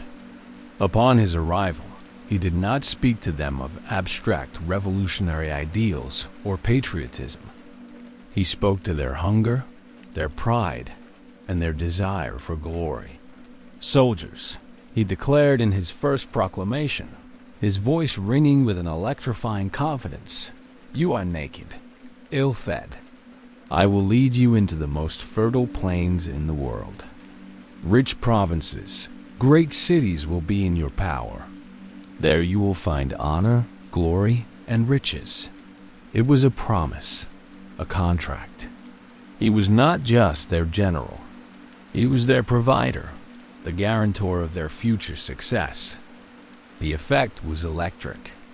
He moved among them with a whirlwind of energy, reorganizing supply lines, punishing corrupt contractors, and instilling a new iron discipline. He ate with his men. He rode through the rain at the head of the column, sharing their hardships. He knew their names, remembered their deeds, and promoted men on the spot for acts of bravery. He became theirs. This forgotten army, once on the brink of mutiny, was transformed by the sheer force of his will into an instrument of his ambition. Fanatically loyal to the little corporal, le petit caporal, who seemed to be everywhere at once. He led his men through the Alps like Hannibal before him, not in a single ponderous column, but in a rapid, coordinated series of movements that baffled his Austrian opponents. And then he descended like lightning upon the plains of Italy. The campaign that followed was a military masterpiece, a symphony of speed and deception that would be studied in war colleges for centuries. He defeated Austria's allies in battle after battle, his name becoming a drumbeat of victory that echoed across Europe. Lodi, Arco, Rivoli. At the bridge of Lodi, he personally led a charge across a heavily defended bridge into a hail of Austrian cannon fire, a reckless act of personal bravery that cemented his legend among his men. At the Battle of Arco, in a desperate, 3-day struggle fought in a landscape of marshes and causeways, he once again seized a standard and led his men forward through a storm of bullets, turning the tide through sheer inspirational leadership. At Rivoli, he demonstrated his strategic genius, defeating a much larger Austrian army by anticipating their movements and rapidly shifting his forces to meet each threat, crushing them in detail before they could concentrate their strength. With each victory, his legend grew. He was more than a general. He was a force of nature. He took cities, seized treasure, and rewrote maps. He plundered the rich art collections of the Italian city-states, sending priceless works by Michelangelo, Titian, and Raphael back to Paris, enriching the Louvre and binding the glory of France to his own military triumphs. He established new republics in Italy, acting not as a mere general, but as a statesman and a lawgiver, redrawing the political map of the peninsula according to his own design. He had been sent to Italy to create a distraction. Instead, he had conquered it. In 1798, his gaze turned farther. Having returned to France as the nation's most celebrated hero, he found Paris too small for his ambitions. The politicians of the Directory were still weak and corrupt, but the time was not yet ripe for a seizure of power. He needed another stage, another grand adventure to capture the imagination of the French people. and solidify his place as a figure of world historical importance. He sailed to Egypt. It was a bold, romantic, and strategically audacious plan. He sought to disrupt British power by threatening their overland trade routes to India, and, on a more personal level, to emulate the eastern conquests of his ultimate hero, Alexander the Great. The pyramids, those silent geometric mountains of stone, stood as they had for 4,000 years as his fleet landed on the shores of Egypt. He had brought not just an army, but a savants, a corps of 167 of France's leading scientists, engineers, artists, and scholars. His was to be a conquest of knowledge as well as of territory. At the Battle of the Pyramids, fought in the shadow of the ancient monuments, he gave his men a new immortal slogan: "Soldiers, from the height of these pyramids, 40 centuries look down upon you." His disciplined European army, formed into great infantry squares, crushed the Mamluks, the feudal cavalry that had ruled Egypt for centuries. Their wild, brave charges broke like waves against the rock of the French squares, and they were annihilated by disciplined musket and cannon fire. Cara fell, and Napoleon was, for a moment, the new master of Egypt. But soon things unraveled. The British, the masters of the sea, were hunting him.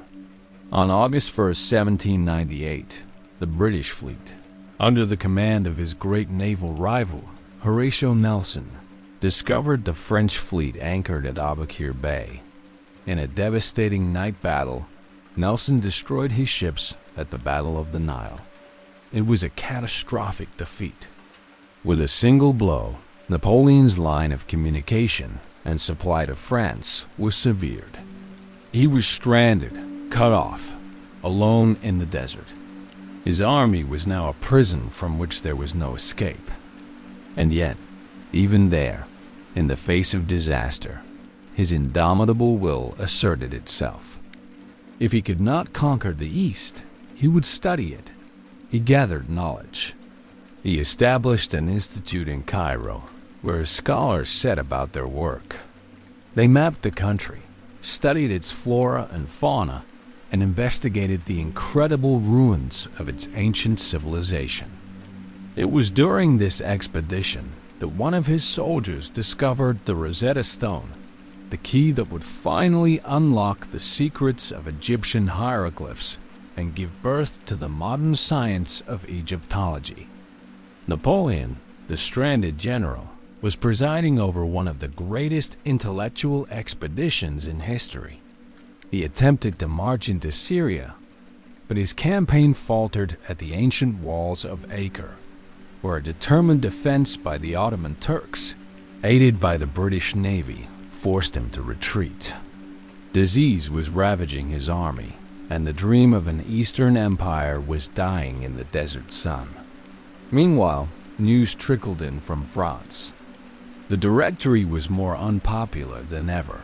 The nation was once again threatened by foreign invasion, and the political situation was ripe for change. Napoleon made a decision of breathtaking audacity and cold-hearted pragmatism. He left his army behind. In August 1799, he secretly abandoned his troops in Egypt, slipping away on a small frigate, and, through a combination of skill and incredible luck, evaded the patrolling British warships. He returned to France not in disgrace for having deserted his army, but as a savior.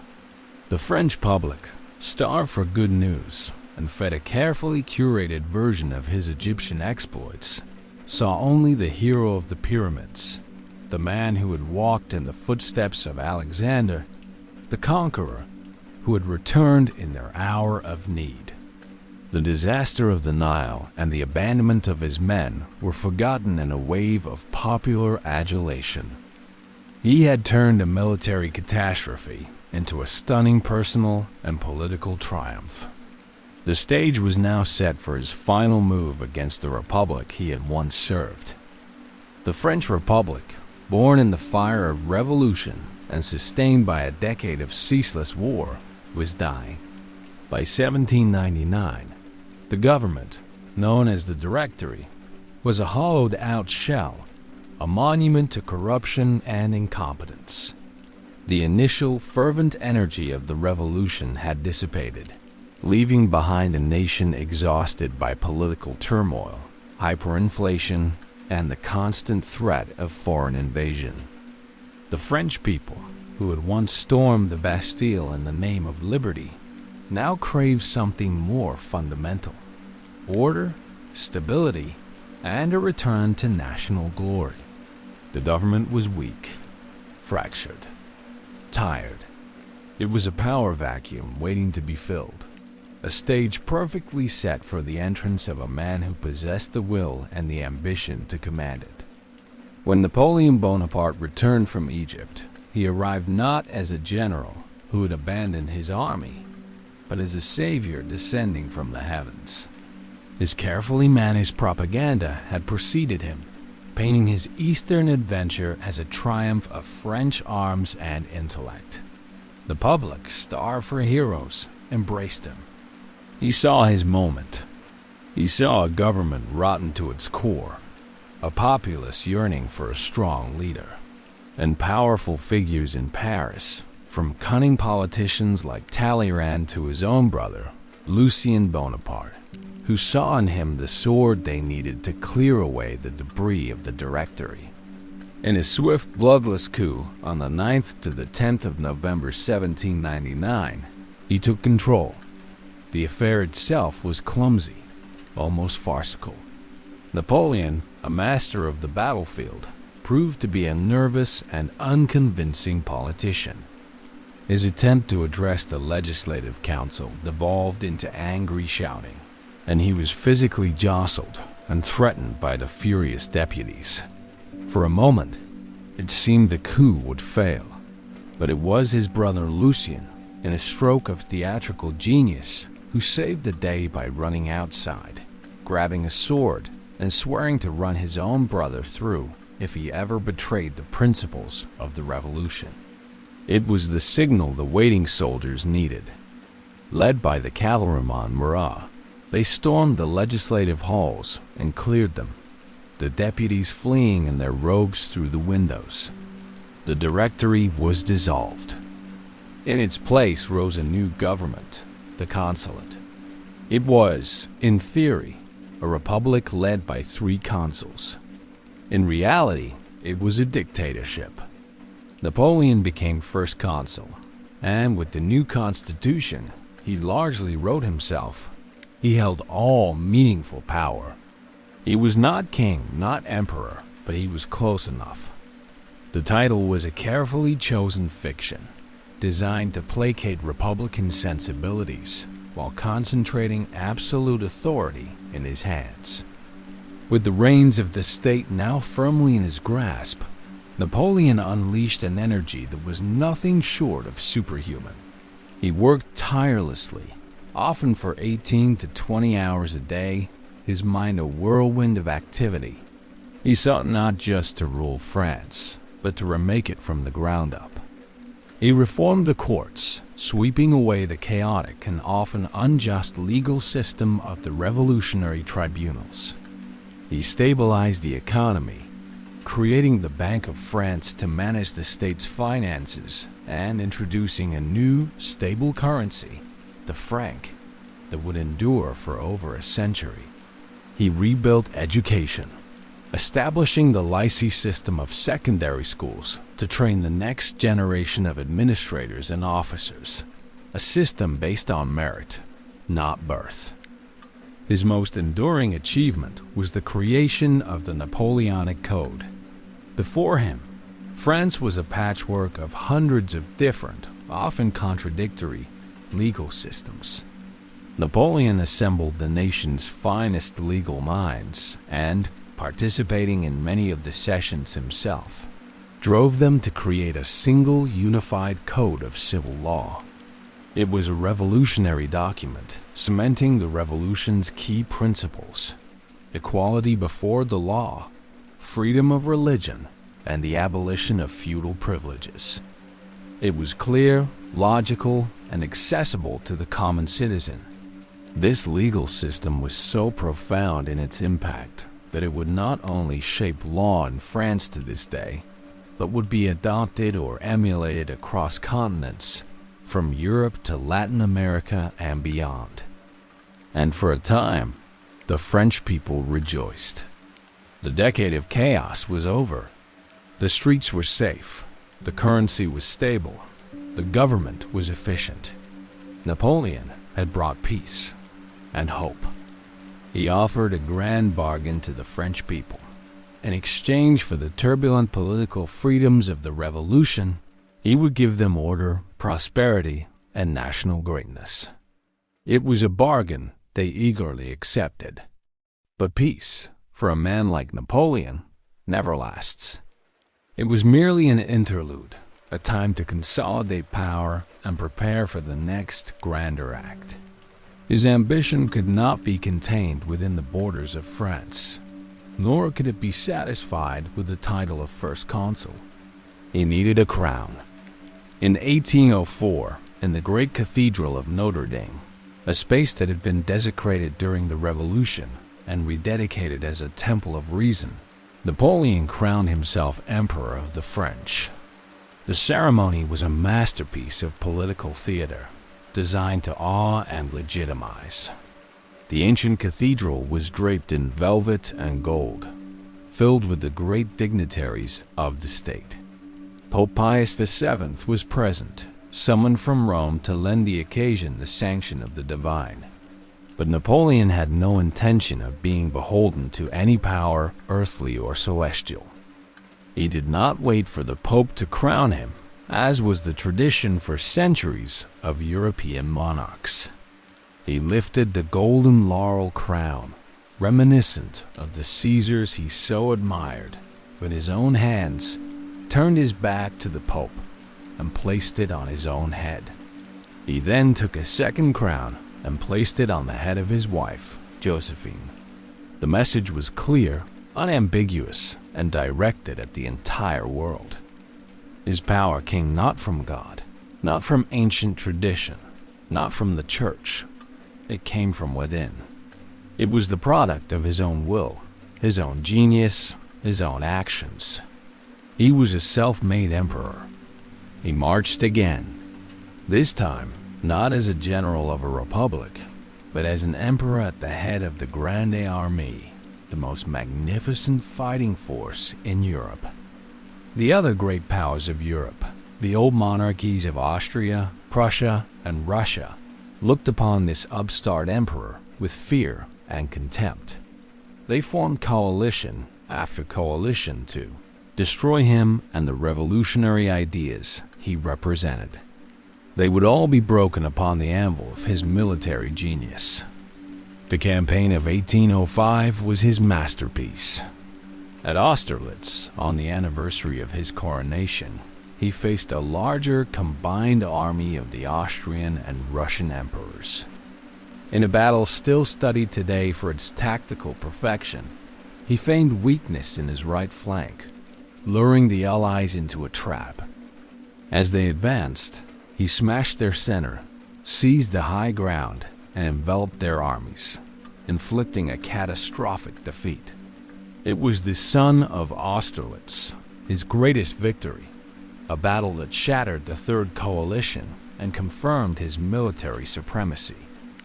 At Jena, in 1806, he crushed the famously disciplined army of Prussia in a single devastating day.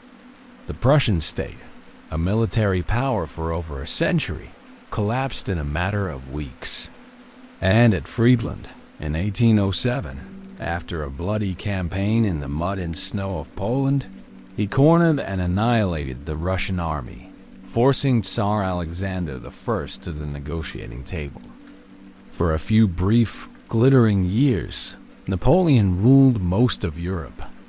He met the Tsar of Russia on a raft in the middle of the Niemen River, two emperors dividing the continent between them. From Lisbon to Moscow, from Rome to Berlin, he was the master. He was the new Charlemagne, the heir to the Caesars. He redrew the map of Europe according to his will. He abolished the 1,000-year-old Holy Roman Empire. He installed his brothers and marshals as kings in Spain, Naples, Holland, and Westphalia. The ancient dynasties of Europe bowed before him. Artists painted him, poets lauded him, and an entire generation of young men across the continent marched to the beat of his drums. It was a new age, a Napoleonic age, an empire of unprecedented scale built not over centuries, but in less than a decade by the sheer force of one man's ambition. But even empires made of marble rest on shifting sands. The very foundations of Napoleon's dominion were inherently unstable. His power was built on constant victory, a relentless forward momentum that could not be sustained forever. The nationalism he had inadvertently unleashed in the peoples he conquered was beginning to stir, creating a deep and resentful resistance to French rule, particularly in the brutal, ongoing war in Spain. His great rival, Great Britain, remained defiant, its powerful navy controlling the seas and strangling his empire with a relentless blockade. And his alliance with Russia was a fragile thing, a partnership of convenience between two men who saw each other as ultimate rivals. At the very zenith of his power, as he stood astride the continent like a colossus, the first cracks were beginning to appear in the magnificent edifice he had constructed. The emperor had reached the sun, but the sun can melt wings of wax as easily as it can illuminate them. At the zenith of his power, Napoleon Bonaparte stood as a modern-day colossus, his shadow falling across a continent he had reshaped with the force of his will. From his imperial court in Paris, he governed an empire that stretched from the coast of Portugal to the borders of Russia. The ancient monarchies of Europe had bowed before him, their armies shattered, their kings humbled. He was the lawgiver, the strategist, the emperor, a man who seemed to have bent history itself to his ambition. The great edifice of his empire, built in less than a decade of ceaseless war and political genius, seemed as solid and eternal as the marble of the Caesars he so admired. But empires, even those built by titans, have foundations, and those foundations can crack in the most unexpected of places. For Napoleon, the first tremor, the first sign of the great unraveling to come, began not in the grand capitals of his enemies, but on the sun-scorched, rugged plains of Spain. In 1808, Napoleon invaded Spain. It was not intended as a grand conquest, but as a swift, cynical political maneuver. Spain was a nominal ally, but its Bourbon monarchy was weak and unreliable.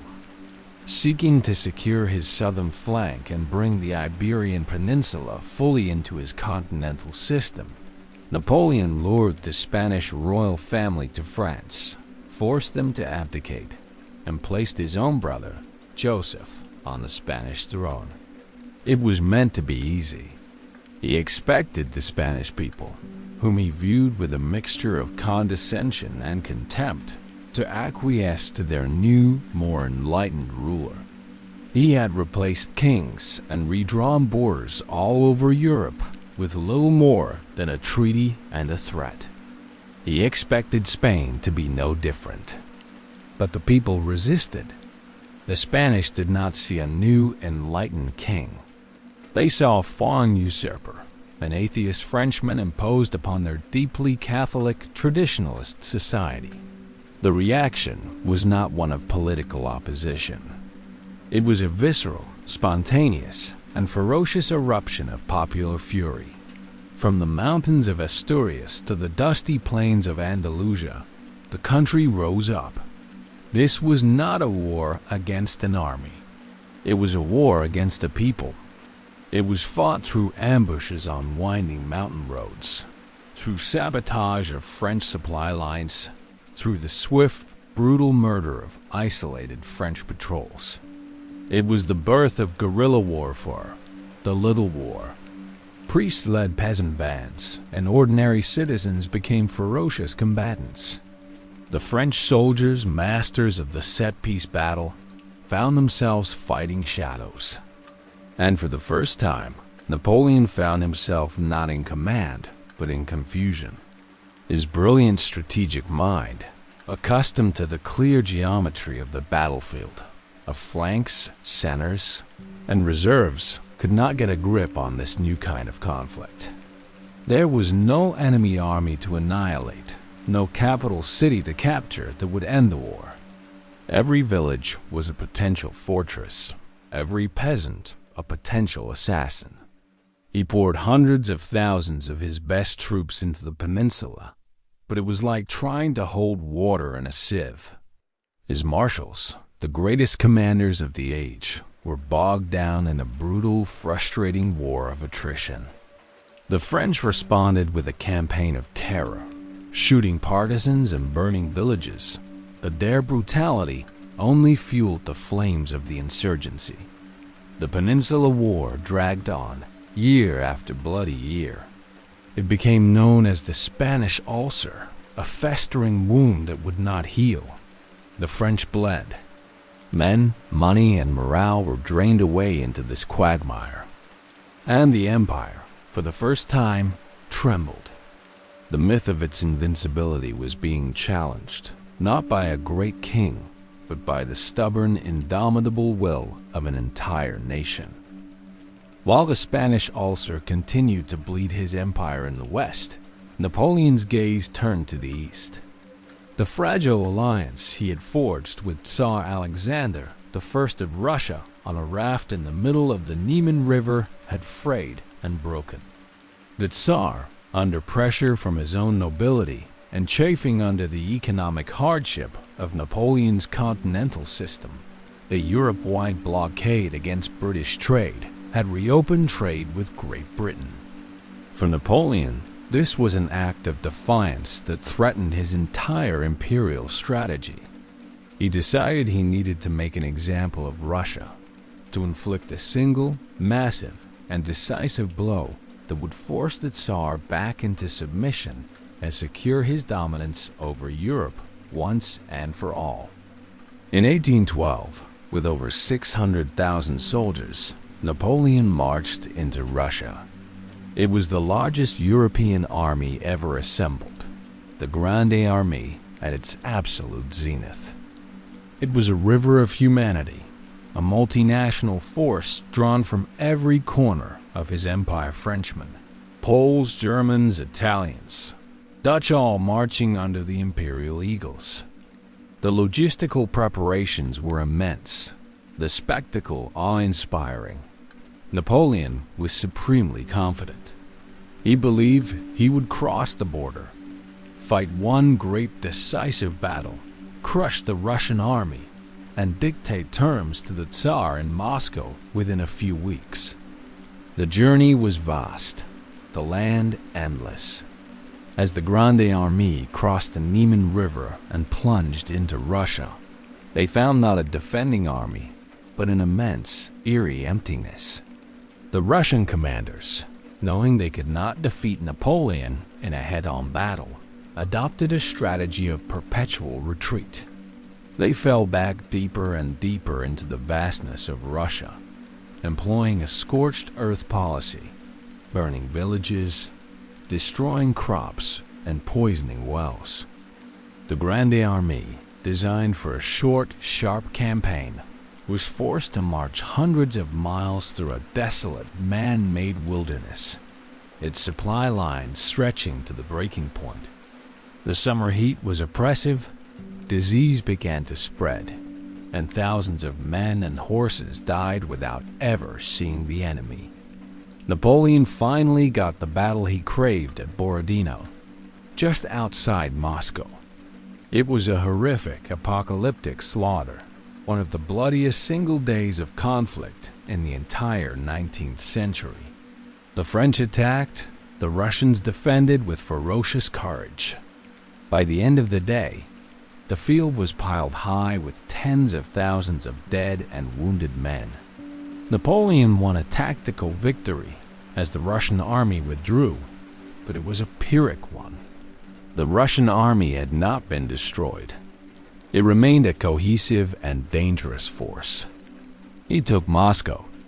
A week after Borodino, he rode into the ancient holy capital of Russia, expecting to find a delegation of nobles ready to surrender and for the Tsar to sue for peace. But it was a ghost city, eerily silent, abandoned by almost all of its inhabitants. And then, that night, the fires began. Set by Russian patriots, the fire spread rapidly through the city's wooden buildings. For days, Moscow burned, a great funeral pyre for Napoleon's ambitions. His grand prize had turned to ash. He waited for weeks in the smoldering ruins, but no message came from the Tsar. He had captured the capital, but he had not conquered Russia. No food, no peace. The winter came early. It began to snow in mid-October. With his supplies exhausted and his army isolated hundreds of miles deep in hostile territory, Napoleon had no choice but to order the retreat. What followed was one of the greatest disasters in military history. The retreat from Moscow was a slow-motion descent into hell. The Russian winter, the infamous General Winter, fell upon the army with a savage, unrelenting fury. Snow fell like silence, blanketing a landscape of death. The temperature plummeted to 30 degrees below zero. Men froze where they stood, their bodies lining the route of the retreat. Horses, their shoes unable to grip the ice, collapsed and were immediately butchered for their flesh by starving soldiers. Cannon wheels, made of wood, snapped in the intense cold, and the artillery was abandoned. Discipline dissolved in the face of starvation and despair. The once mighty Grande Armée disintegrated into a desperate, stumbling mob of ghosts, wrapped in rags, haunted by the swarms of Cossack cavalry and partisans who picked off stragglers with impunity. The crossing of the Berezina River became a final, horrific nightmare, as thousands drowned or were crushed to death on makeshift bridges under enemy fire. Only a fraction returned. Of the more than 600,000 men who had marched into Russia with such confidence, fewer than 100,000 stumbled back across the Niemen River. The Grande Armée was dead, its veterans buried in the Russian snow. The myth of Napoleon's invincibility was shattered forever. Europe stirred. The scale of the Russian disaster sent a shockwave across the continent. The kings and generals who had trembled before Napoleon now saw that he was vulnerable. The spirit of resistance, kindled in the mountains of Spain, now erupted across Germany. Prussia, then Austria, then Sweden, broke their alliances with France and joined Russia and Great Britain in a new massive sixth coalition, determined to finish him once and for all. After the Russian disaster, the tide turned.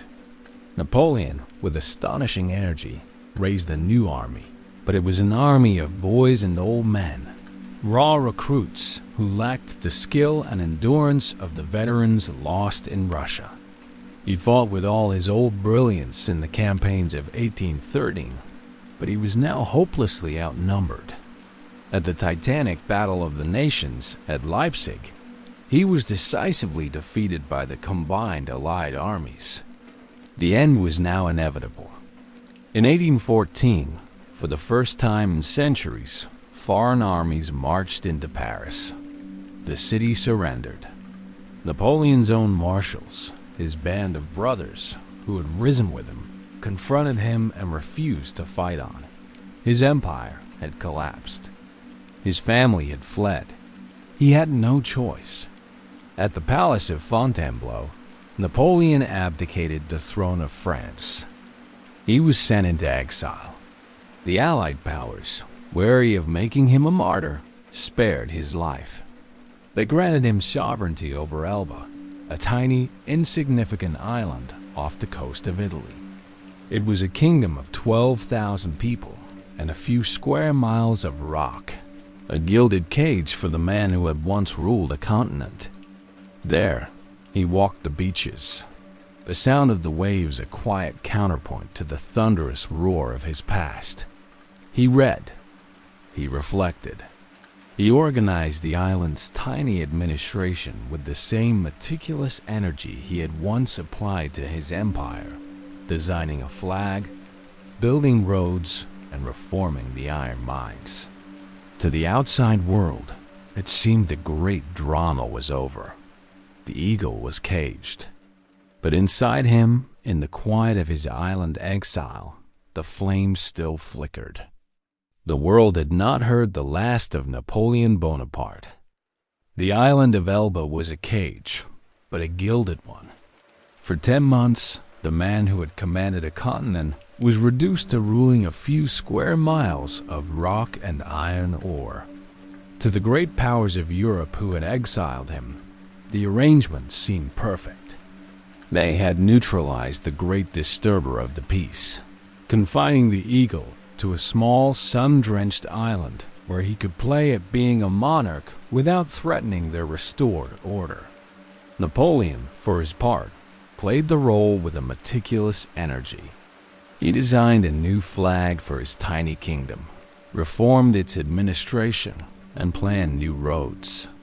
He held court, walked the beaches, and spent long hours gazing across the shimmering blue waters towards the distant coast of Italy, and beyond it, towards France. He read, he reflected.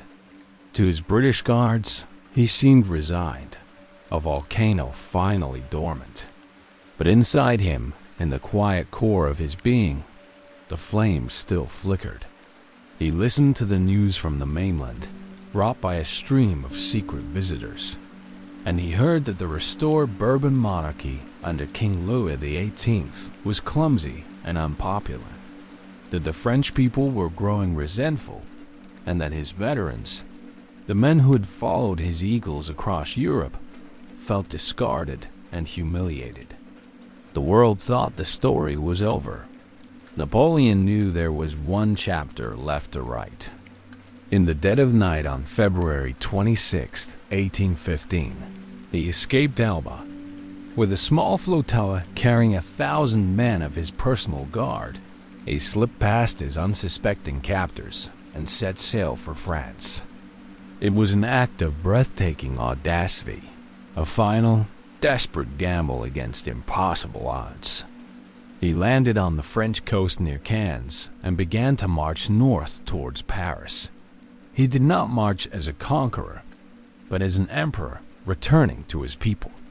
The route he took, now known as the Route Napoleon, led him through the treacherous mountain passes of the Alps. The king in Paris sent an army to intercept and arrest him. Near Grenoble, the two forces met. The royalist army blocked the road, their muskets leveled. Napoleon, in his famous gray greatcoat, advanced alone, walking calmly towards the line of soldiers who had been sent to kill him. He opened his coat, exposing his chest. "Soldiers of the 5th Regiment," he called out, his voice ringing with its old authority. "If there is a man among you who would kill his emperor, here I am." There was a moment of tense, heart-stopping silence, and then a single cry of "Vive l'Empereur" erupted from the ranks, a cry that became a roar. The soldiers tore the white cockades of the Bourbon king from their hats and rushed forward to surround their emperor, tears streaming down their faces. The army sent to stop him had joined him. The people rose to greet him. His journey to Paris became a triumphant procession. Town after town welcomed him with rapturous joy. The great Marshal Ney, who had promised the king he would bring Napoleon back in an iron cage, found his own troops defecting and, overwhelmed by his old loyalty, pledged himself once more to the emperor. In Paris, King Louis XVIII, realizing all was lost, fled in the middle of the night. On March 20th, Napoleon entered the Tuileries Palace without a single shot being fired. The eagle had landed, and for one brief spring, a period that would become known as the 100 Days, the eagle soared again. But the powers of Europe gathered at the Congress of Vienna to redraw the map of the continent, reacted with unified horror. They declared Napoleon an outlaw, an enemy of humanity. There would be no negotiation, no treaty. They gathered their armies for one final decisive confrontation. At Waterloo, in the rolling fields of what is now Belgium, the final battle was fought. On June 18, 1815, Napoleon faced a combined Allied army under the command of the British Duke of Wellington and the Prussian Marshal Blucher. The battle was delayed for hours by a torrential overnight storm. Rain soaked the fields. Mud swallowed boots and cannon wheels, a thick, glutinous mire that would hamper the French attacks and prove to be a crucial ally to their enemies. When the battle finally began, it was a brutal, close-quarters, slugging match. The fighting raged around key strongpoints. The fortified farmhouse of Hougoumont on the Allied right flank, and the farm of La Haye-Sainte in the center. Napoleon launched massive infantry assaults and threw his magnificent heavy cavalry in thunderous charges against the British lines. Wellington's infantry formed into disciplined squares, held firm, repelling charge after charge in a storm of musket fire. The battle hung in the balance for hours. But as the day wore on, the first columns of Blücher's Prussian army began to arrive on the field, falling upon Napoleon's right flank. The emperor, now fighting two armies at once, made his final gamble. He committed his last reserve, the elite veterans of his imperial guard, the grognards, the men who had never known defeat. In their tall bearskin hats, they marched forward in a final desperate assault on the Allied center. For a moment, it seemed they might break through, but Wellington's lines held. The guard faltered, then stopped, then began to fall back. A cry went through the French ranks, a sound of disbelief and despair. La Garde recule! The Guard retreats! It was the end. The French army dissolved into a panicked rout, and Napoleon was defeated. This time, there would be no return. The brief, glorious flight of the 100 Days was over.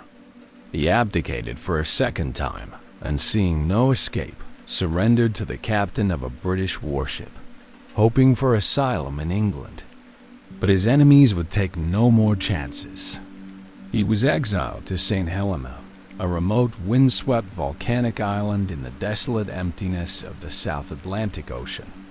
It was one of the most isolated places on Earth, thousands of miles from any continent, far from France, far from glory.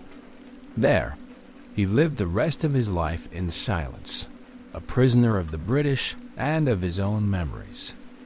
The man who had galloped across Europe was now confined to a few square miles of rock. The climate was damp and unhealthy. His residence, Longwood House, was modest and rat-infested, and he was under the constant petty surveillance of his British jailer, the Governor Hudson Lowe.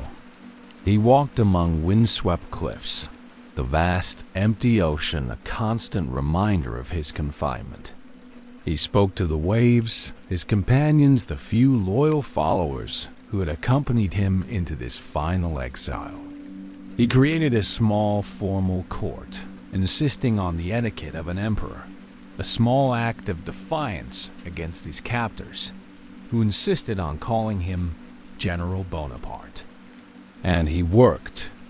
With the same furious energy he had once devoted to running an empire, he now devoted himself to crafting his own legend. He wrote memoirs, dictating his thoughts, his justifications, and his version of history to his companions.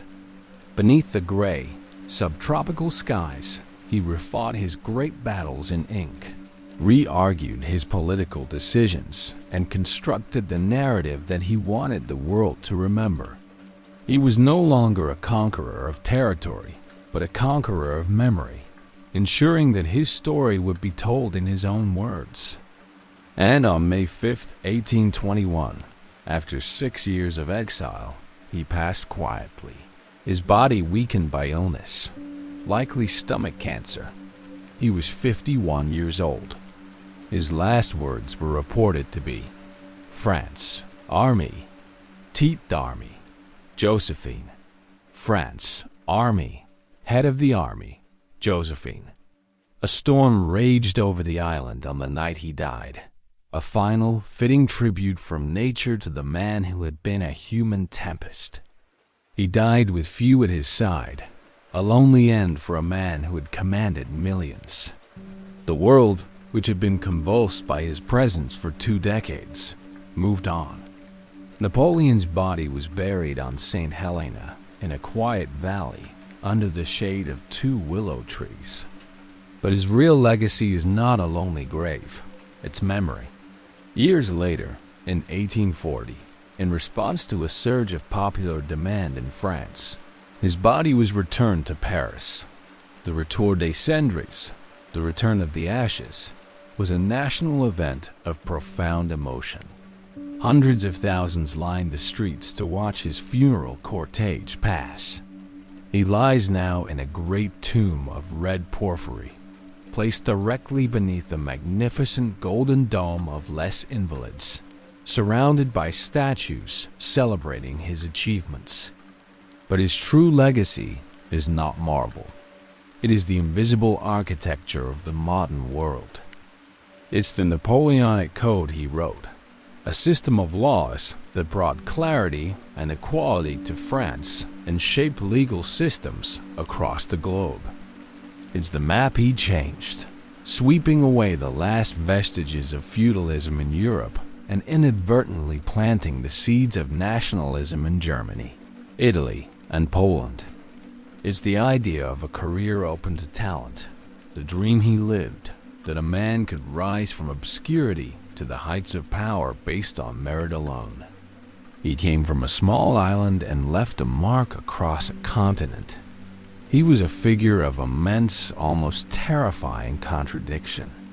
He was not a tyrant in the simple sense. He was a modernizer, a lawgiver, a man who brought order from chaos. He was not a saint. He was an autocrat whose boundless ambition led to the deaths of millions. He was, in the end, a man who reached too far, who flew too close to the sun, and touched history.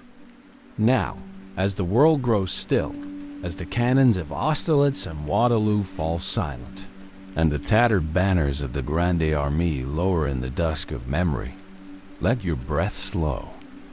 Let the weight of centuries fade. The story is over.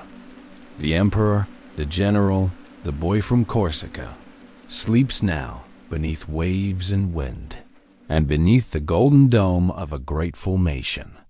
And so may you. Good night.